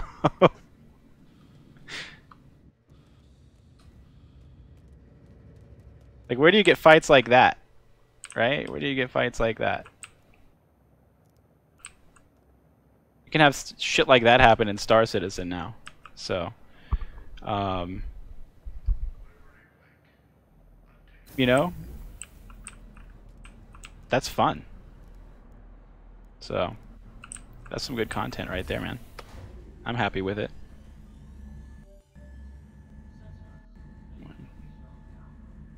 Where's my HUD?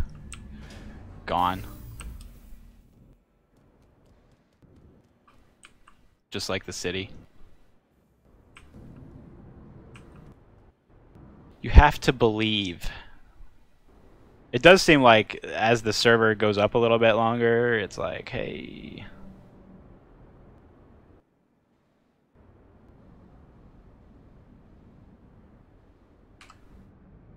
Oh yeah, that happens too sometimes. Sometimes you'll spawn and not have anything, like a body.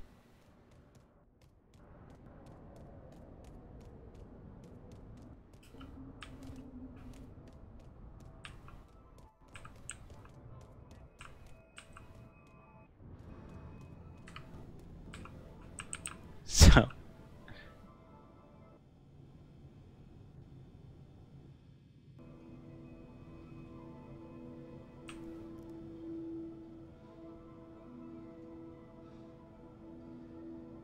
But,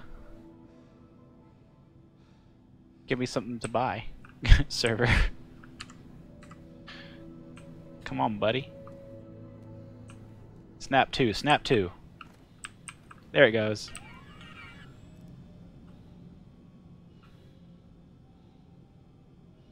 Well, they're definitely not getting off that rock. Even if he did survive, he's not getting off that rock.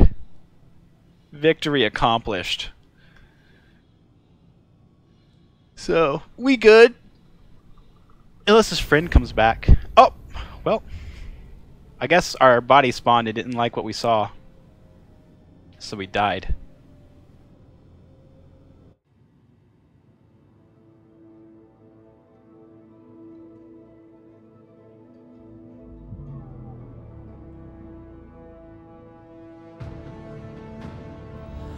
No, it's locked, Crow. That ship is locked up tight. Can't go anywhere in that.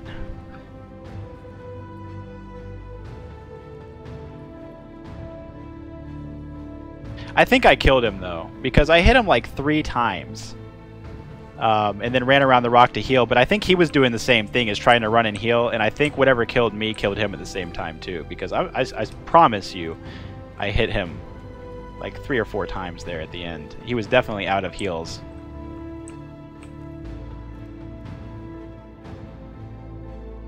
I'm just right now, though, if that sniper rifle was worth a damn, I would have killed him when he was in the rocks, not facing me. Because that was like...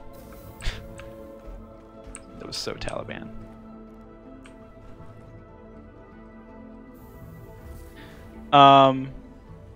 Does the ballistic sniper rifle do more damage? I don't know about ballistics, really. I've really not messed around with, like, Star Marine. I'm not really, like, one of those guys that knows about, like, what weapon's the best and everything like that. I just knew that when the guy came out with the fucking shotgun, I needed to get out of the doorway because I've used that shotgun before, and it scorches kids. Like that motherfucker will 1-hit you, 2-hit you at very medium ranges, so... That's why I pulled range very quickly, is when I saw the shotgun come out, I was like, nope, I'm getting away. Because the only fight I had was the sniper rifle fight, too, so I literally had to pull range on those guys.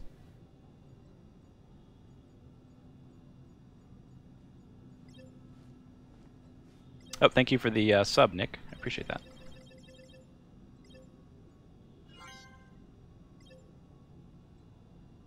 My preferred weapon is really this right here, the ballistic rifle.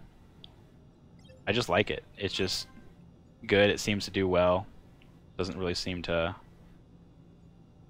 miss or not shoot where you want it to. Things like that.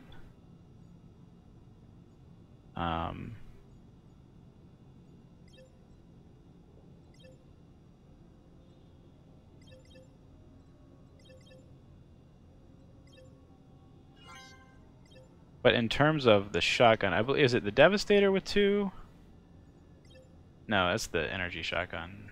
That's lame. This is actually a decent shotgun too. It's not bad.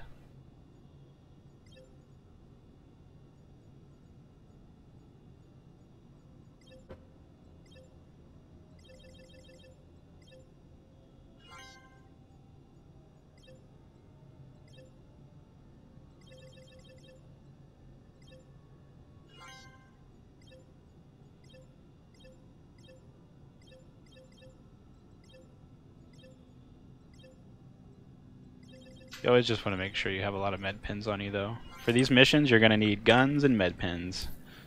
For sure. And you're going to...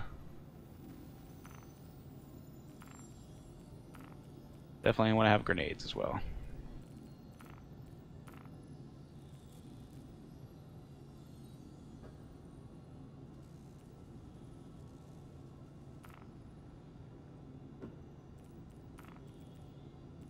No, what we'll do is we'll put the AR first, and then we'll put the, Well, I died with it out. I guess I didn't have it out. I guess I did have it on my back. We'll still use the scalpel, though. I guess we don't have a sidearm for some reason. I need to buy one of those. That's fine. We need to change these.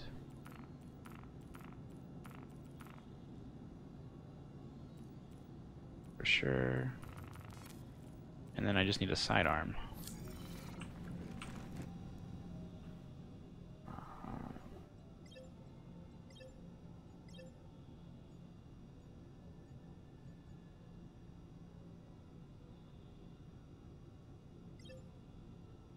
don't care. Just give it to me.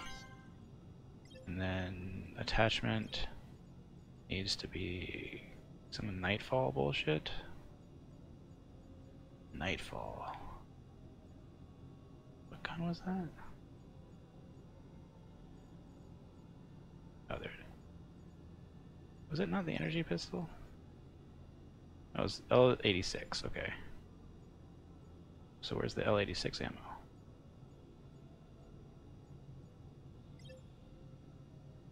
Is this it?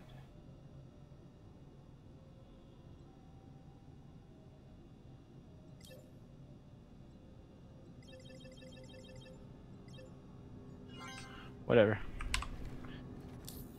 Do. So now we have a pistol. At least we can fall back on that. That was another thing. I lost my pistol somehow, like last night. I don't know what I was doing, but I think I dropped it accidentally when I was doing one of those missions. I threw it on the ground when I was hitting F, because you can click your weapon to stow or drop, and I think that's what happened to my pistol. But that would have been nice to have in that situation. So we've learned that a pistol is a very good asset.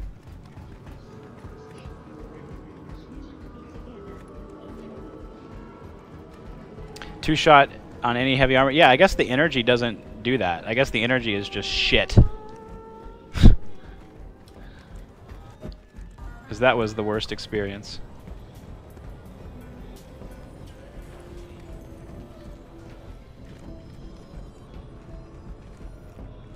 Yeah, Crow, now you're going to have to use them on players, man.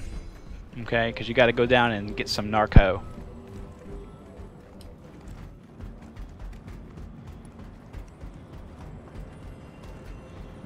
Narcos up in here now.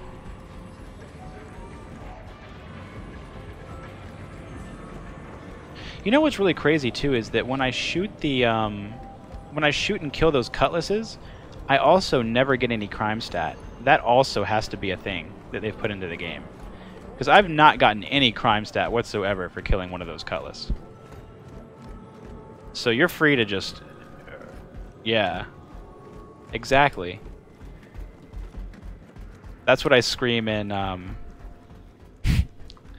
in Rising Storm, Vietnam, and Insurgency, Crow, when I bust through a door. Because local VoIP is amazing.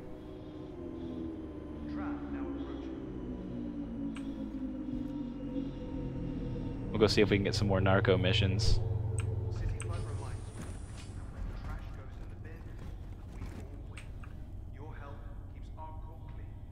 Because we're armed to the teeth now. We have a good setup.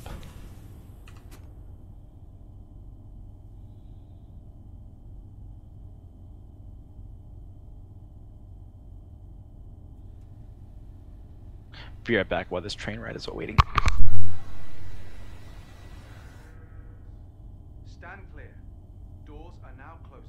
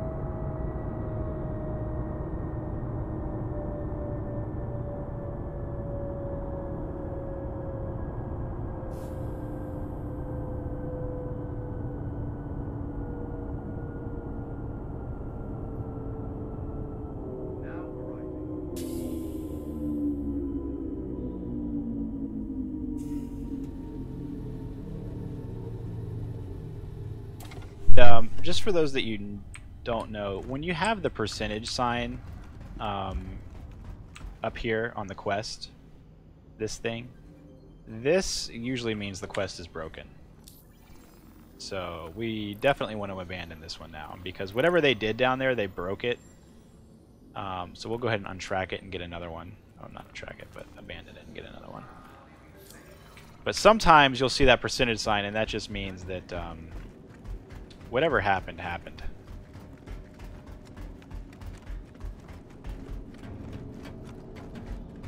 You know, I should do that, Crow. Should do that. Whatever your transaction, we wish you a beneficial and prosperous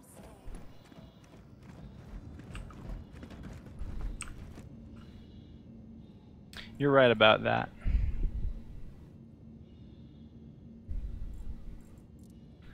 Come on now. Oh, they killed my Gladius. You sons of bitches.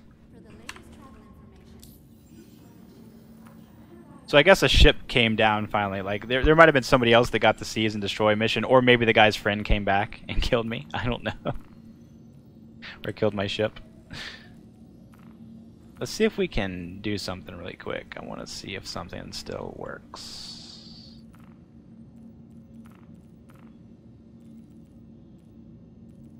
Uh-oh. No, you guys are not seeing this. Turn off your monitors. Don't look at what I'm doing.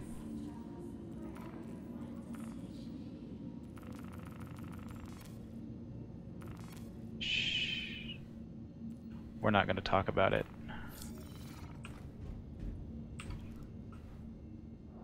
We're not going to talk about that. But we're going to enjoy that. Because it's going to save us a lot of time. please be aware that while in the Stanton system and on ArcCorp, all UEE common laws are still in effect. Don't do what I do. This is only for testing purposes. I would never do this on the live game. I would never pull rockets or weapons that I have to spend expensive credits on. No, would never do that. Thank you for visiting ArcCorp, Stanton's capital of commerce. Whatever your transaction, we wish you a beneficial and prosperous stay.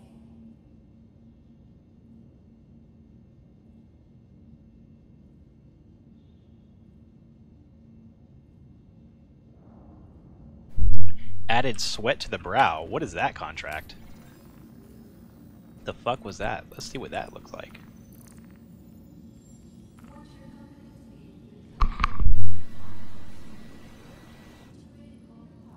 Who is this guy? Is this the guy in Loreville? Like the scrap guy?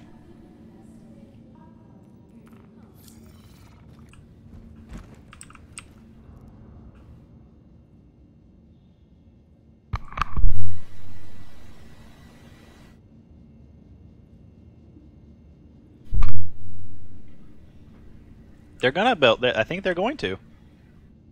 That's like the. Isn't that the plan? Isn't that the plan of building? Like they already have like the claim things. They've sold a couple of. But with the claim stakes or whatever that you stick in the ground and like it claims your ground area. They sold out pretty quick as far as I remember. But there is that.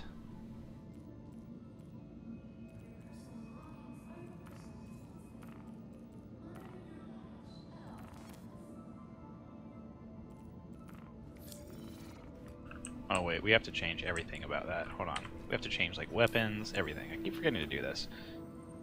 What am I doing?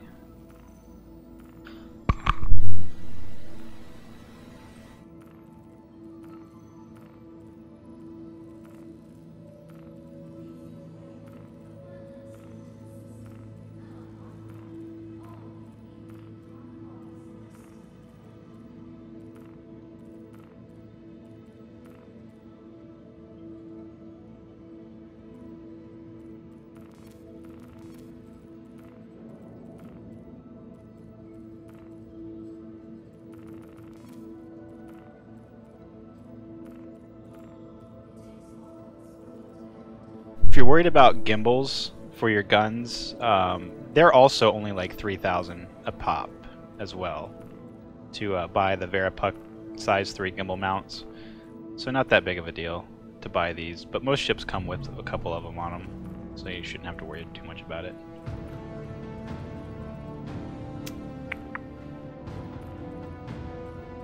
But as long as they're just not going to nerf mass drivers, we are going to use mass drivers. And that's our setup.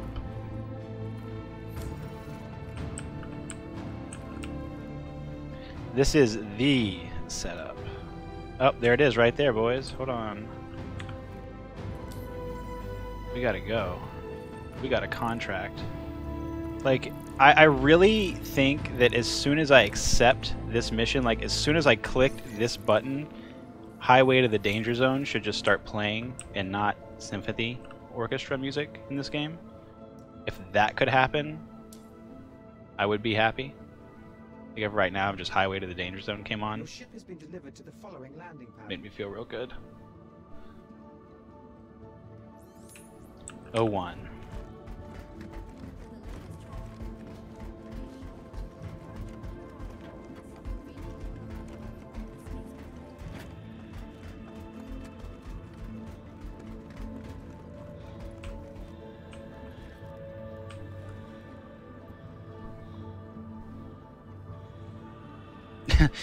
Nope, some people need a ranch.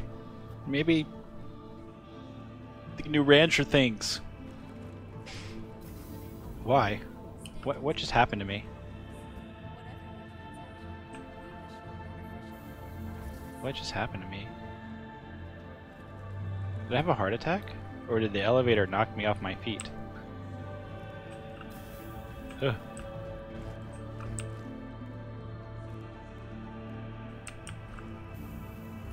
The Saber's nice with its 2 power, for sure. It seems to get away with a little bit more.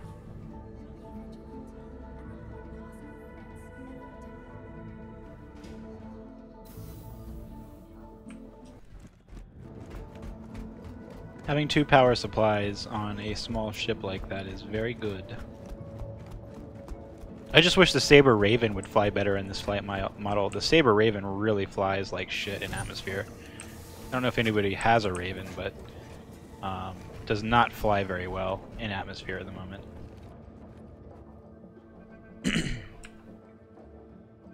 I don't know if it's supposed to fly great in atmosphere, I just know it doesn't fly well.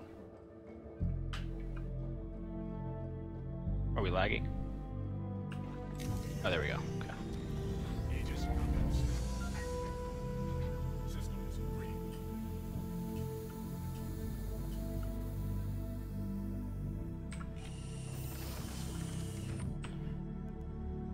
Oh yeah, we gotta spend like an hour getting our stuff ready because everything is wrong and it needs to be right.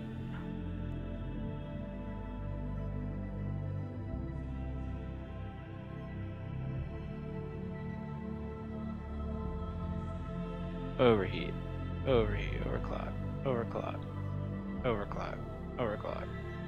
Yeah. Yeah.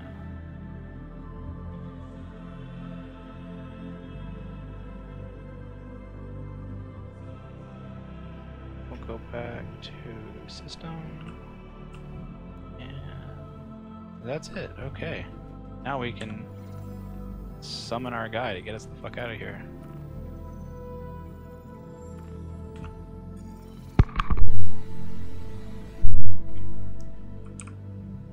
The Titan, the Avenger series has this like vibration noise in it. It's awful. Like it really kills. It flies so good in this flight model, but whatever they did to it to make that awful sound, I mean, gee, they're gonna have to change that. Like that is too much.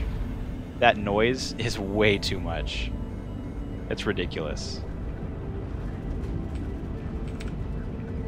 It really is. I don't understand the Titan or the Avenger series in general with that vibration noise. It's enough to keep me from wanting to fly it. The Saber Raven sounds really, really cool.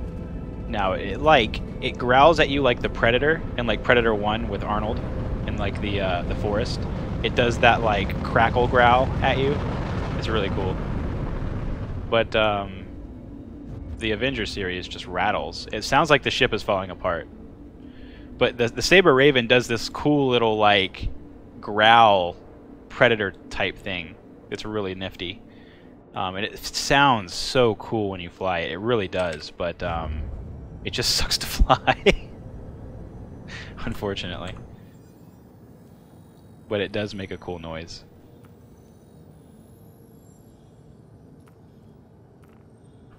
One day, it will get better. Where's our point of aim? No, it's around here somewhere. No. Okay.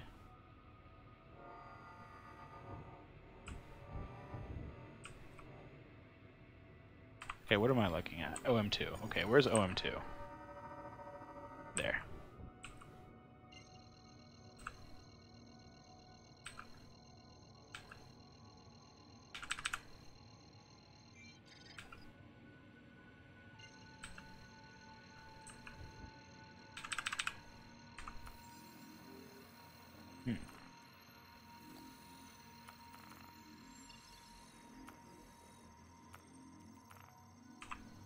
Try that again. There we go.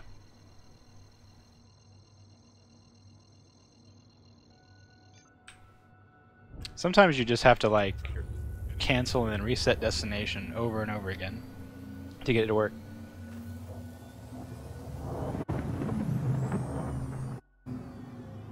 Oh, look at Scalpel, he's in here. You're not good enough. Real pros, the new flight model, don't even hear sounds.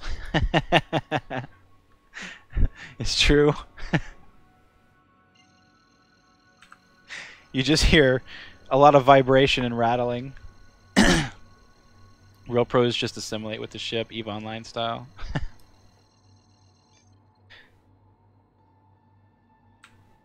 Quantum travel initiated.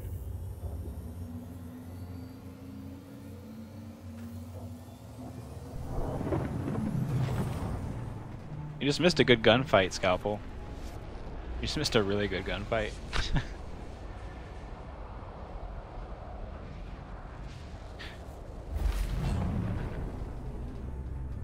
It's like the best gunfight I've ever had in Star Citizen. It really was the best gunfight I've ever had in Star Citizen.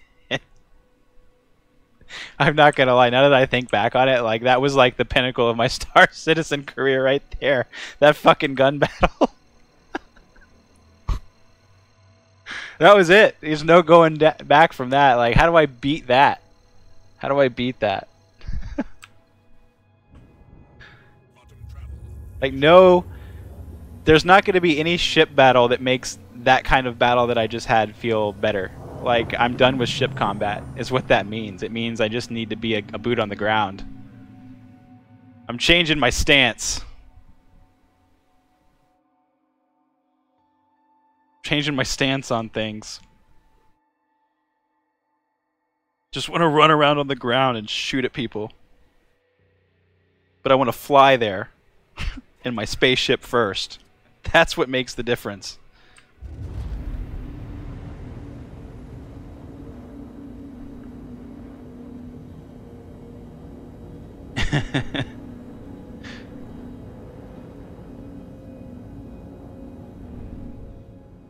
Know your enemy. Yeah, this ship gets me to the stash place really fast. I like it a lot. It has a ramp. It's good.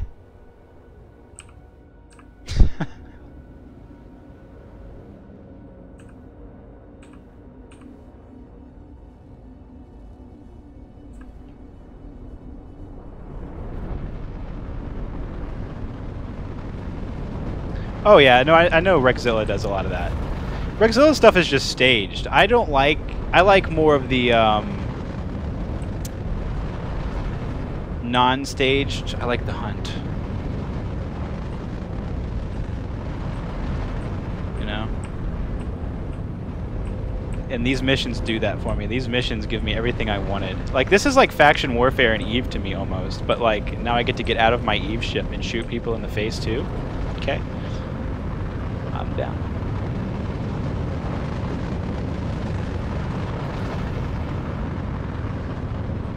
You had me at stash.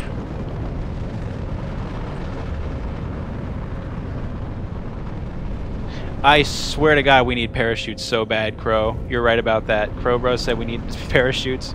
We actually need parachutes. If I could just like fly by and eject out of my ship and send my ship, let it just keep going and just fall down on the stash. Yeah, probably do that. I'd fly my Delta down here every time. Oh my God, it's them again. What are the odds? It's the same people. It's the same fucking people. Yes! Round 2, boys.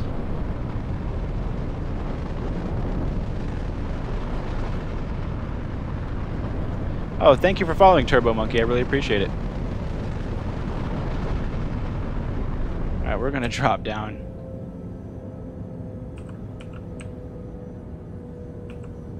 It's the same people as last time. Matthew, Daymar's a good to test Atmo. It has a very thick Atmo, and if you're wanting something to test something that has thin in comparison, go to Yella. So Daymar and Yella are really good planets to test Atmo flight on, and they'll give you good comparisons as to what it's like in dense and not. Hello, motherfucker. Remember last time when we had a talk, and it didn't go well, and I said some things, and then you said some things back. And we ended up yelling at each other. Well, I'm not over it. I want to yell some more.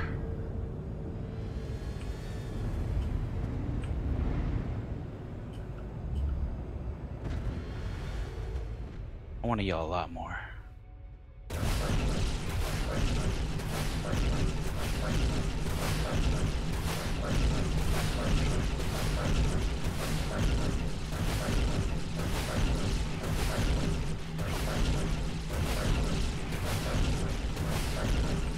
Why isn't it dying?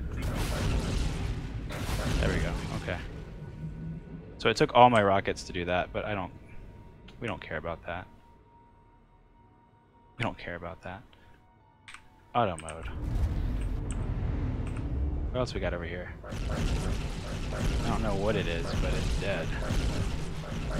Alright, boys. You gotta come out sometime. And when you do...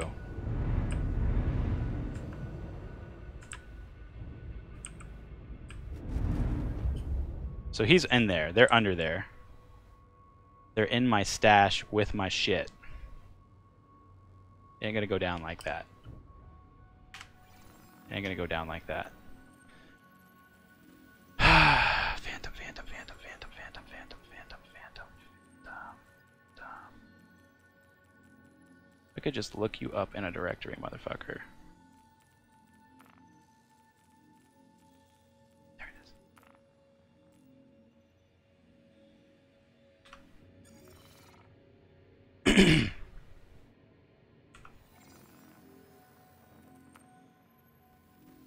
Hey!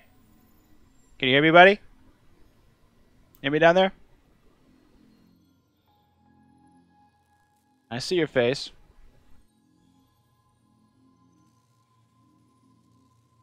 Talking to you.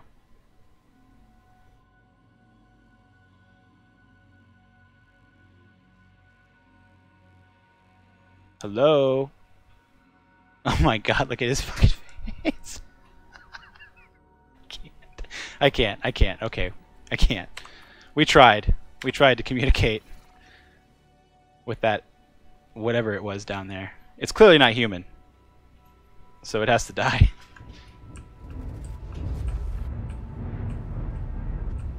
Whatever that was. It's not with us anymore. Just testing my weapons here.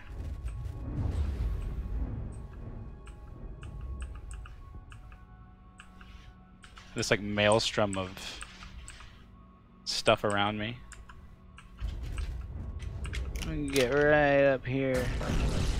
No, no, no, I'm not. No, I'm not. What just happened to me? Did that just spawn in? Hold on. We're okay.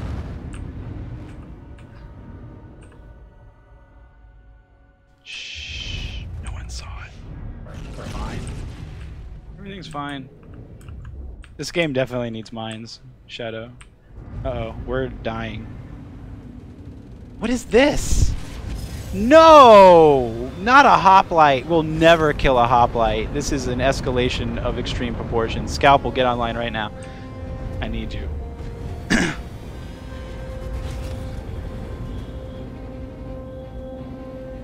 We have no rockets to battle this guy either.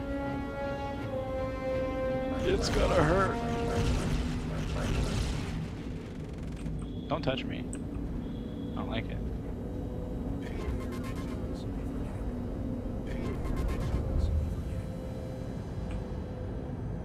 You'll never save your friend.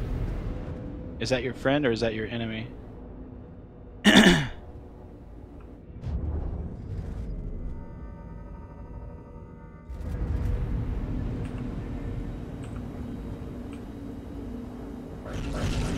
All I want to do... Okay, wait a minute. What did we do in the last time this happened?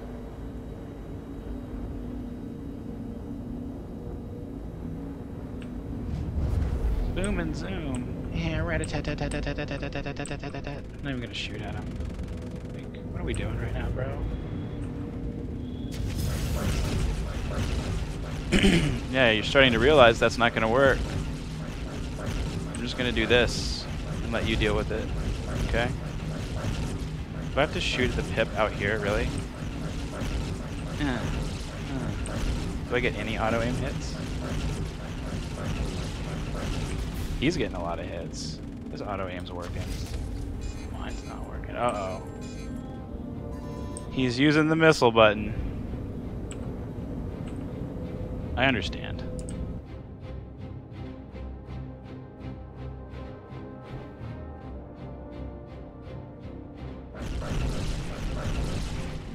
Just seems like they're off. Do I need to recenter them? Like, what's going on right there?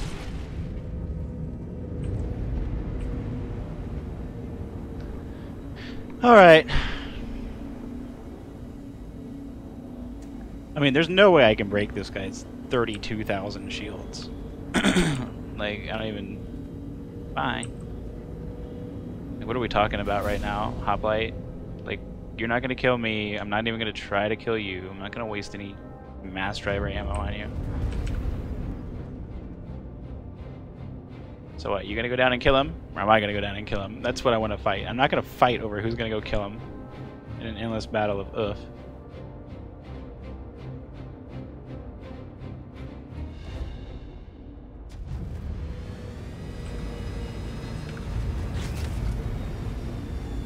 Did he actually shoot a missile at me? Oh, look at that, he did.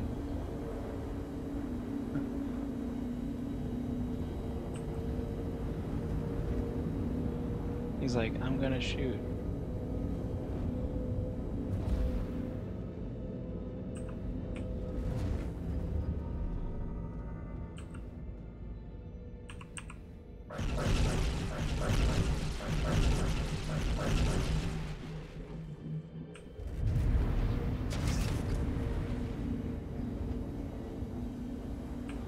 Uh-oh.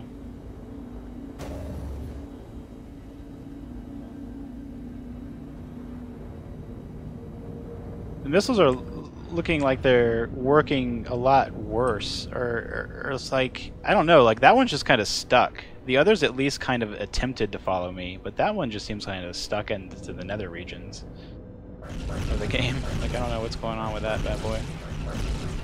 Let's get some hits. Let's get some auto aim hits. Ooh. Okay, we have a cockpit that's red now. We're not going to play around with him anymore like that.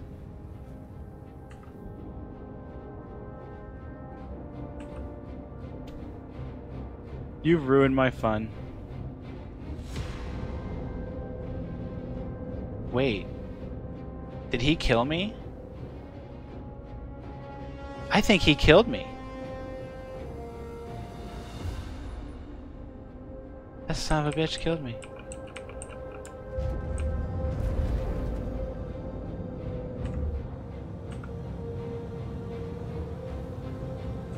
I'm trying to see if I'm dying right now. I'm trying to tell if I'm bleeding out or not. Because I heard that noise like I was bleeding out.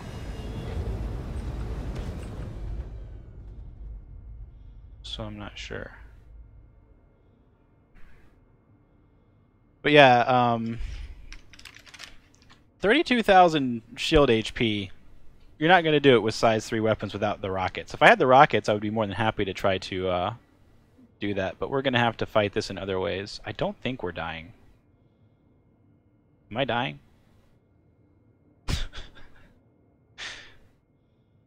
I wish I knew. I wish you could tell. Like, are you dying?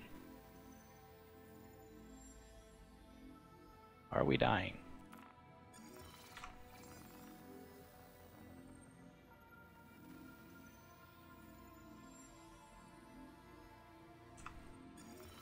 Looks good.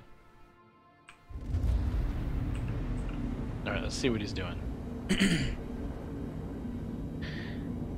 Because at this point, both those guys are going to have to land and get out and go on a journey through the bunker. Maybe he just thought I left. This guy.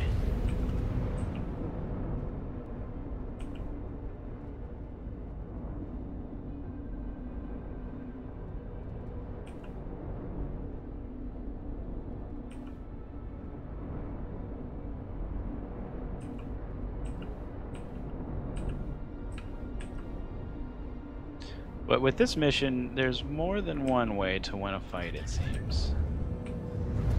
This guy, it looks like he's still up here. I'm just gonna scoot by him. Not give him a chance to turn on us. He's very slow, by the way. And this, like, this is another thing to demonstrate. Like, he's very slow. He's only limited to like 900.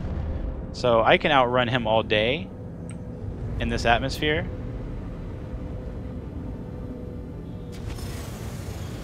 Because my limit is not a bitch.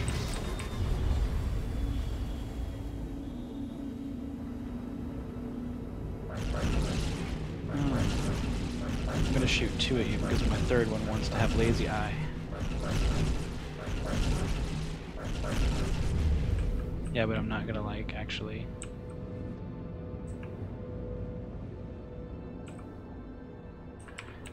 There's definitely a targeting bug. You see how like I have him targeted right now, but I don't have him targeted.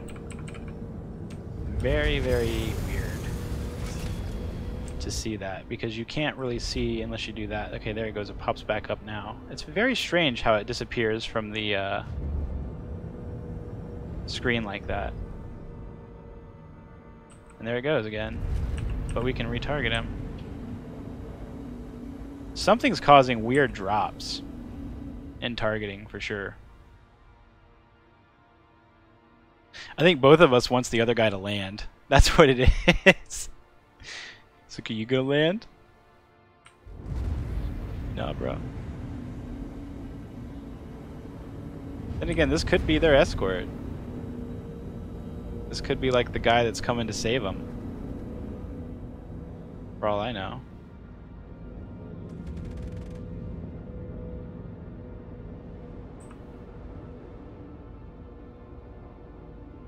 I think that cannon DPS for fixed 3s are low overall, but yeah, the disengaging problem just comes from the disengaging problem comes from this flight model not supporting the average weapon engagement range in general. Like this flight model, like for instance, I'll show you.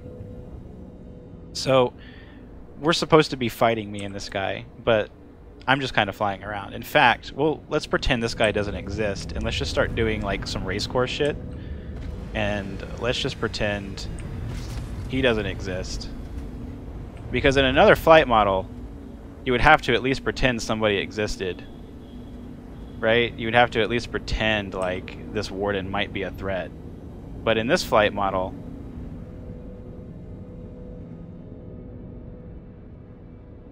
just like, nah, I'm racing. Oh, are you trying to kill me? Okay. I'm gonna race. I'm gonna do some mountain stuff while you try to shoot me. Look at me. So I can do like all this stuff while he's like... See, he's looking at... You can tell he's looking at me. He's like actively trying to seek and kill me, but... I mean, here I am like decoupled, just floating around.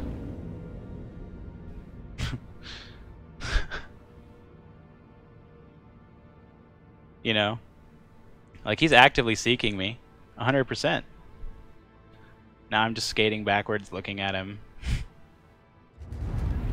It's okay. Here, we'll stop for you, buddy. And we'll go back this way again. So you can just kind of pretend somebody doesn't even exist in this flight model. As they're trying to kill you. It's really no big deal. Like, I have to commit to let him kill me. I have to literally say, okay, let's have a fight to the death. And victor take all, and then we can have a dogfight. But until that happens, that's not going to happen. Like, we can just fly by each other like this. Everybody look, there he is. There he goes. You know, so... really it's the problem with the weapon engagement range themselves. I tried to point that out earlier on, and no one really... Like, everybody's afraid, but, like, the average engagement range for this flight model needs to be out to 9,000 meters. Like, for this to actually work, you need to have an engagement range out to 9,000 meters. You understand? This flight model needs an engagement range of 9,000 meters in the PU for all these weapons and this boom and zoom and whatever you're seeing right now happen. Because... otherwise, like with this less than 1,000 meter engagement range, like when are you going to shoot me if I allow that to happen? So, you know, like I said, I have to allow you to want to shoot at me. Like in this flight model, both people have to say, you want to fight? Yeah. You want to fight? Okay, yeah. And it's not done by like flagging and other weird game mechanics like that companies have used in the past. It's just done by this fucking weird ass flight mechanic and these low weapon engagement profiles. So everybody thinks this is fine because they're all testing this in the fucking Arena Commander, and they don't see this. They're not doing this what I'm doing right now. They're not out here fighting a Vanguard hoplite with their Arrow or their Gladius. They're in Arena Commander stuck at 300 meters facing somebody else, you know, because there's a huge barrier around them. Not only that, but if you're in Arena Commander in free flight having a fight with somebody, you both want to fight, and you both are going to fight to the death. So obviously, that's also unrealistic too. There's also this like thing in Arena Commander about like breaking away and like regenerating your shields and shit like that. So like you're not going to do that because you'll look like a fucking scrub, or you don't want to look like a guy that uses potions or something like that in a duel. So, you know, there's a lot of like rules that go along with these weird duels in Arena Commander that don't translate to what it's really like to fight in the public universe, because all of that goes out the window and you can start using the rabbit punch tactics and the things that you know, they don't like and that are frowned upon in like the AC command or Arena Commander, whereas the PU, you know, you can do kind of anything you want. Like I can fly around this guy all day if I wanted to, and there's nothing he could do about it. That's his problem. I don't know. I guess it's the flight model's problem.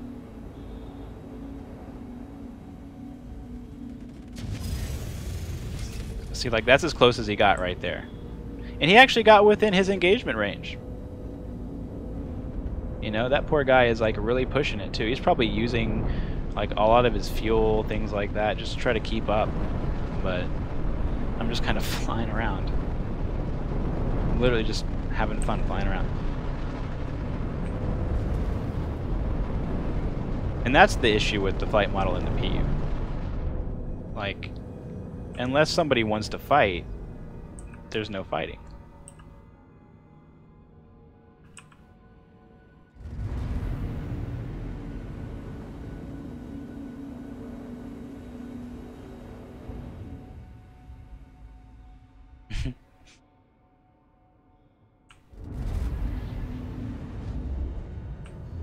See if he's moving. Is he moving? No, I'm moving. So that's the issue I see with this as a whole. You know, if the engagement range were just a little bit further, we could actually shoot at each other. But as of right now in the PU, that ain't happening. Doesn't seem like it's gonna happen anytime soon either. Uh-oh. It's not good.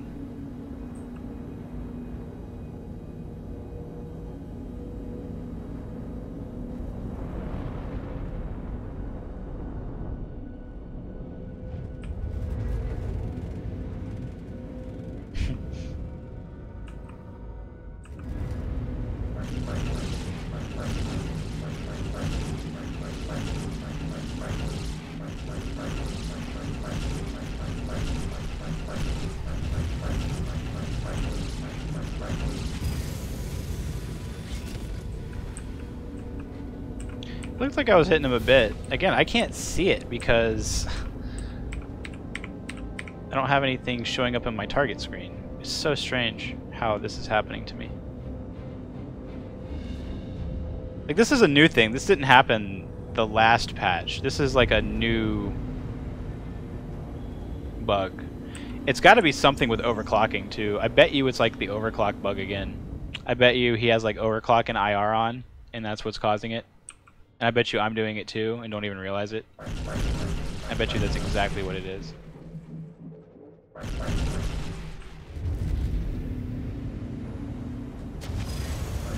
Give our cannon some oomph. Let's give him some velocity. Should be able to score some hits right there. Yeah. We just can't tell if we did any damage.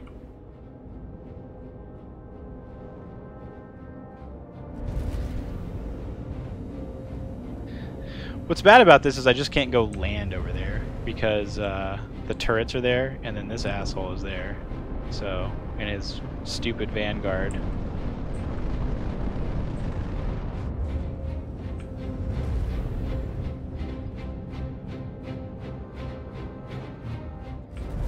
Wait, this is his friend. Oh yeah, you know what? This is his friend that was down there with him. So he brought air support this time. What a smart guy. This is how you do the mission.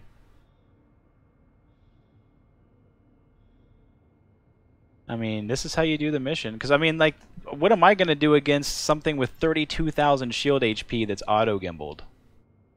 Like, he wins that fight. He wins that DPS race every time. So, like, that's also something that auto-gimbal does, and I don't think people are realizing this yet. Is that if I have auto gimbal and I'm a Gladius, and you have auto gimbal and you are a Vanguard Warden or a Vanguard Hoplite, who wins that battle? I think we know who wins that battle.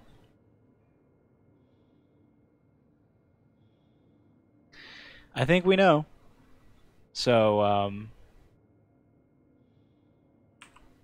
that's a serious escalation, man. Like that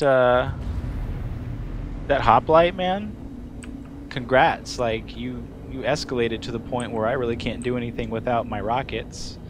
Like I probably have to leave. Realistically, and like if I was playing alone, I probably would have already left by now, just to like restock or something. But it's also going to give them a chance to leave too. They'll probably get away with the stash. So at this point, I think the only option is really to give up the stash, because I can't land without him destroying my ship. And I can't land close to the stash because the stupid turrets are now active.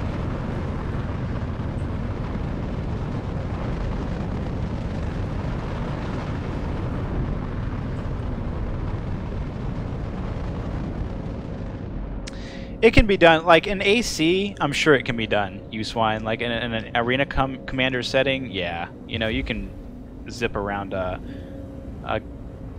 hoplite or a warden all day, probably with ease, and whittle their shields down, especially with attritions. But in the PU, it's a different story, because they're not going to give you that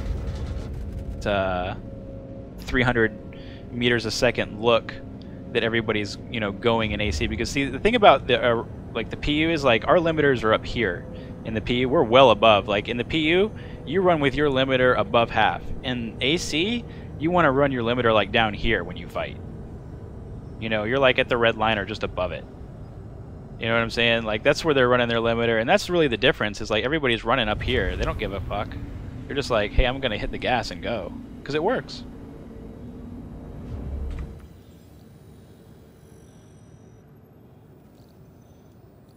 So that's really the issue in the PU. Like in Arena Commander, it really doesn't translate that much, and that's why, like when I try to state these things in like Angels of Warp chat and things like that, they're like, "What are you talking about? This and that," and I'm like, "Well, you know, go down to the PU, go down to Lyria, and try to shoot at some of these things, and then you'll see what I'm talking about." Like it doesn't translate. No one's gonna fly 300 meters a second for you in the PU.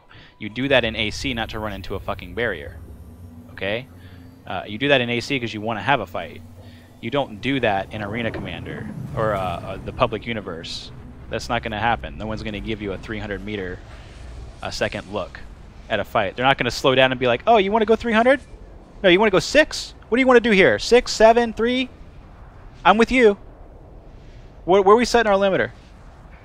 5. Okay, we're setting our limiter at 5. Okay, we're doing 5. No one's going to do that with you. No one's going to... No one's going to have that conversation in the PU. They're just going to jam down the throttle. The limiter is going to go away. And that's really what people don't understand when they fight a lot in AC, is that you know, you're agreeing to that slow-paced fight. There's no contract in the PU. There's no agreement. There's nothing like that. And that's what you just saw with that Vanguard Hoplite fight. Like even if he wanted to kill me, guys, there's no, like, if he was trying his damnedest to kill me, I could have just flown around like he didn't exist. And that's the reality of 3.5. And that's what they're going to have to fix. And you either got to increase weapon engagement range, or you got to fix your flight model, or you got to, I don't know what you do at this point, because we've never been able to increase range that quick. In 3.4, you're not allowed to do that. Like, everything isn't like that. Not only that, but if everything seems to be balanced, so like if I can do it, you can do it. In 3.5, it's like whoever hits the button first literally wins. It's like we both have the same amount of NOS, and it's like, oh, I use my NOS first, bro. Sorry, gone. I win.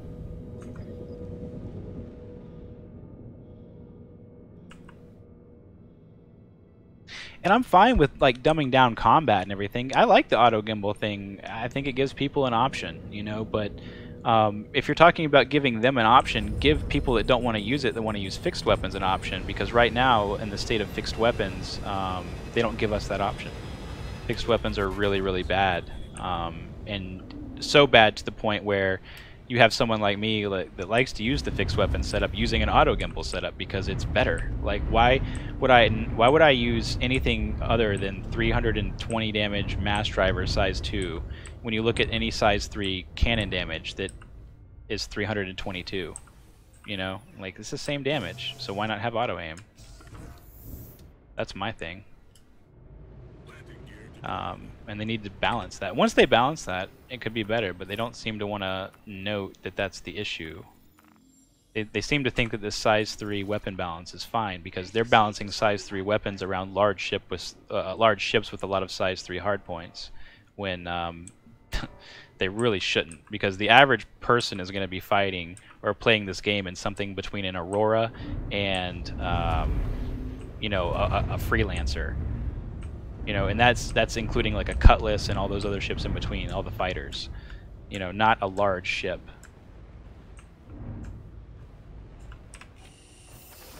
Really, you can even make the argument from Aurora to Cutlass as the average player. So like, why would you balance around nonsense? Especially nonsense that was created by a side effect of a mechanic you put in. The tarantulas do sound good. You swine, man. That's one thing they did do, is make those ballistic cannons. They sound like artillery now. They really do. They sound really good.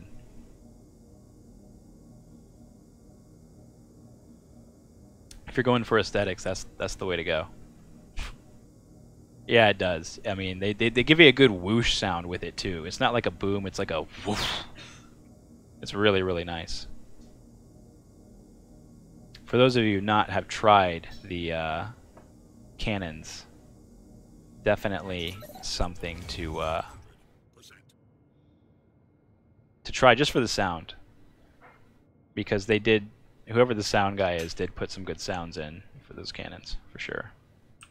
Let's see if we got the repair done. No, they're not going to repair our ship. We've learned that.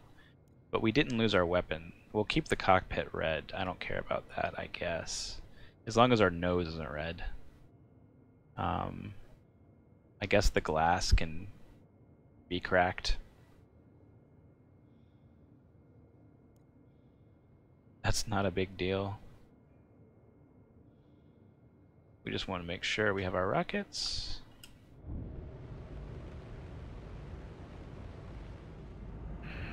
Alright, well we still have the mission. Let's see what they're doing. Now we have our rockets. Let's go try to fight this guy with rockets. See if we can, Man, I really hate how I have to fly back to ArcCorp before I fly here. Make it so.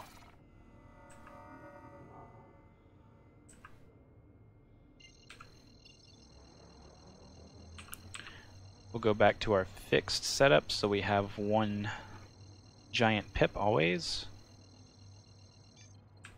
And then when we run out of rockets, we will swap.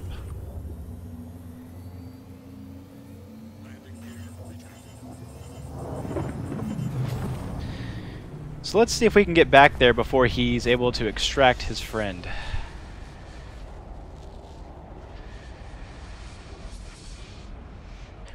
This is kind of fun though, you know? This is like a new dynamic. And they were smart. And they brought... which is what you're supposed to do with this mission. Like with this Twitch mission, you're gonna want to bring some air support with you. You know, a Vanguard, Hoplite, whatever.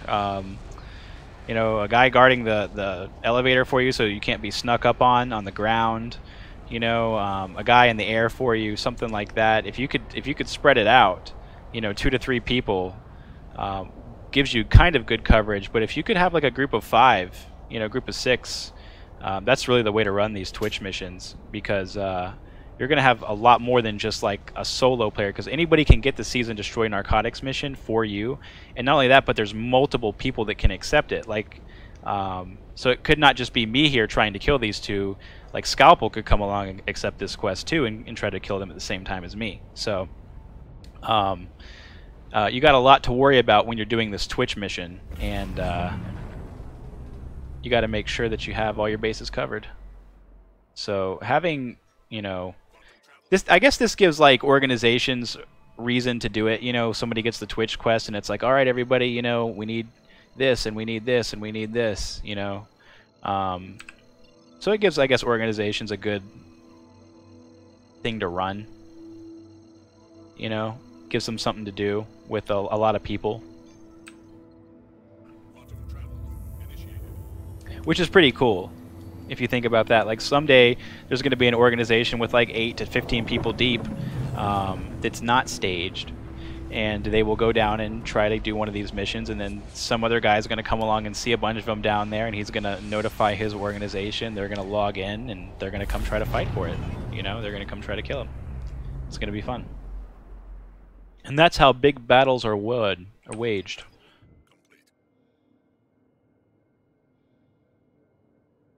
We see him. He's still there. Oh, they did it. They beat us to it. Good show.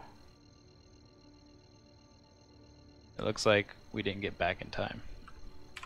Let's see if we can get another one real quick. It doesn't take long. Let's just make sure we don't have the stupid Twitch quest. They're personal. Okay, we don't have any of those. I don't want a spool, that's why, okay? How about that?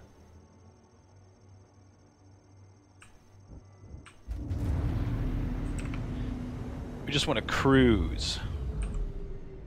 Just want to cruise over Lyria. That awesome beeping noise telling me that my ship was shot by a ballistic cannon in the cockpit. but for some reason we didn't die. Like, we had a round go into the cockpit, through it, break it completely, and not hit us. So, that was fortunate.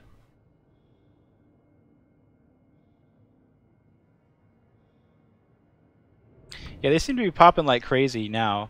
But again, Crow, they're dependent on somebody accepting the Twitch quest. So if nobody's doing the Twitch quest, then you don't get any search and destroy missions.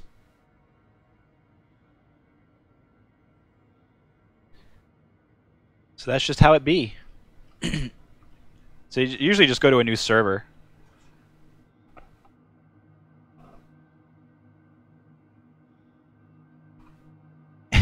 Isn't it crazy? It doesn't roll in atmosphere, Matthew. It's really crazy. Like if you go at full speed, like if I go in Fireball, like if I'm in Fireball down on Lyria in my Gladius, I can roll. I can do a barrel roll. When I'm doing the same in my Saber Raven, there's no barrel roll allowed. It's like you're locked going straight, and then you have to slow down to roll. It's really, really strange. Oh, that's a good point about the oxygen. Huh.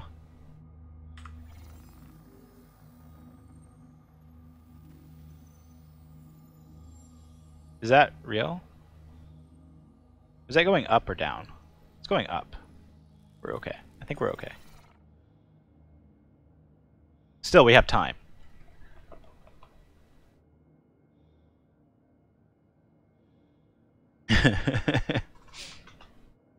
That's a good point about that, though. I guess the repair thing, by the way, was his attempt at fixing the repair bug. I remember reading that he found the issue with it. He was saying that he was like going through the code and he found the issue with the repair bug that's on 3.4. So he likely could have tried to fix it, and then that could have, you know, broken the repair system in total. It probably just needs to be tweaked again. That's it. We'll see if we can get another search and destroy mission here, because these are fun. These I don't know. This is a lot better to me than just like hunting and killing. Because like when you were outside of Jumptown, you got fights, but like I wanted to see the fighters come down. I didn't like just killing a freelancer. I didn't like just killing a Black Cutlass. I mean, it was okay, but it's not like, oh, you fought back. At least now you're gonna get some missions where people fight back. So that's good.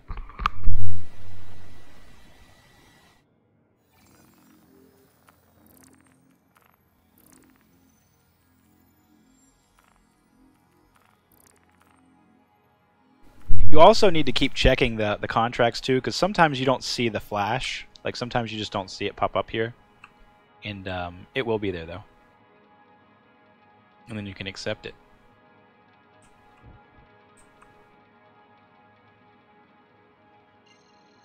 They're definitely still on the stash. For some reason, I have this guy in my party. That's also still a bug on the server. Sometimes you will get random people in your party, and they'll show up, which is really crazy that they're doing these missions, and we just happen to all three of us are doing these missions, and we happen to all three get in the same party on the server. On the opposite side of the missions. It gives a unique perspective of it, though, I guess. Because you can kind of see what everybody's doing. But I mean, yeah, if you're on a server, and you know a lot of people that are there, and they're doing search and destroy missions, and you know one pops up for you, chances are they're doing it too. That's what I've learned. Like when Scalpel and I are doing it and flying around at the same time, we end up running into each other, it seems. A lot.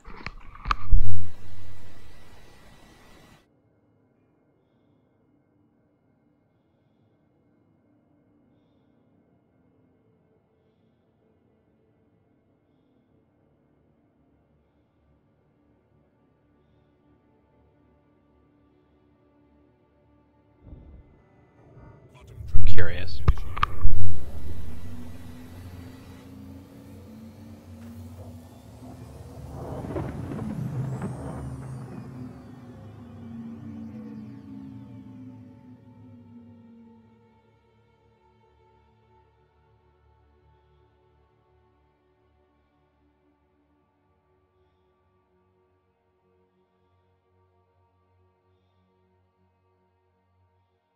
Quantum travel complete.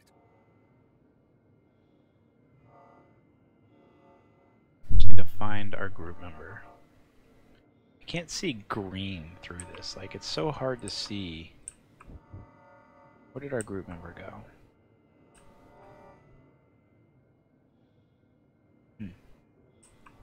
Maybe that was a bug? That he was there?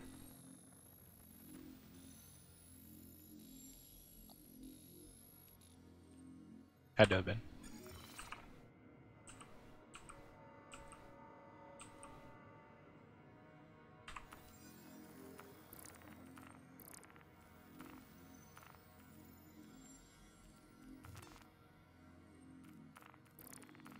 Keep them coming. Give me a search and destroy. Party matchmaking could be pretty neat, but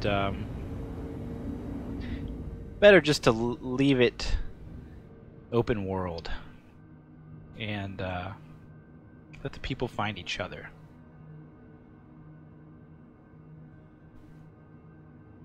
Then more fun. So much more fun.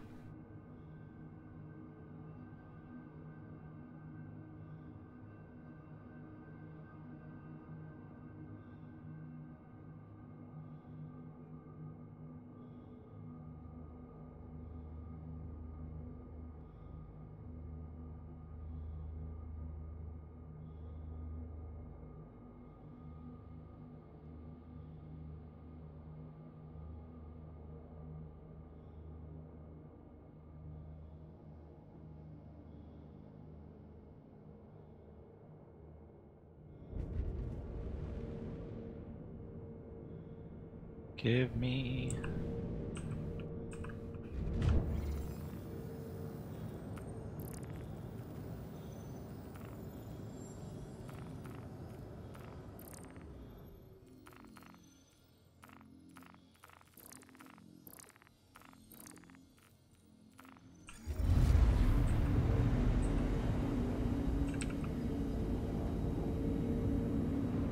I know it's going to be those two guys again, too.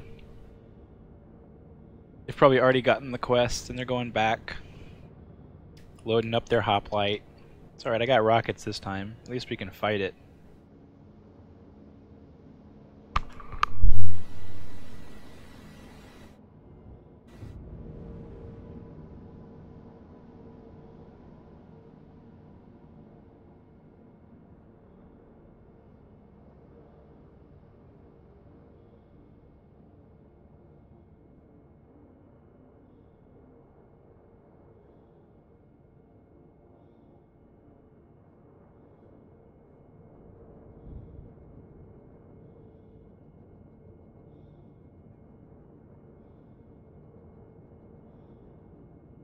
The problem is it's like, it's going to take like all 18 rockets on one shield, like 16 of them just to break the shield, and then I get 2 volleys of not shielded at 32,000 shield HP. That's intense. I mean, that's a lot of shots to your shield panel before it can go down. That's really, really strong. It's really, really, really, really, really strong.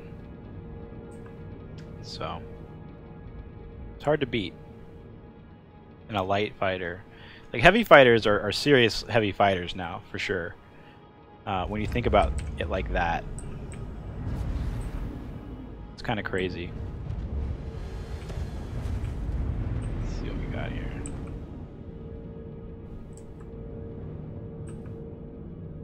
Just want to fly around a bit while we wait for a search and destroy mission.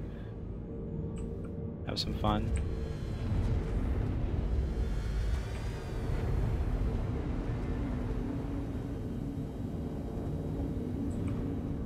That looked like an untextured mountain back there.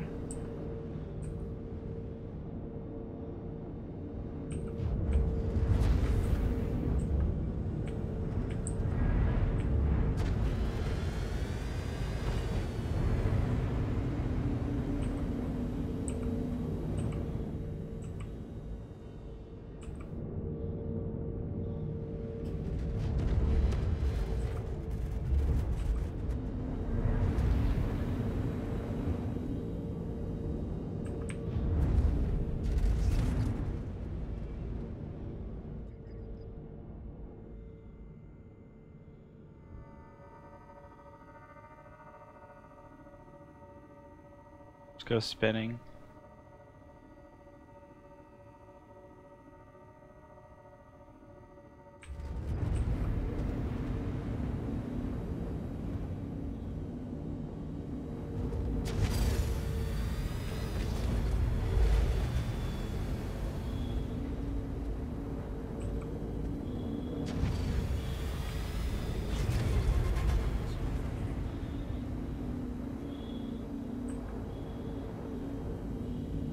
It just doesn't want to let you black. That's what I like about the Gladius. Like the arrow you can black out really quickly in.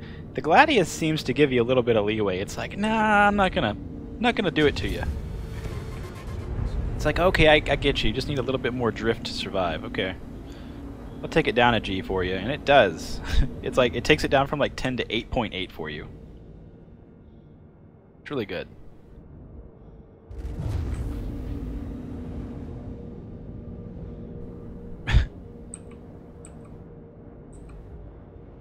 Yeah, I do enjoy the way that this ship just feels overall now. Like I'd never thought I would like the Gladius. That's the weird thing. Like I thought it looked cool. I've just never really been interested in it. You know, it's never been a ship that I was like, oh yeah, I want it. You know, when I first saw the game and everything, and I was looking at ship designs, when I saw the Gladius, I was like, oh cool. It kind of has like that whole A-10 like fighter jet thing going on.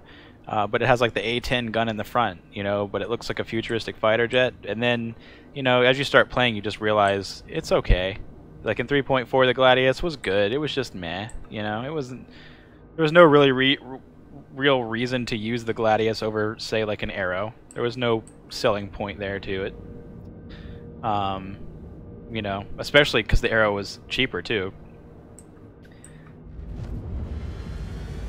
And I think that's oh yeah, over the top. There you go. See, that's what the Gladius can do for you right there. That's great. He's like over the top turns. Hey, look at that. Oh my god. Smooth. Yeah, the Gladius, like, to me now, I really like the Gladius. Like, it flies right for me. In atmosphere it flies right, in space it feels good. The Arrow is just too responsive for me. The Arrow wants to stop and turn, like, right now it wants to go, and then you will. This just has a little bit more drift to it, so it makes it feel better to me. It also seems like it keeps it from overheating. Which is kind of crazy. And again, this is with everything overheated. Like, this is with all of my stuff. All the thrusters are still overheated. They should be, at least. Yeah, they are. So everything's still overheated, and that's what gives you this good response, really, is just... what is this ice wall? What the fuck is going on right here? Is this what I've hit before? Dude, I've been flying along this planet before, and I've just smashed into something and died. And I think it was this. What is this?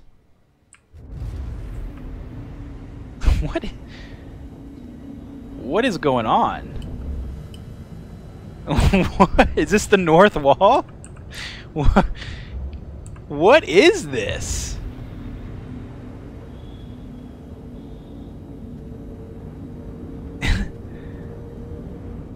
There's like a valley over here too. It's a crevasse. Holy shit, look at that. It's a crevasse. Wait, can we fly into it? Alright boys, we're going in.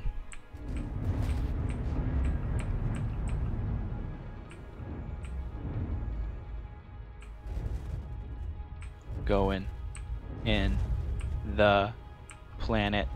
Don't hurt me. I want to live. Please. Thank you. Okay. I love you. I want to fly here now. I want to be here now. I'm going to stay here now. Every day of my life now. Alright. This is where I want to be. Nope. Nope. Nope. Nope. That's not where I want to be.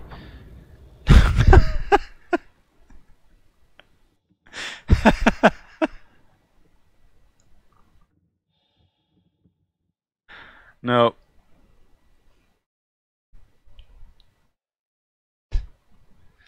Alright, so you can't go into the north wall without believing a little bit harder than what we were doing. Major Llama has a point. We probably didn't believe in the north wall enough to actually make that journey. I mean, we were there. we were almost inside the planet.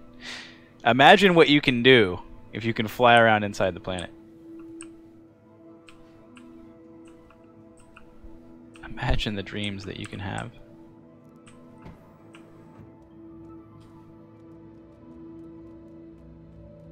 We got preoccupied with the north wall and died.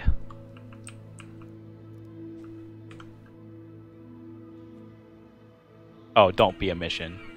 Okay, that's comlink. Okay, good. I was gonna say that's my narcotics mission.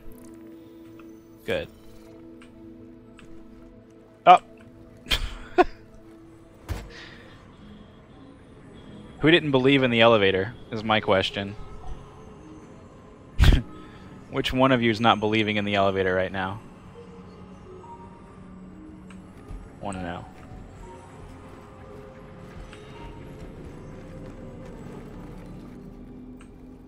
We'll just do a little falling.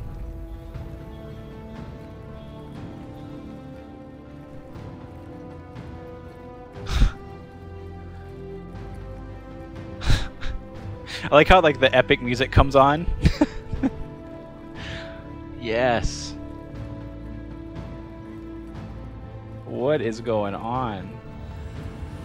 Alright, that was a bad dream. That actually didn't happen. He's like, whoa, I just had a really bad dream that the elevator was not an elevator and it was a trap. That'll never happen again. We're fine. We have blood loss going on right now? Why does it say blood loss?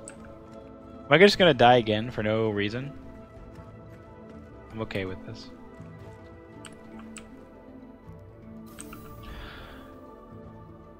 I believe in you. I'm a person and you're an object and I'm allowed to step on you. I'm allowed!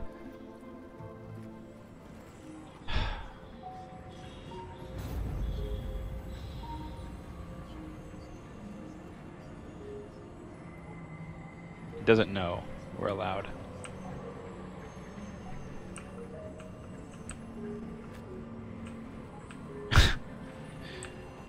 It's a bad day. I think we're actually like jammed in between. Oh no, we're alive again. He's like, whoa.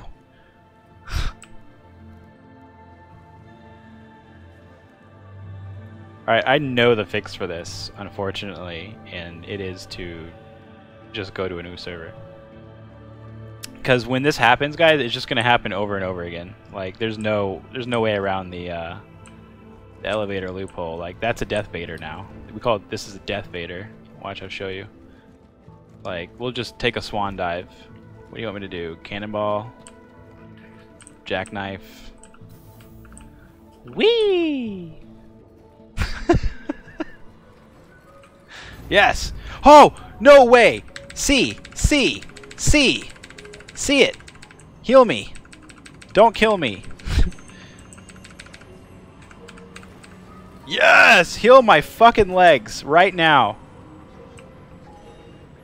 Heal my fucking leg. Wait. No! Don't wake me up out of this bad dream.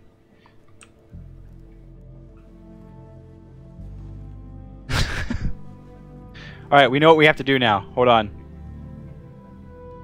We know what we have to do. We can beat this. I've seen the jump. I've seen the jump. We'll reject those. I don't want to swing on by, okay? I can't. First of all, I can't just swing on by. It's not even allowed right now. I have to jump on by. I have to fall on by. Alright, we're good. Maximum velocity. Here we go.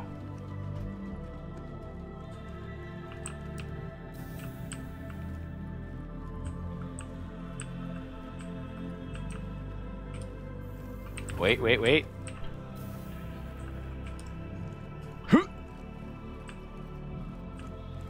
Right there. Right there. I hit the thing first. I hit that bar first. No, I hit the thing first. No. Let me use it. I mean, that was almost it.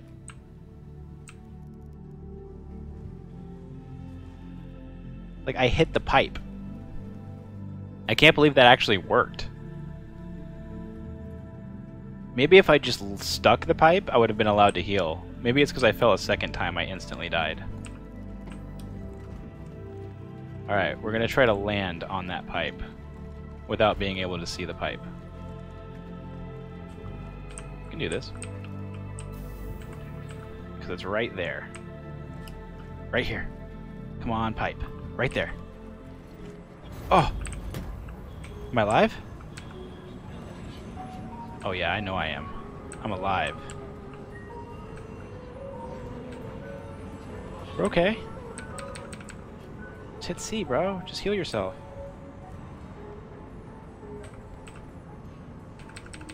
I know I'm bleeding out. Oh.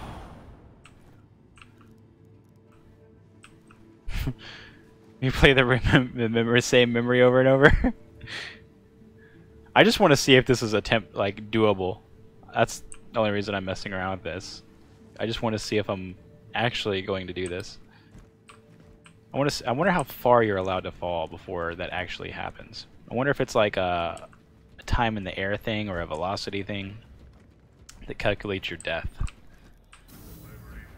It's definitely not working elevators. Hey! Oh, did you see the little skimmer there? We did a little skimmer.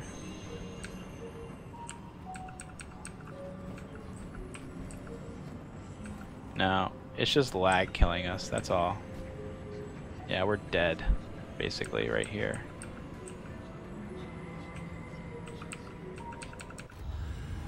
Oh well. We tried.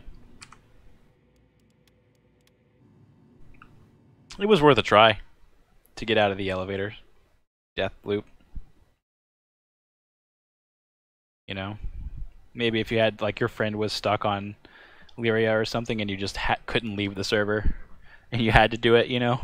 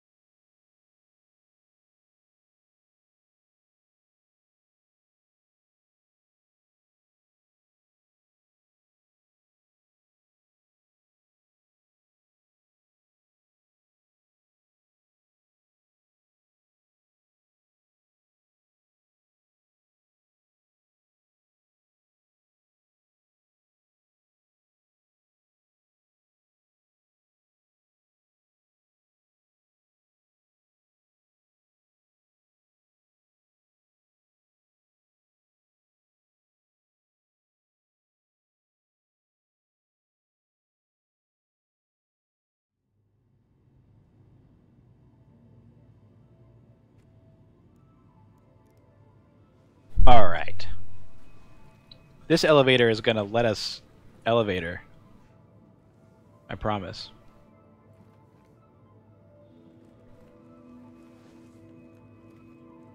It is gonna let us do it. Oh, and thank you for the follow, Turbo Monkey 1458.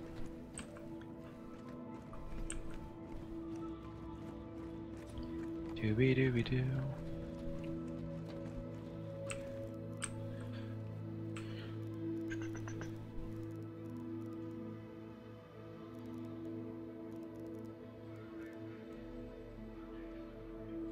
Star-Lord just died. Oh, look at that elevator. Sweet ground.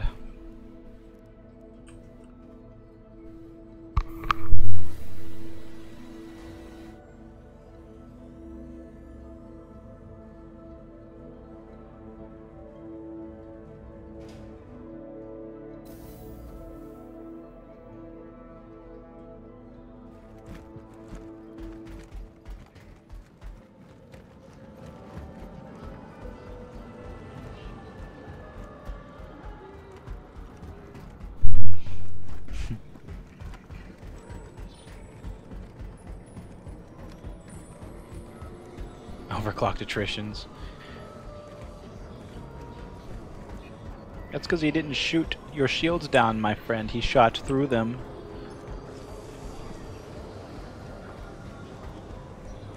I guess that's one way I could have fought that Vanguard Hoplite. If I would have had attritions, I could have just done passes on him until he died with attritions.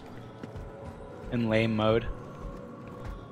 It sucks, but you can do it. I know, right? Like, all of this. I should just be able to, like, spawn and get into, like, the Jetson tube. And get sucked in a tube somewhere. What does this guy have? Why do you have a box? What is this? Can I have it? I want it. Can I have your box? Don't snarl at me. I want your box. Give it to me.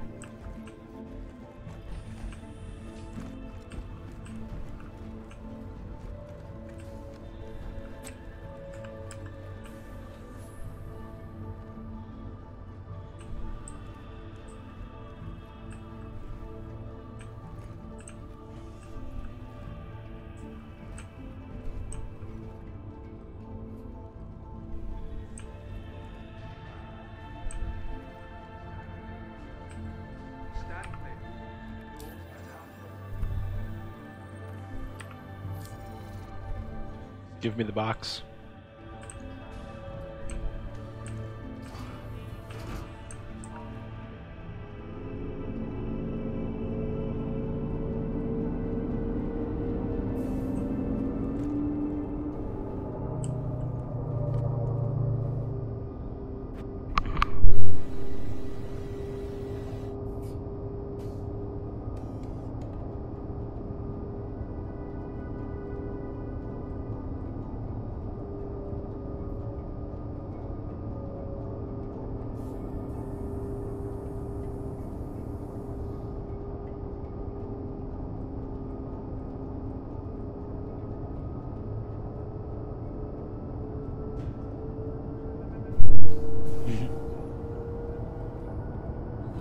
I don't know what that means. And also, you tried to torp a saber. Okay. What does that have to do with anything? Does a saber have some magical torp protection?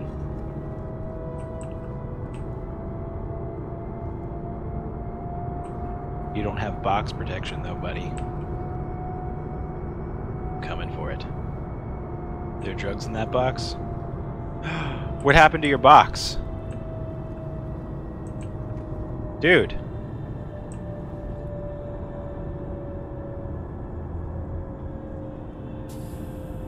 Did you lose your box?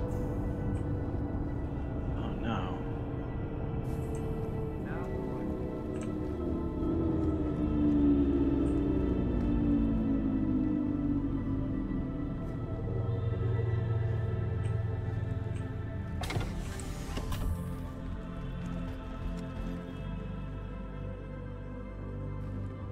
Like, this Siren guy thinks he's like hot shit. He just doesn't realize that he's using fucking broke ass weapons that are shooting through shields, and that's the only reason he was able to shoot the Retaliator down. That's funny.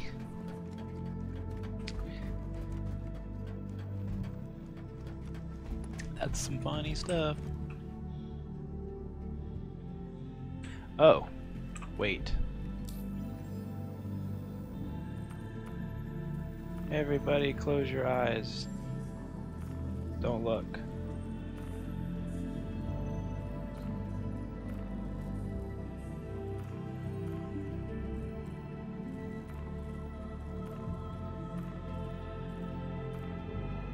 Singe. No, we don't want Singe. That's ridiculous.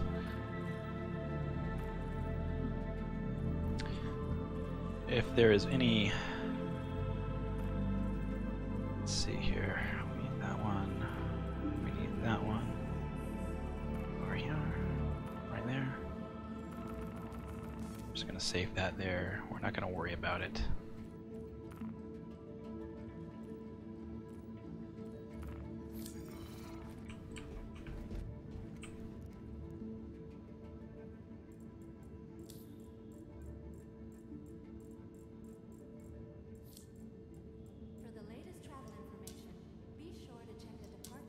Now we claim.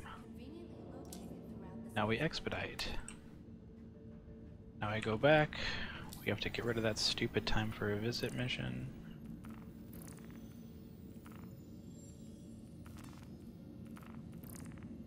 So I don't want that.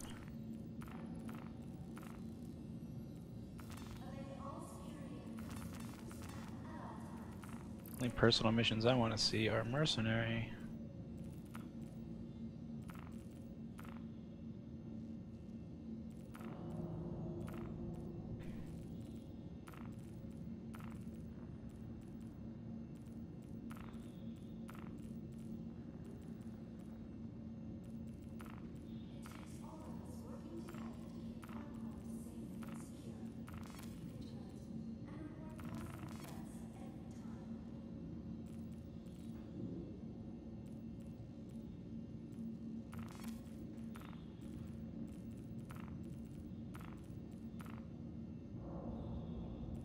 Actually, what I want to do is use the ones from the Delta, so I can spawn a new Delta.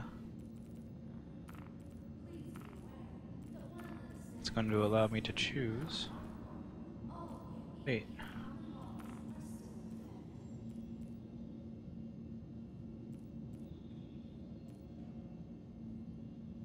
Yeah. Oh, what's up, Whoopi?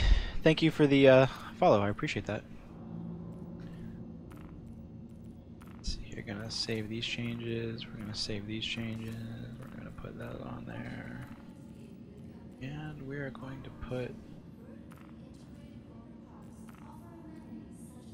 Oh my god, I don't have much more mass drivers. What? What? We have to go buy more mass drivers.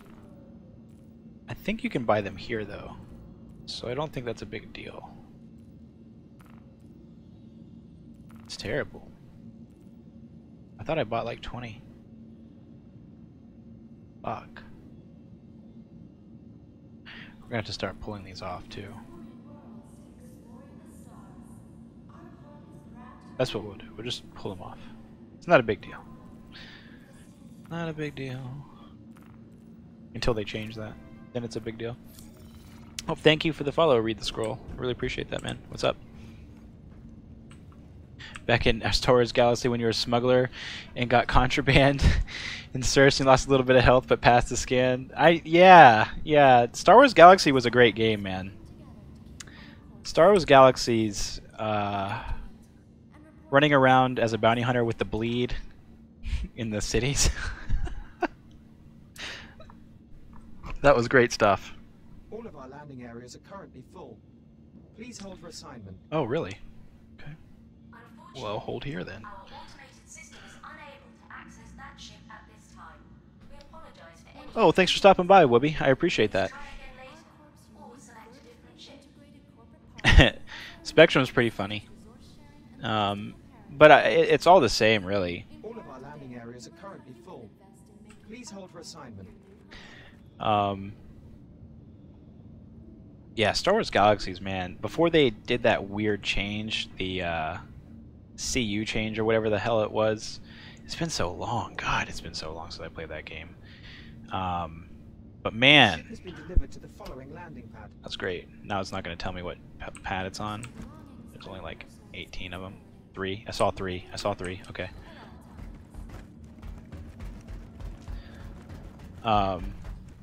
Man. Oh no.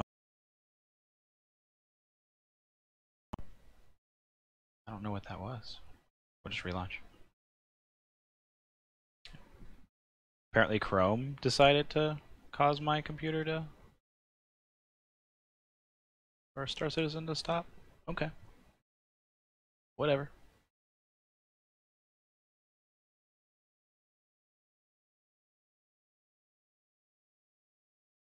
I was down with all those old games, McLagan. I've played... I started PvP really in Talon Zek EverQuest. Did some EverQuest PvP. Went to Solon Zek. Did the Star Wars Galaxy thing. That was fun. That was really fun. For the time being. And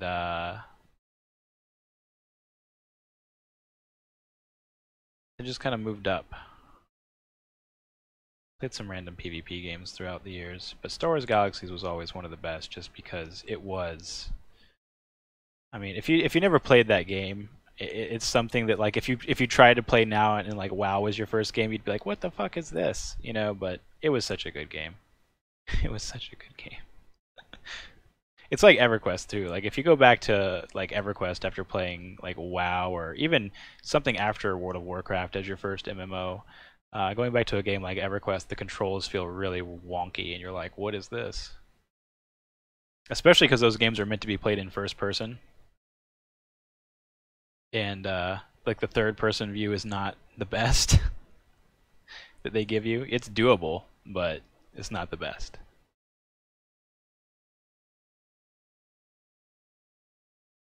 Man, I had some good Star Wars Galaxy fights. That was fun.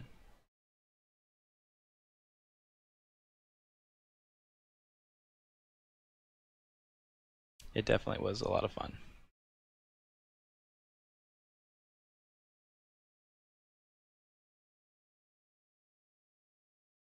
Hopefully we can get back in there and get into our ship.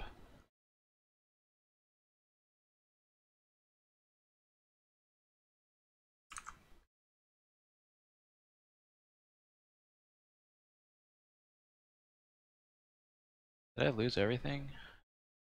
Is this not updating? Hold on.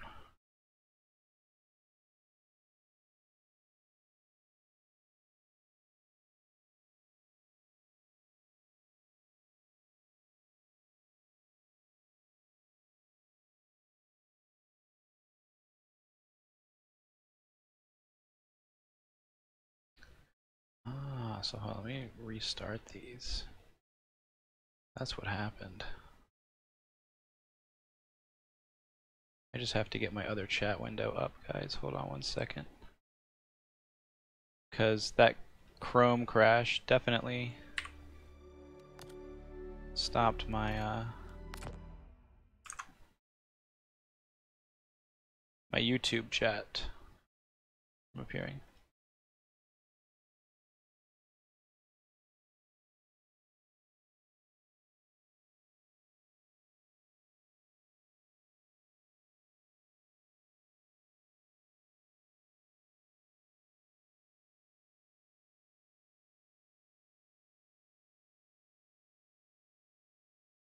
And pop out. There we go. We're fixed. We're back. We have chat windows.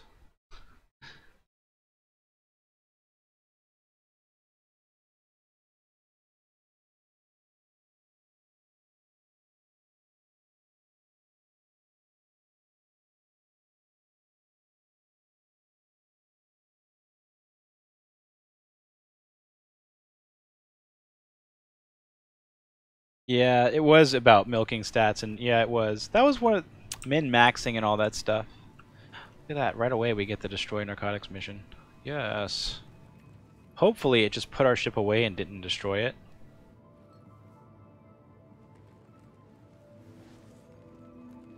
Come on. Let me get it. No. Let me get it. Yes. Yes. Gladius. God. Damn it. Stupid. Didn't even get in it.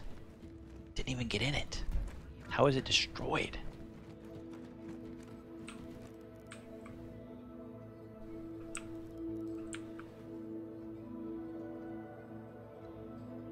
Yeah, Eve McLagan, I mean, dude, it took me like 4 attempts to get into Eve. Like, I tried Eve when it first came out. I tried it like in like 2003 or something like that. And then it was like 2004 I tried it again. Like, I tried it again in 2006. I even think I attempted it once in 2007. And then like they did something in 2008. They came out with like a big patch. And I think they upgraded the tutorial a little bit better, and I was actually finally able to get past the tutorial. So I was like, oh my god, I can play Eve. And that's when I started playing Eve finally, was in 2008. And I played it up until recently and then sold my account. I don't have it anymore. But I had 200 million skill points on it without using injectors. I still have a 90 million SP account that runs around in Faction Warfare, but I haven't logged into them in a long time. Haven't logged into them in a long, long time.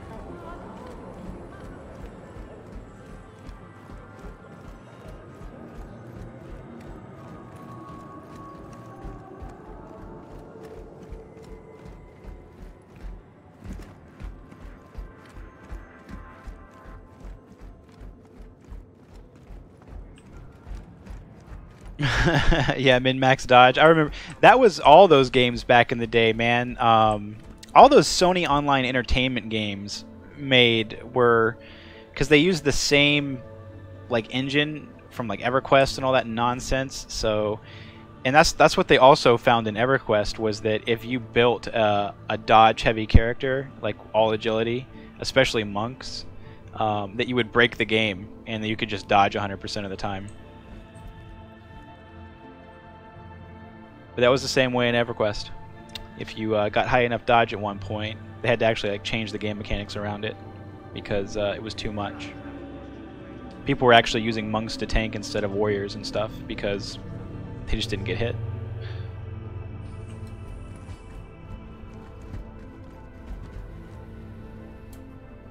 That was good stuff, though. I dabble in those games still. Like recently, Daybreak, they did a EverQuest 2 PvP like progression server. I played that for like the first week or two. It just kind of got watered down, and not a lot of people were playing it. But it was fun. I played a lot of EverQuest 2 PvP back in the day as well.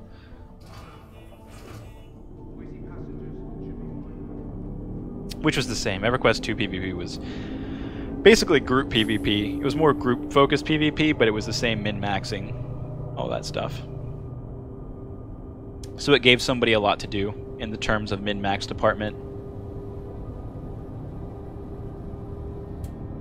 EverQuest 1, EverQuest 2, Star Wars Galaxies, PlanetSide 1, those games will always have a place in my heart because that was when things were like visceral and like instancing really wasn't a big deal, you know, it really wasn't a thing. So you fought over huge boss spawns. You had to kill people on PvP servers for like the best loot to get it.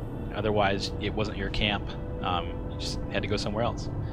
So in that aspect of things, I really liked that about those games. Instancing has taken away a lot of player interaction and PvP interaction,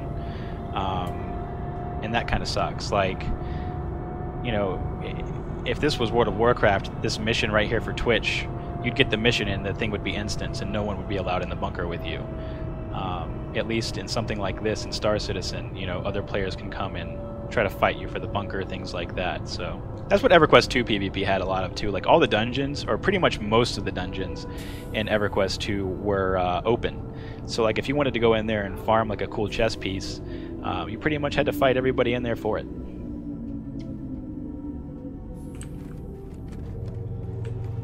So,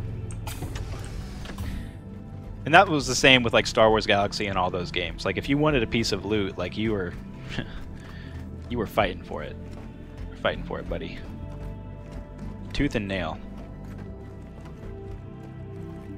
And they don't make games like that anymore, and it's just like now it's like, oh, you want to loot? Here's a linear dungeon with a boss at the end, and we'll make it hard by giving the chess piece you want a 1% chance to drop, so you have to do the dungeon 100 times.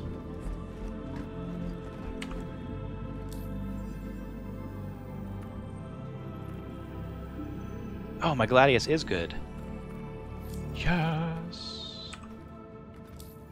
You came back to life.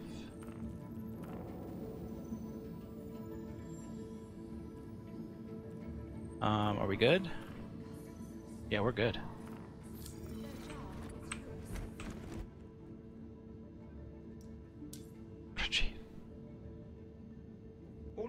landing areas are currently full. No, don't give me the Please full hold for nonsense. assignment.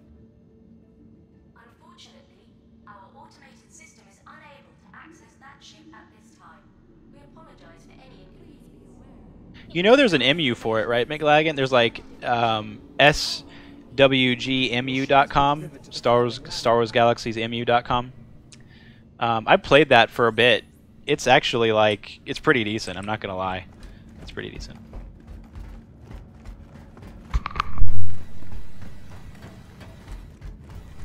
Yeah, it's pretty decent. For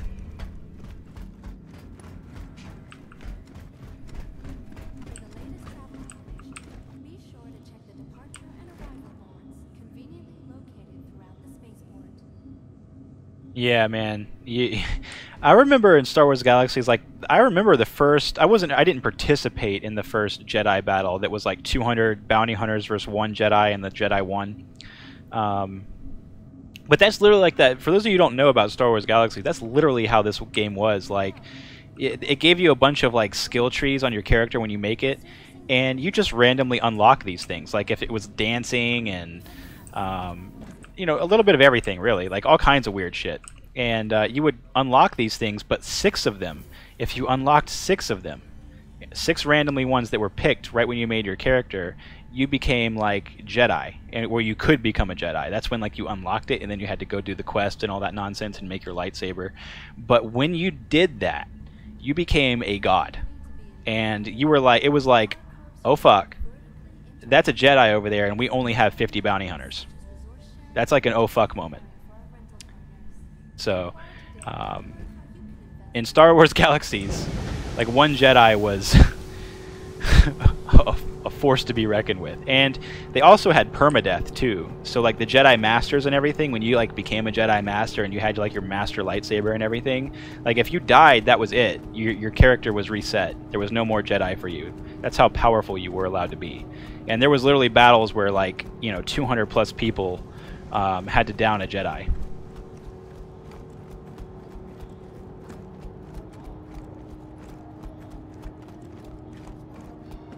Yeah, Jedi was crazy. It was crazy powerful. Crazy powerful. It was a crazy thing to see, like, you know, a couple of people running around just in God mode while the rest of the server was trying to kill them. But it made things very interesting. It just, there was too much. There was a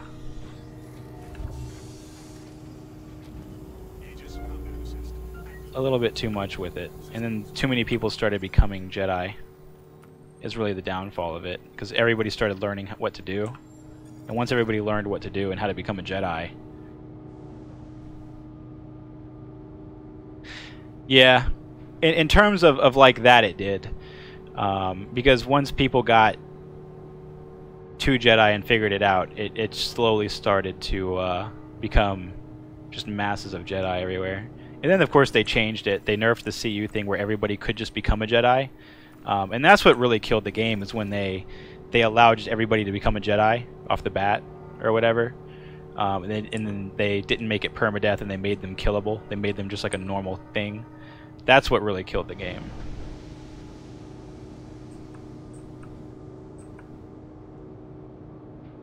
Yeah, it was like permadeath for 6 months, and then it did go to easy mode. But for those 6 months, man, it was good. It was really good to see something like that in a video game, because that was something that I never, even to this day, you hear about it and you're like, they did what? How'd they do that? You know, like permadeath in a old school game like that. It's like, yeah, buddy, it existed. It was permadeath, but you'd take at least 200 people down with you. Like, no joke.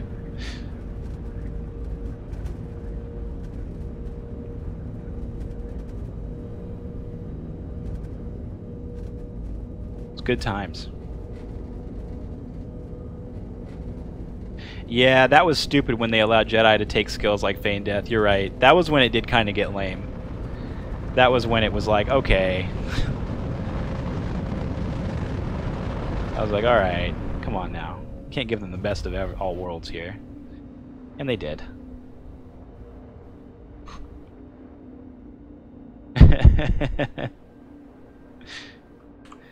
It was a very unique game, though. Like, even when they remade it with that newer Star Wars MMO that came out, it just didn't live up to Star Wars Galaxies. You know, like it wasn't Galaxies mode. The Galaxies was so much better than that, whatever that was that they tried to give us.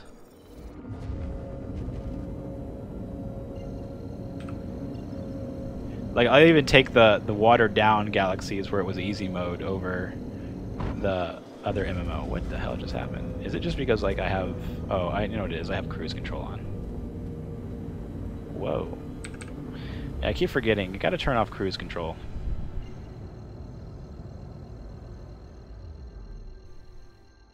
When I get out of atmosphere before I warp. Man, it was so fun in the beginning. It was like, man, you have something good. It was like Albion Online. I don't know if you guys ever played Albion Online before they died in 3 months after release. But like that was a fun game for a while until they killed everything about it. Full loot PvP.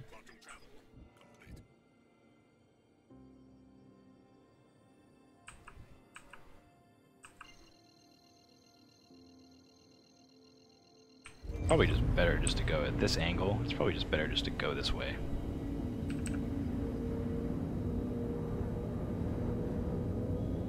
You just fly in a straight line like this towards the stash.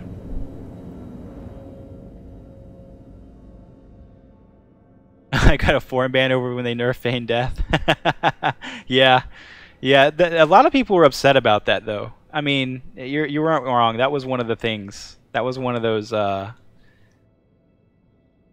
It was a defining moment in that game, so you're not wrong to be upset about that.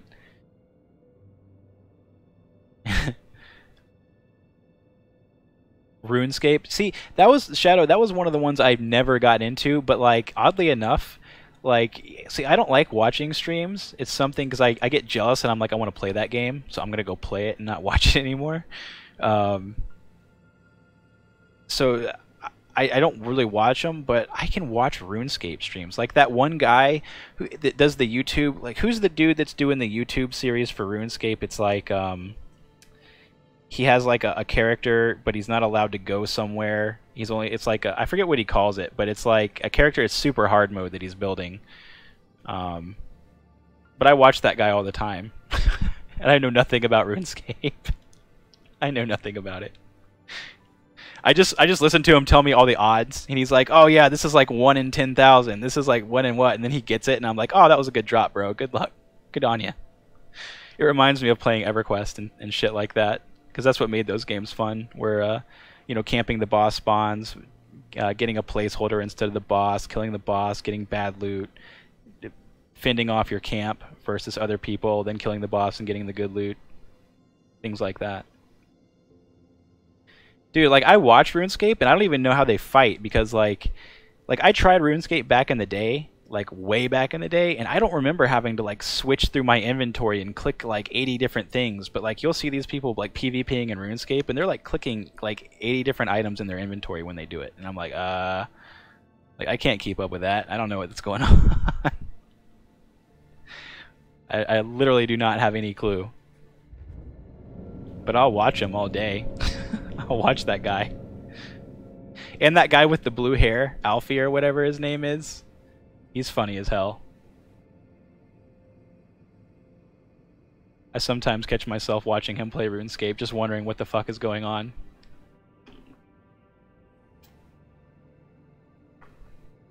Other than that, the only streams I watch are like Deadly Slob and Smoke, Tarkov streamers, and like survival game streamers. Deadly Slob and Smoke are pretty much the only ones I really watch outside of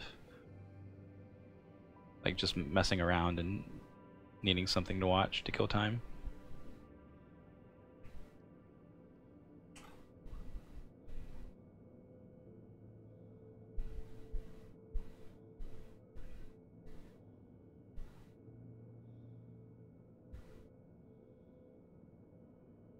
Yeah, I love Escape from Tarkov, McLagan.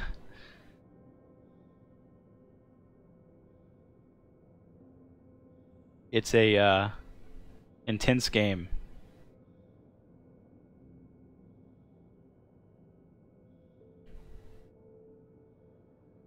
It allows me to get to like my lowest levels of humanity.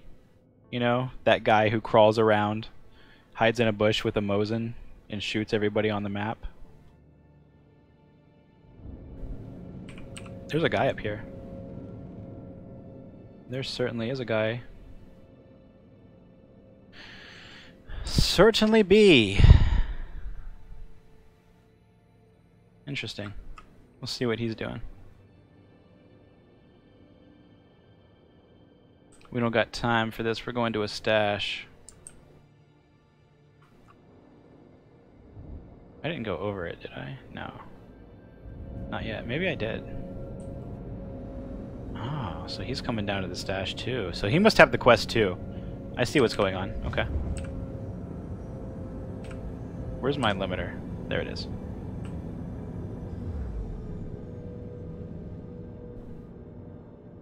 Uswine, it is pretty difficult, man. It is pretty difficult. It's a,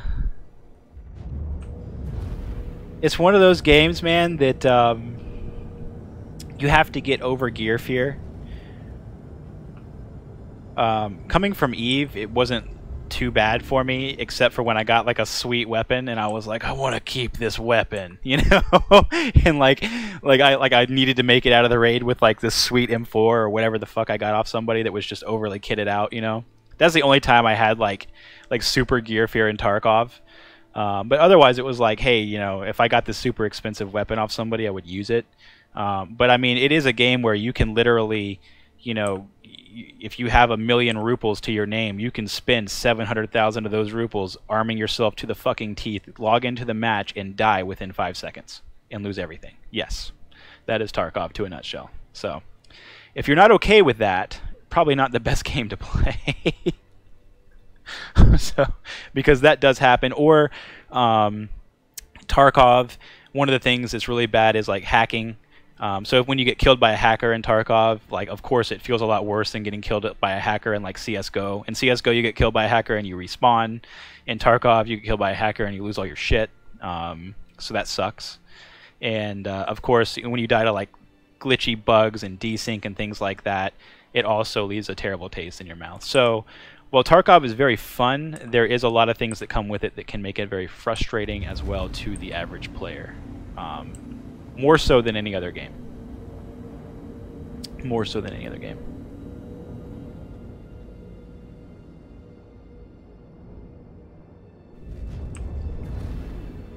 But, I mean, it's supposed to be hardcore.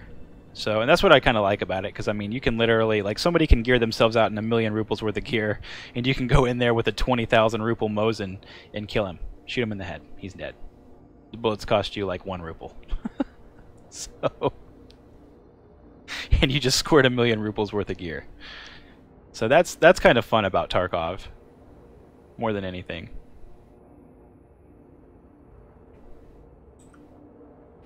You know, man, they've tried everything with Tarkov and cheating. They've put all kinds of anti-cheat shit in there, and what it really is like they just have to do ban waves, just like any other game. And it sucks because there's always, you know, more people that'll buy the game and this and that'll cheat.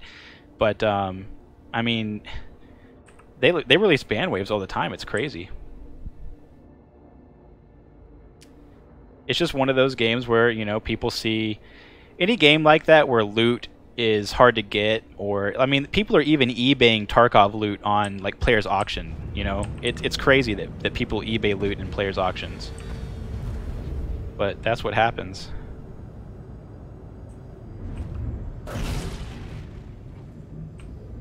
Did I hit you?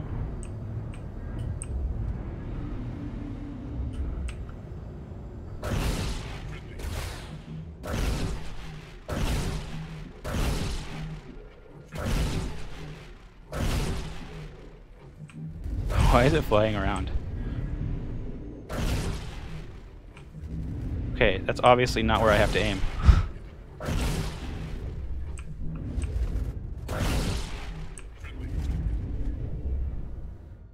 I mean, you're not getting in that ship anymore, right? I'll save the rest of my rockets. How many I got?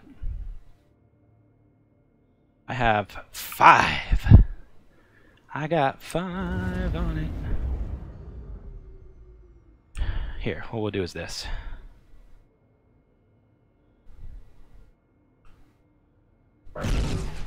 Oh, you know what I need to do?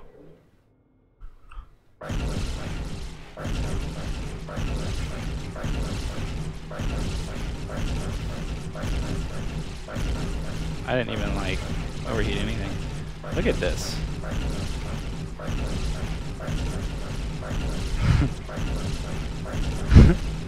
How many shots? It's because they're not hitting, huh? There we go. Don't! Oh, really though? Okay. We'll submit that crash report. The explosion was too much for the server to handle. It was like, no!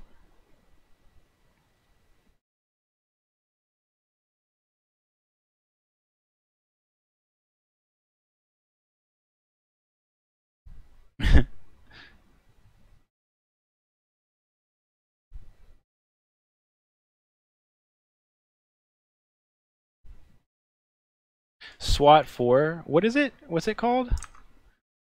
Which is it? Is it that like weird game with the Ready or Not? Oh yeah, I've heard about Ready or Not. Yeah.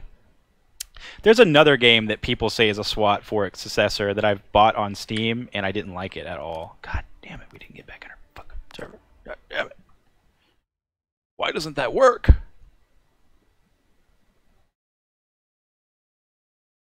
What is the ship thing on my desktop background? Oh, what's up, Arch guy? It's from Eve. It's a, I believe it's a Daredevil. Back there. I have to look at it again to see what actual ship it is. Let's see, what ship is it? Let me look behind my other monitor. I believe it is a Daredevil. From Eve.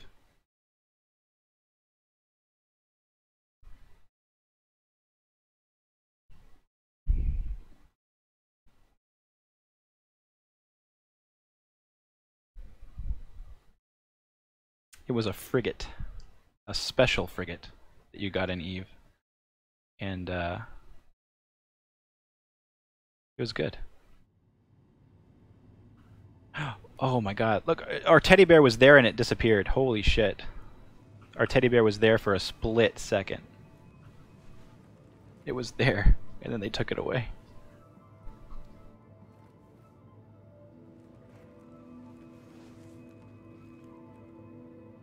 Yeah, it's an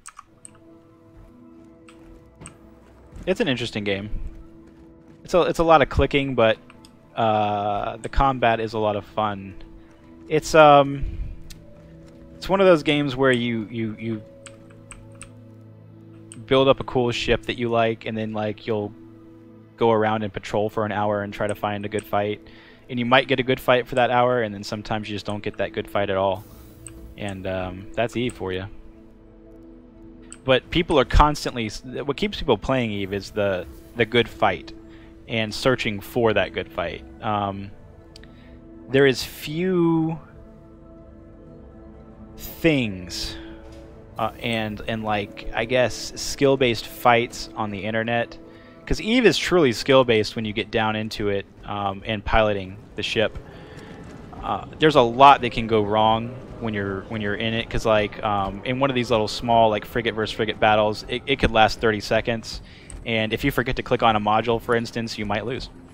Or if you get to overheat or not overheat, turn off a module before it overheats completely and kills the module, things like that. So there's a lot of management that goes along with flying the ship, and a lot of maneuvering ability as well. And if you know how to do that, you can make people miss more, make yourself hit more. And it's very addicting combat. When you get it for the first time, you're like, holy shit, that was really fun. Like the first couple of times you fight something in Eve, you die so fast, you're like, I don't even know what happened. But then when you start understanding it and how to like, stay alive, that's when Eve is like, oh man, like I'm really addicted to that one type of fight that I get. It's really, really good. And That's what people search for in that game. Unfortunately, they're few and far between, and you do a lot more searching than fighting. So that is what it's all about. It's kind of like this game, like in Star Citizen. Let's see. If I think about it, no, an Eve fight still gives me more of like a adrenaline and dopamine rush than probably anything in any video game I've ever experienced, just because again there's a lot going on there and it's so cool. And again, you have everything to lose, because when your ship gets blown up you lose all those modules that you put into it and the ship hull. You get a little bit of insurance money back, but I mean that's nothing. So it is a little bit more. In Tarkov you get kind of that same. In Star Citizen, like a good aerial combat fight gives me a good rush that like I would get in Eve, but it's kind of like halfish right now. I would say that ground battle was like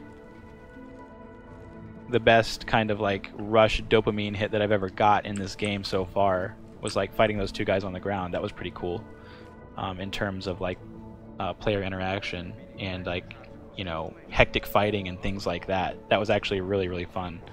But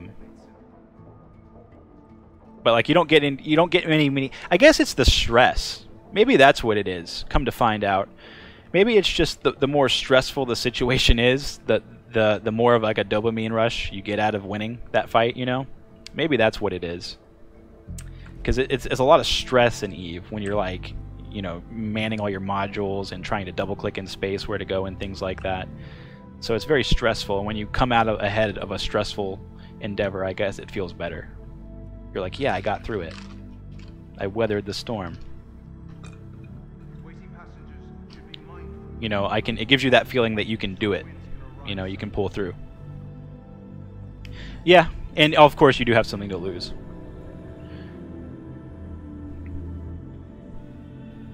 That helps as well. Yeah, Star Citizen is just Reclaim. I don't know, I just really didn't want to lose that FPS battle, though. Like, when I was fighting that FPS battle, I really didn't want to lose it for some reason. Like, I was literally playing like I was in Tarkov. Like, that's the way I play Tarkov right there, guys. If you want to know how I play Tarkov, go back and watch the FPS fight. I will flank around a mile to get a kill. I will crawl that mile if I have to at an inch at a time. So I love it. I love like that was where I think it was a draw too. I think he killed me and I killed him at the end there. But next time we know not to bring the Arrow energy sniper rifle into battle alone with nothing else. That was pretty tough. Not the weapon you want to choose, guys. Arrow energy sniper rifle's out. Scalpel ballistic sniper rifle is in. Ballistic rifle itself is good. Somebody was saying that they prefer the Gallant now over everything. I was reading the FPS channel in Angels of the Warp, and they were saying something about the Gallant and it being good.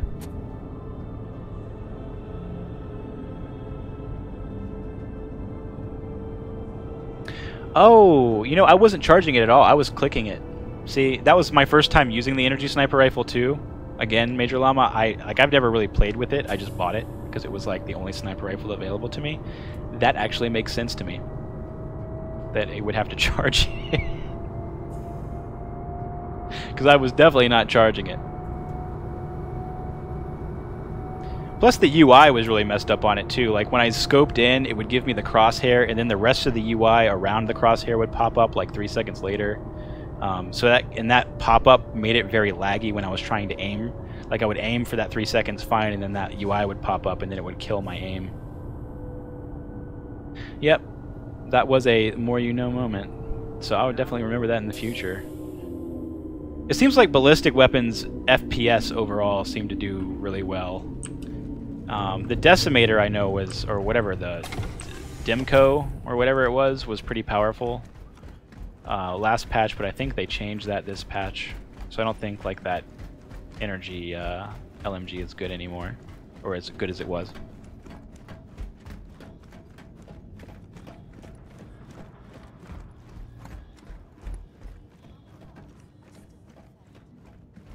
It's true though, you're right, Crow.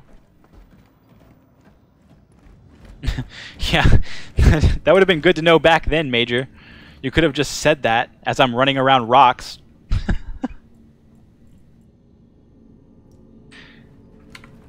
Help a guy out. Hit him on the comms. Be like, hey bro, I see what you're doing down there, and I think your issue is that you're not holding down the trigger long enough.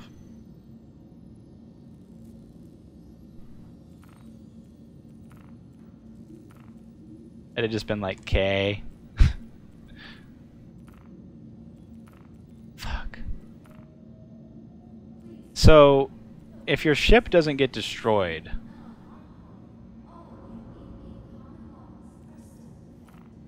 you don't get them.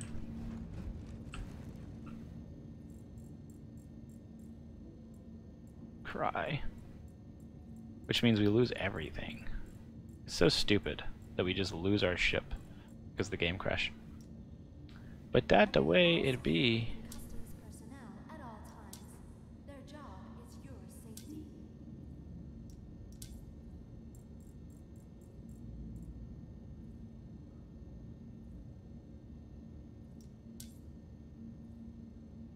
Your ship has been delivered to the following landing pad.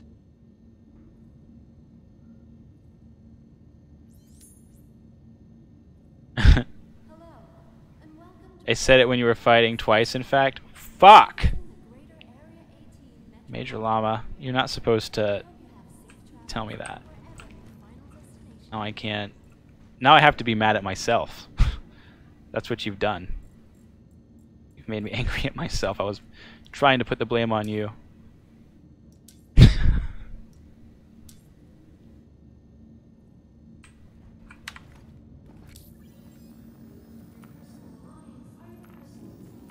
Yoink. Thank you for taking away the store button.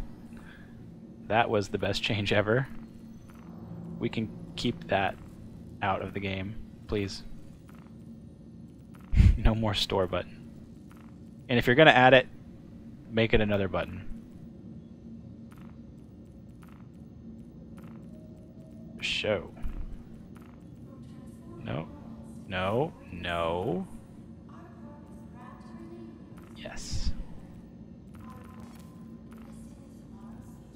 I think we're down to 3 mass drivers now. Holy fuck.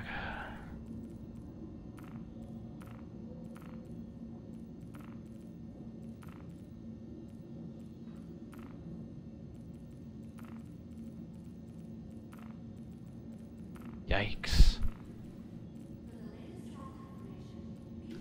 Sorry, Mr. Arrow. Need to borrow these.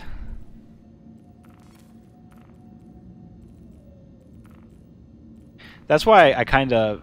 What's frustrating about this loadout, what I'm noticing about this loadout that's frustrating, is that like losing the ship because of a crash or like it ending up on yellow not destroyed. Like if it gets destroyed, it's fine because of that other bug we won't mention. But if it doesn't get destroyed and it's just gone on yellow somewhere, that's a bitch. It really is, because then you're going to lose everything on your fucking ship. And that's expensive. Like, if they're going to do all this, like, nonsense where they're trying to keep us from swapping weapons from other ships and everything like that over and over, they need to fix that bullshit where I just lose a ship because the server does it. You know, fuck that. Fuck that. I just lost a whole glad. Like, if that was live, shit, man, that was, you know, that was like...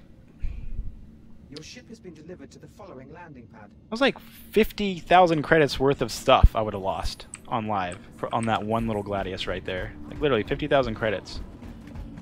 So that ain't cool.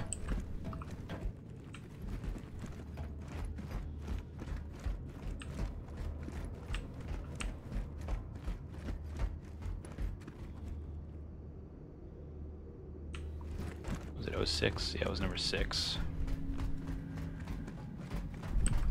Wait, number 6 is over here.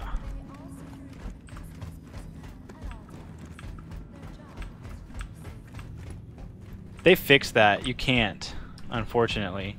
It's when Major Llama. It's actually the other way around. It's actually the other way around. It's when it doesn't get destroyed, you can't pull parts. When it gets destroyed, you can pull parts.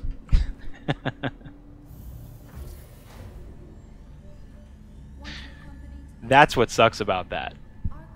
So it's like, if you crash like that, you better hope somebody comes along and destroys that bitch. Because if it just gets stored on yellow, you're fucked. You can't pull the parts. But if you destroy it, you can pull them.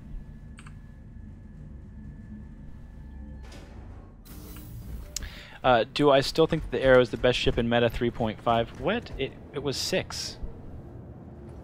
I'm sure of it. Right? I saw number 6. Oh, I'm in 9. That's why. What the fuck am I doing? Oh my god. That's not dyslexic at all. That's something else. That's autistic. Oh no.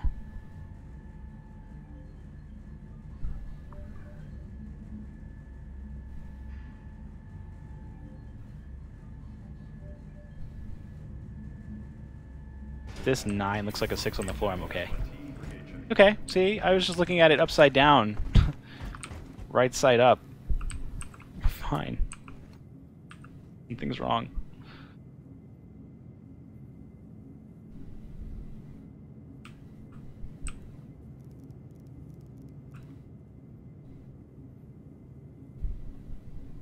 Obey all security and customs personnel at all times. Their job is your safety. I will believe in this elevator. Yes.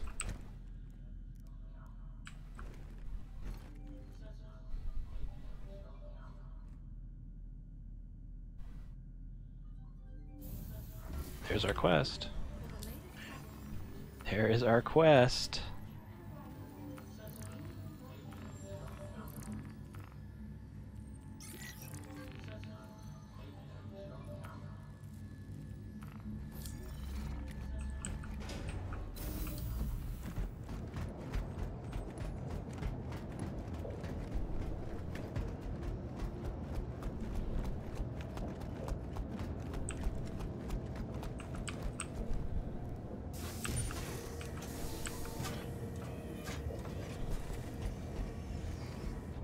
Let's see what we can get into real quick.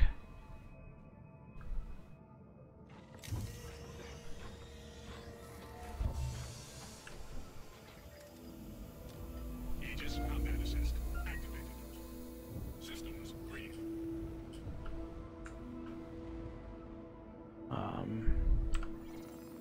First we're going to want to open, and while we do that, we're going to want to set up our ship. 2 on lower clock.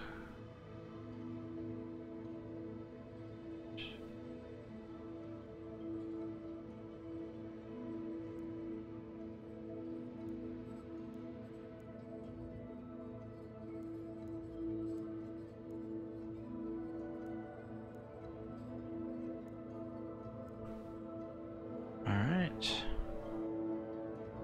Looks like we have a door. Door.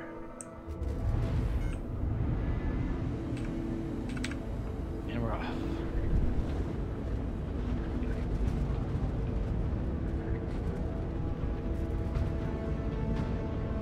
Be right back while this is happening.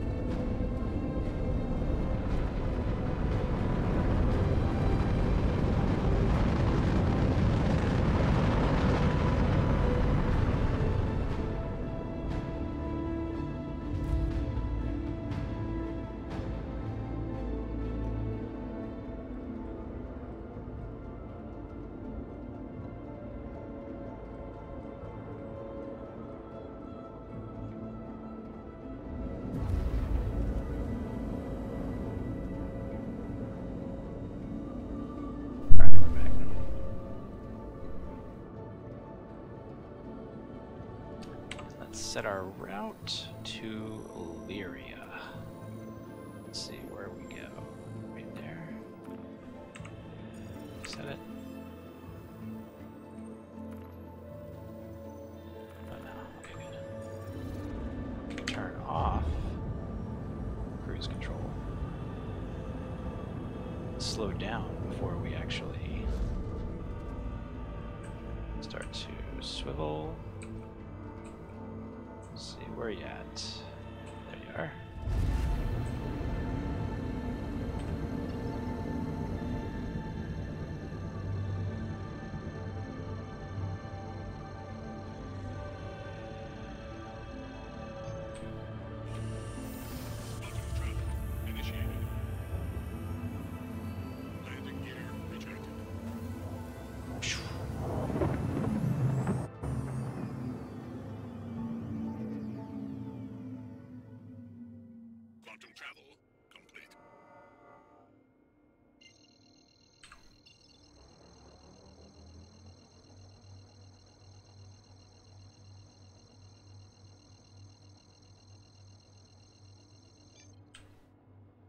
Quantum travel initiated.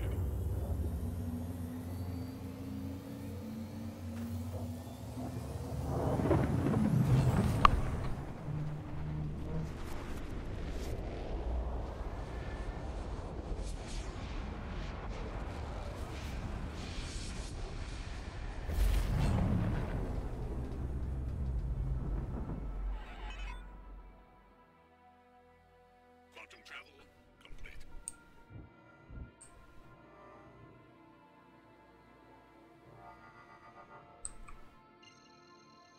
How far away?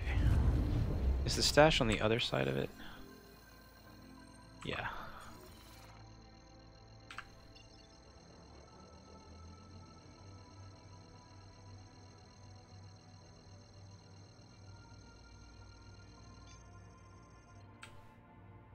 Quantum travel initiated.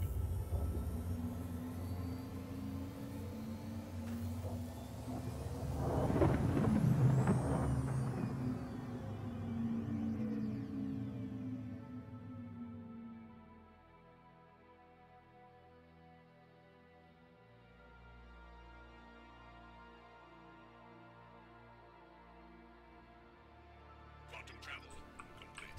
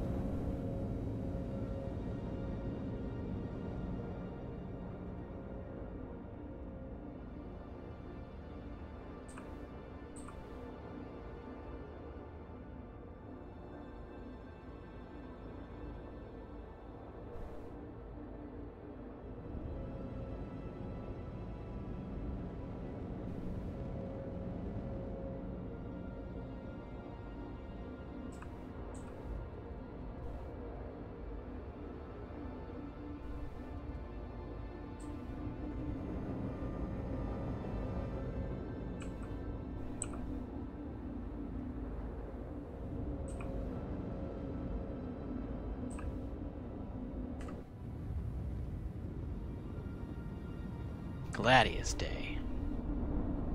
But as far as the arrow goes, Arch guy,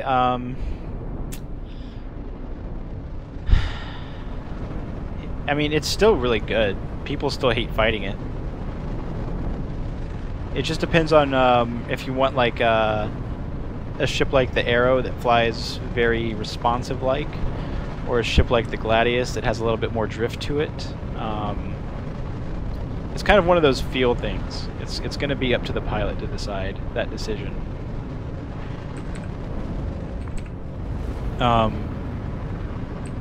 In AC, the Arrow is very good because at close range.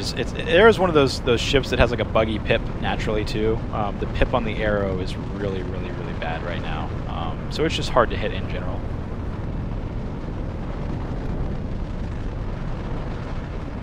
And a lot of people favor it for that reason.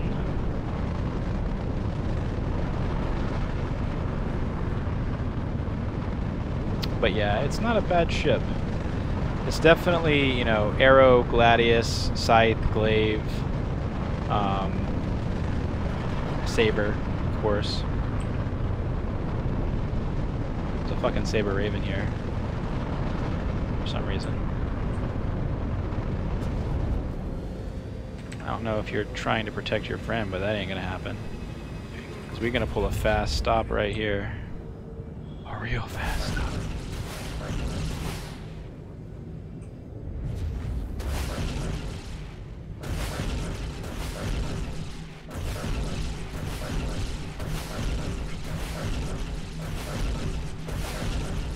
Drugs are bad.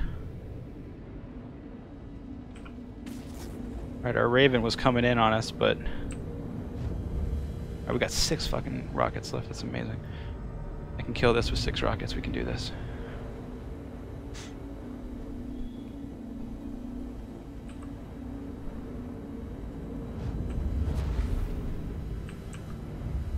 I want you to know you need not do this.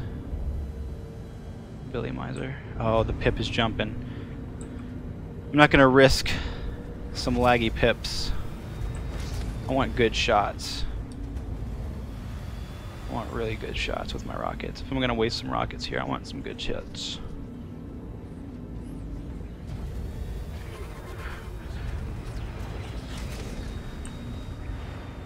Are we fighting right now? Is he shooting me? I can't understand. I don't understand what he's doing. Is he afraid? What is happening?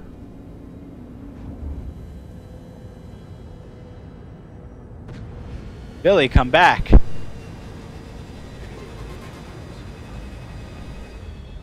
What just happened there? It looked interesting. It was like he stopped and then shot off. I don't know where his shields are. That's obviously a bug or something. But look at this. Like, watch this though. Okay, now he's gone. Huh?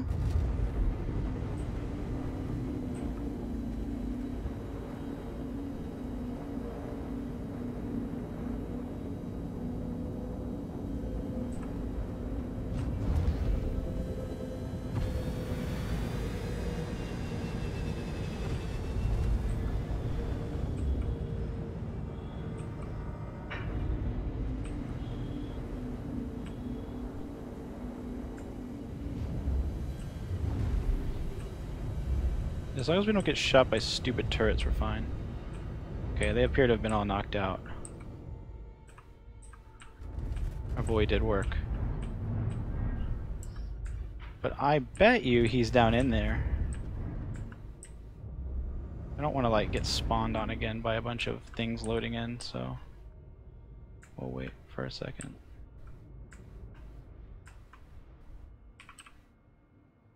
Let's give it a good scan just to be sure we're alone.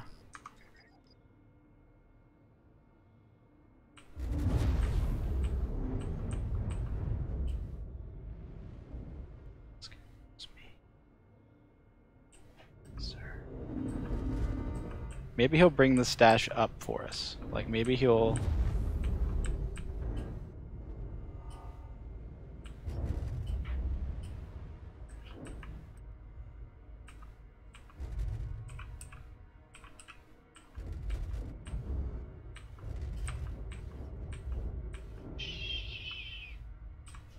Because he's down in there.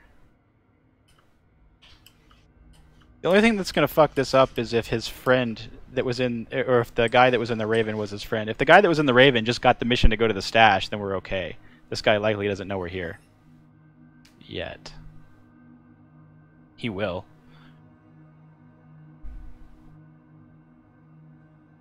Yeah, the Saber's turn rate got killed a little bit, Kenny. It sure did. It's not a favorite of a lot of people's right now. But then again, some people like it for the hard points still, so... Yeah, so our elevator is... See? Our elevator... Uh-oh. Hello? Billy! Billy's back again. Ladies and gentlemen.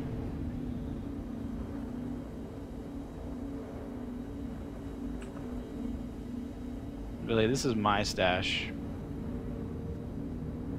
And I'm sorry you have to go through this. Wait, what is blocking me with missiles? A fucking glaive? What is this? Alright, that's fine. I got 6 rockets left.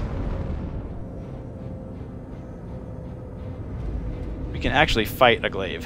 That's not a big deal. Chavito.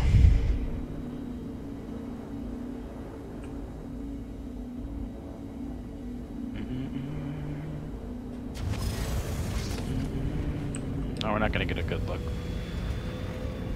You're not gonna hit me, I'm not gonna hit you. That's silly to even think about it. Did this motherfucker land? What is this, like a rescue mission? No. Okay, good, he's not landing. We have a missile on us. I can see it on radar. It's not really doing anything because it's the PU, but we do have missiles on us. That's the guy I want. If he gives me a good look, we're going to, I guess just dodge this missile real quick.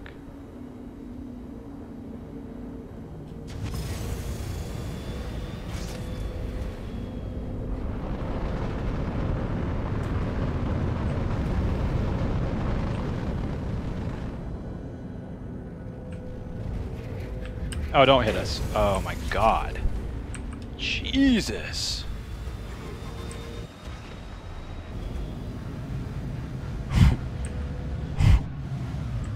How are we both alive? How are we both alive? I think it's because I hit brake and pulled up.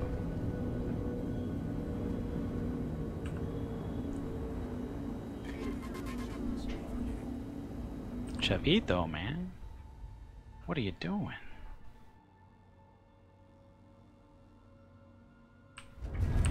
It looks like that shield bug is back in the game too. Well, there's the Saber Raven shields coming back up. So I guess he was flying without shields this whole time. Maybe his shields were down because he's just having trouble running his ship. He turned off EMP finally. And now he has shields. I think he was having trouble with it running his ship. Please, Chavito. Please. Like, this is not the way you fight. I promise you.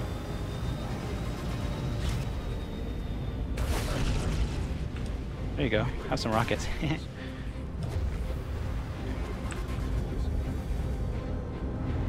Chavito, we're coming back for another pass, me and you. Oh, he's running. He's running. I think I got a couple more rockets. See ya, buddy. Now. Oh, that was a good hit. Did you see that break and roll? That was a good break and roll. That was good. We're learning. So we have his back shield gone. We have his front shield kind of defending. Let's see if we can do some more.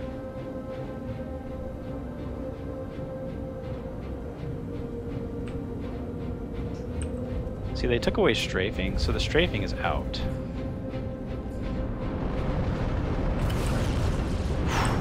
There it is again. See, I can do these like good, like, I guess, janky passes like this. It's not a big deal. Oh, we knocked off his weapon too. So we've won this fight, by the way. Chavito is fucked. Chavito, you're mine.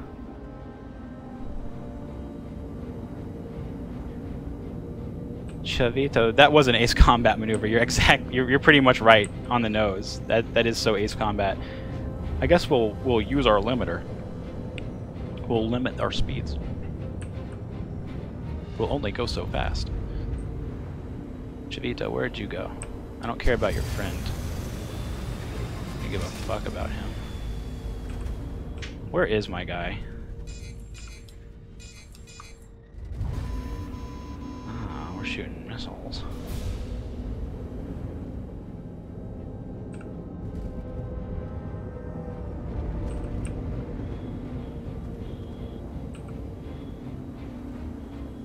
Chavito. Do not shoot me with those. Chavito.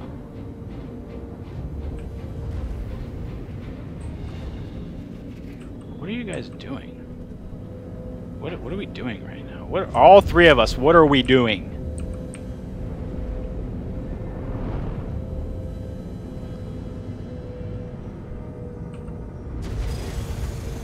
Oh, we're playing 3.5.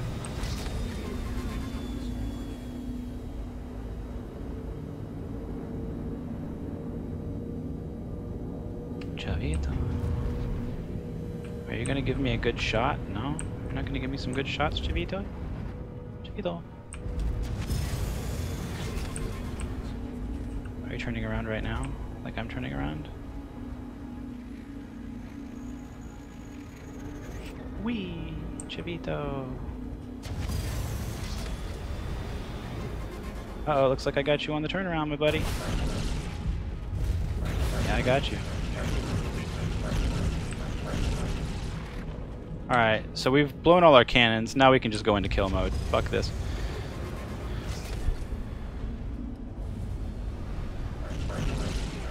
Reap the auto aim, my buddy. See, all I gotta do is just shoot at your pips like this.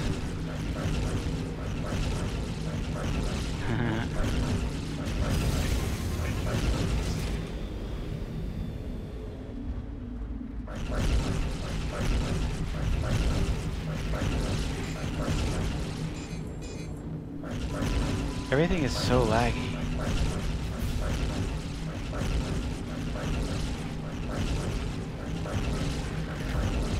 Yeah, you liking that? I don't even care about your missiles.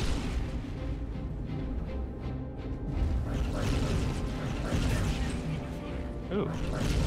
Did you hit me or did your friend hit me? Oh, your friend hit me.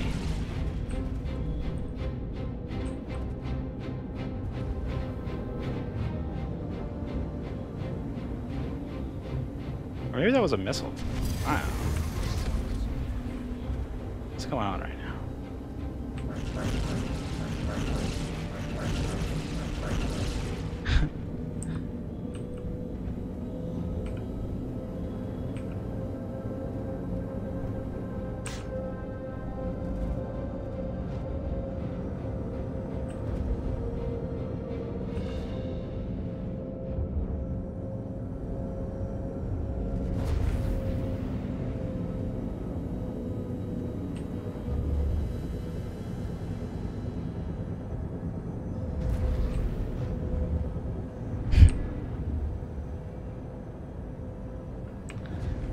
Yeah. This is combat. Like we both have to decide on the speed. We would both have to like talk to each other and be like, "All right, Chavito, I'm gonna set my limiter to 300. What are you gonna set yours to?" He's gonna be like, "Nah, I want to be like 400." And I'm gonna be like, "Okay, I'll match you at 400." And then we could have like a dogfight, a real dogfight. But until that happens, like it's just this. Like somebody's just gonna go around at full speed. People don't realize that. Very, very hard to actually engage people now if they don't want to be engaged. But it's not like these guys are doing anything. That guy feels like a bitch. Like Billy, he probably feels awful. Like if I was Billy right now, I'd be like, man, the fuck am I? I'm not doing anything.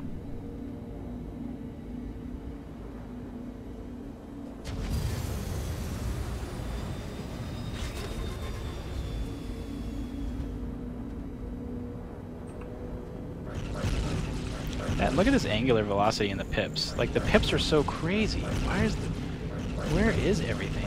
Where am I aiming right now? Like I'm aiming over here, I'm aiming there. So there's definitely some type of like pip lag going on for sure in the PU.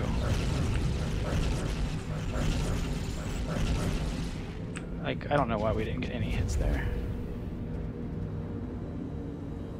Probably be better off trying to kill this guy, because he's just like doing these free things. Let's see, watch. Let's see if we can get some good hits in on old Billy.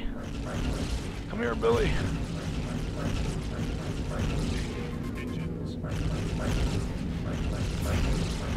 There we go. Come here, Billy. We're gonna have a fight. We're just gonna leave your friend alone. Your friend sucks. I don't even like him, to be honest. He's not a cool guy.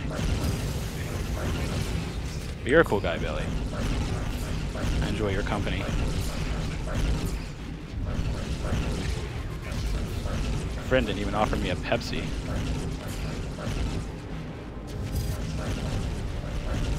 Billy.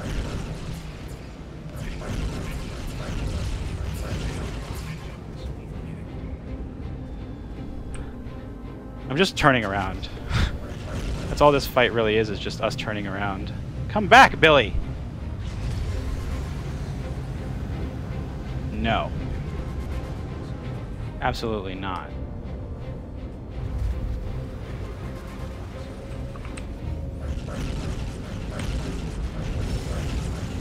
Give me some hits. I got you. I got you. I see you. I see you. Oh, come on. Push me through it.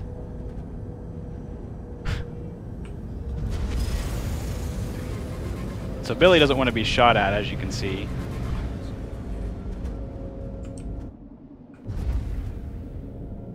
So he's going to run away when we knock down his shields, but I think we can do some damage here. Come here, Billy. Pop our limiter on as he gets closer. This will let us do some engaging. Hit the brake, oh.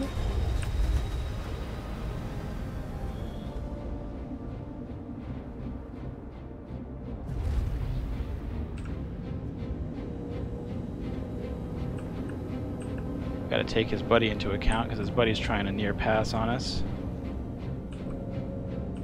Where are you? Okay, you're good. You're not hitting us anytime soon, buddy. But we're hitting you. I'll fly backwards and do it, buddy. Let's go. Me and you right now. What is this? What's happening? Why are we playing backwards together? I love it.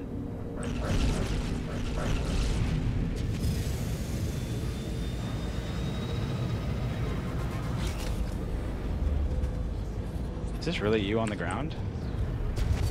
Uh-oh.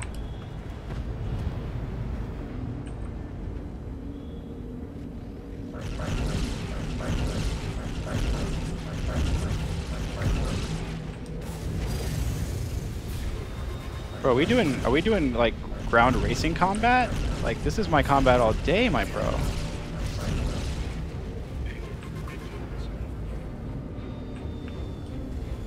I didn't know we were doing this. You should have told me.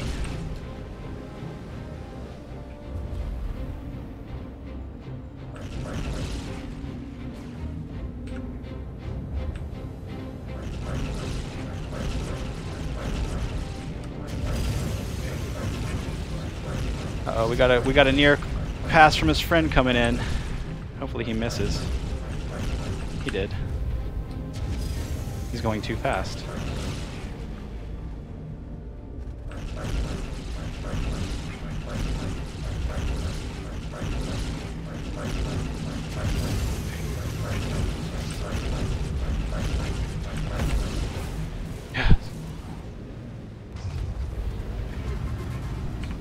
We killed his engine long ago, by the way. His engine was dead. I just realized that. Haha. Now!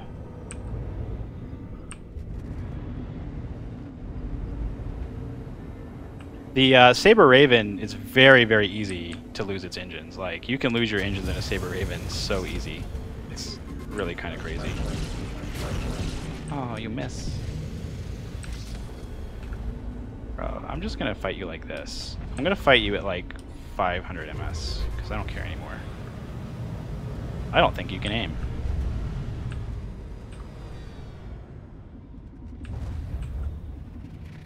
In fact, I'll rainbow over the top like this. See if you can hit that. You can. Okay. I think I might be running out of mass driver ammo. No, I got 146 left. We're good. We're good. We are okay.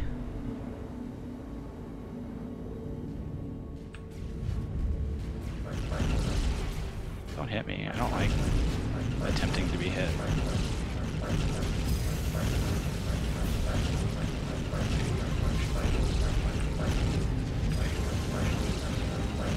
I'm so skillful.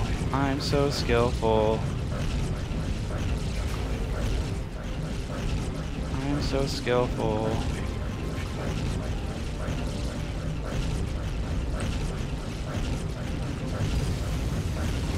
I'm just aiming at circles.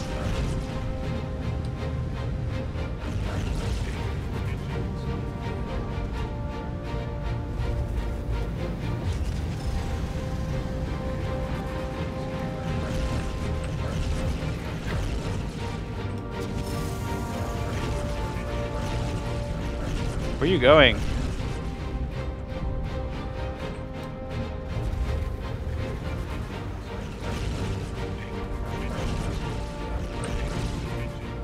What is happening?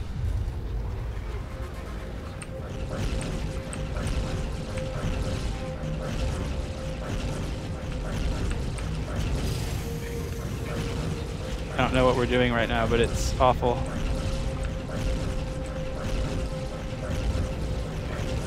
I'm shooting.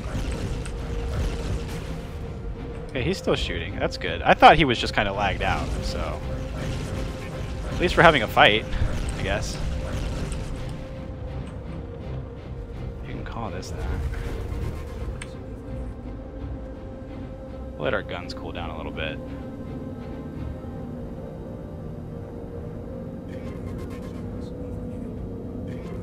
He's turning back towards us. We see him turning back towards us. I'm gonna slow.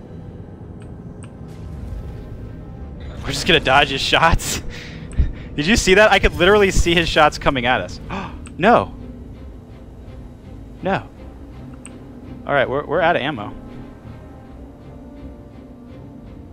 We are out of ammo. Okay. I know what to do here.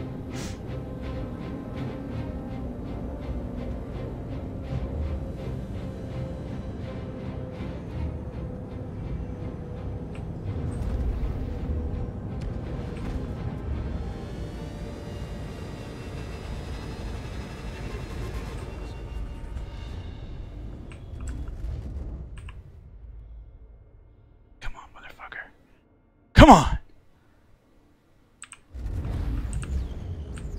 Dodge, dodge, left, right, dodge. Did he make it?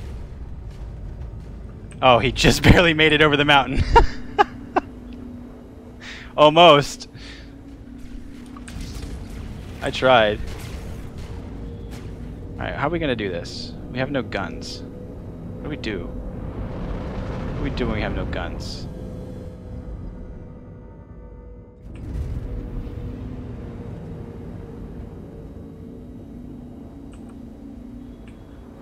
What would Wilbur Wright do if he had no guns on his plane?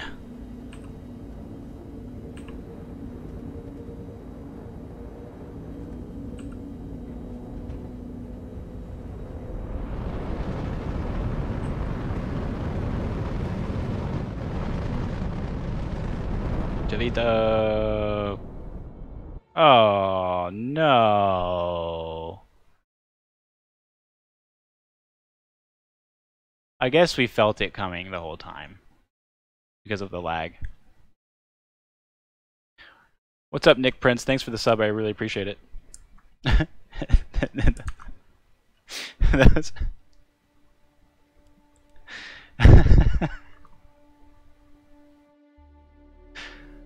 Oh, man.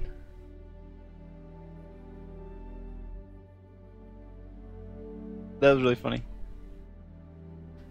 That was my first 30K tonight. We've had a couple of crashes to desktop Spectre, but that was literally my first 30K tonight. So unfortunately, What's up? Thanks for following Motown Rock. I really appreciate it. Yeah, so I mean, in terms of things, that was the first 30K network error of, and I started streaming around like what 3 p.m. or something, and it's 10 now. So in 7 hours, that was our first 30K. As far as like crash to desktops, there is some things like some explosions will sometimes cause you to crash to desktop. It looked like an explosion of a ship caused us to crash earlier, and some other things. But other than that, it's pretty stable, except for like falling through the world in elevators, things like that. So far, I mean, overall, not a bad experience for 7 hours of play on the PTU, right? Like, not, if you're rating it, it's not that bad. Because usually, like on the test, you get like 10 minutes and then boop, 30K, 10 minutes, boop, 30K.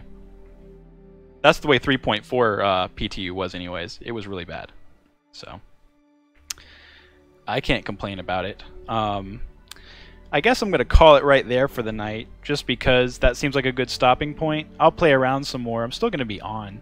I'm just going to stop streaming. I'll probably make some more videos and some highlights of those fights today, like the FPS battle and things like that. So, but I'll be back Monday again, streaming regular. Again, Monday, Wednesday, Friday, things like that. So be sure to check those out, and hopefully if they come out with a patch, we'll go over some new weapons and stuff. But I do want to thank Major Llama, especially, and for stopping by and giving us all that info about the stats on cannons. So if you ever see Major Llama out there, guys, be sure to thank him, because he helped us out a lot today in knowing some stats for some weapons. And thank you, McLagan. Thank you, Uswine, Spectre, Arge Guy, Nick Prince, Crow. All you guys, thank you so much for stopping by. Whoopi, thank you. And Major Llama, again, man, thank you so much for providing that info. And if you do use a tool, I'll definitely link it to other people from now on and things like that. So thank you so much, Major Llama, for that. And that's going to be it for me today, guys. Thank you.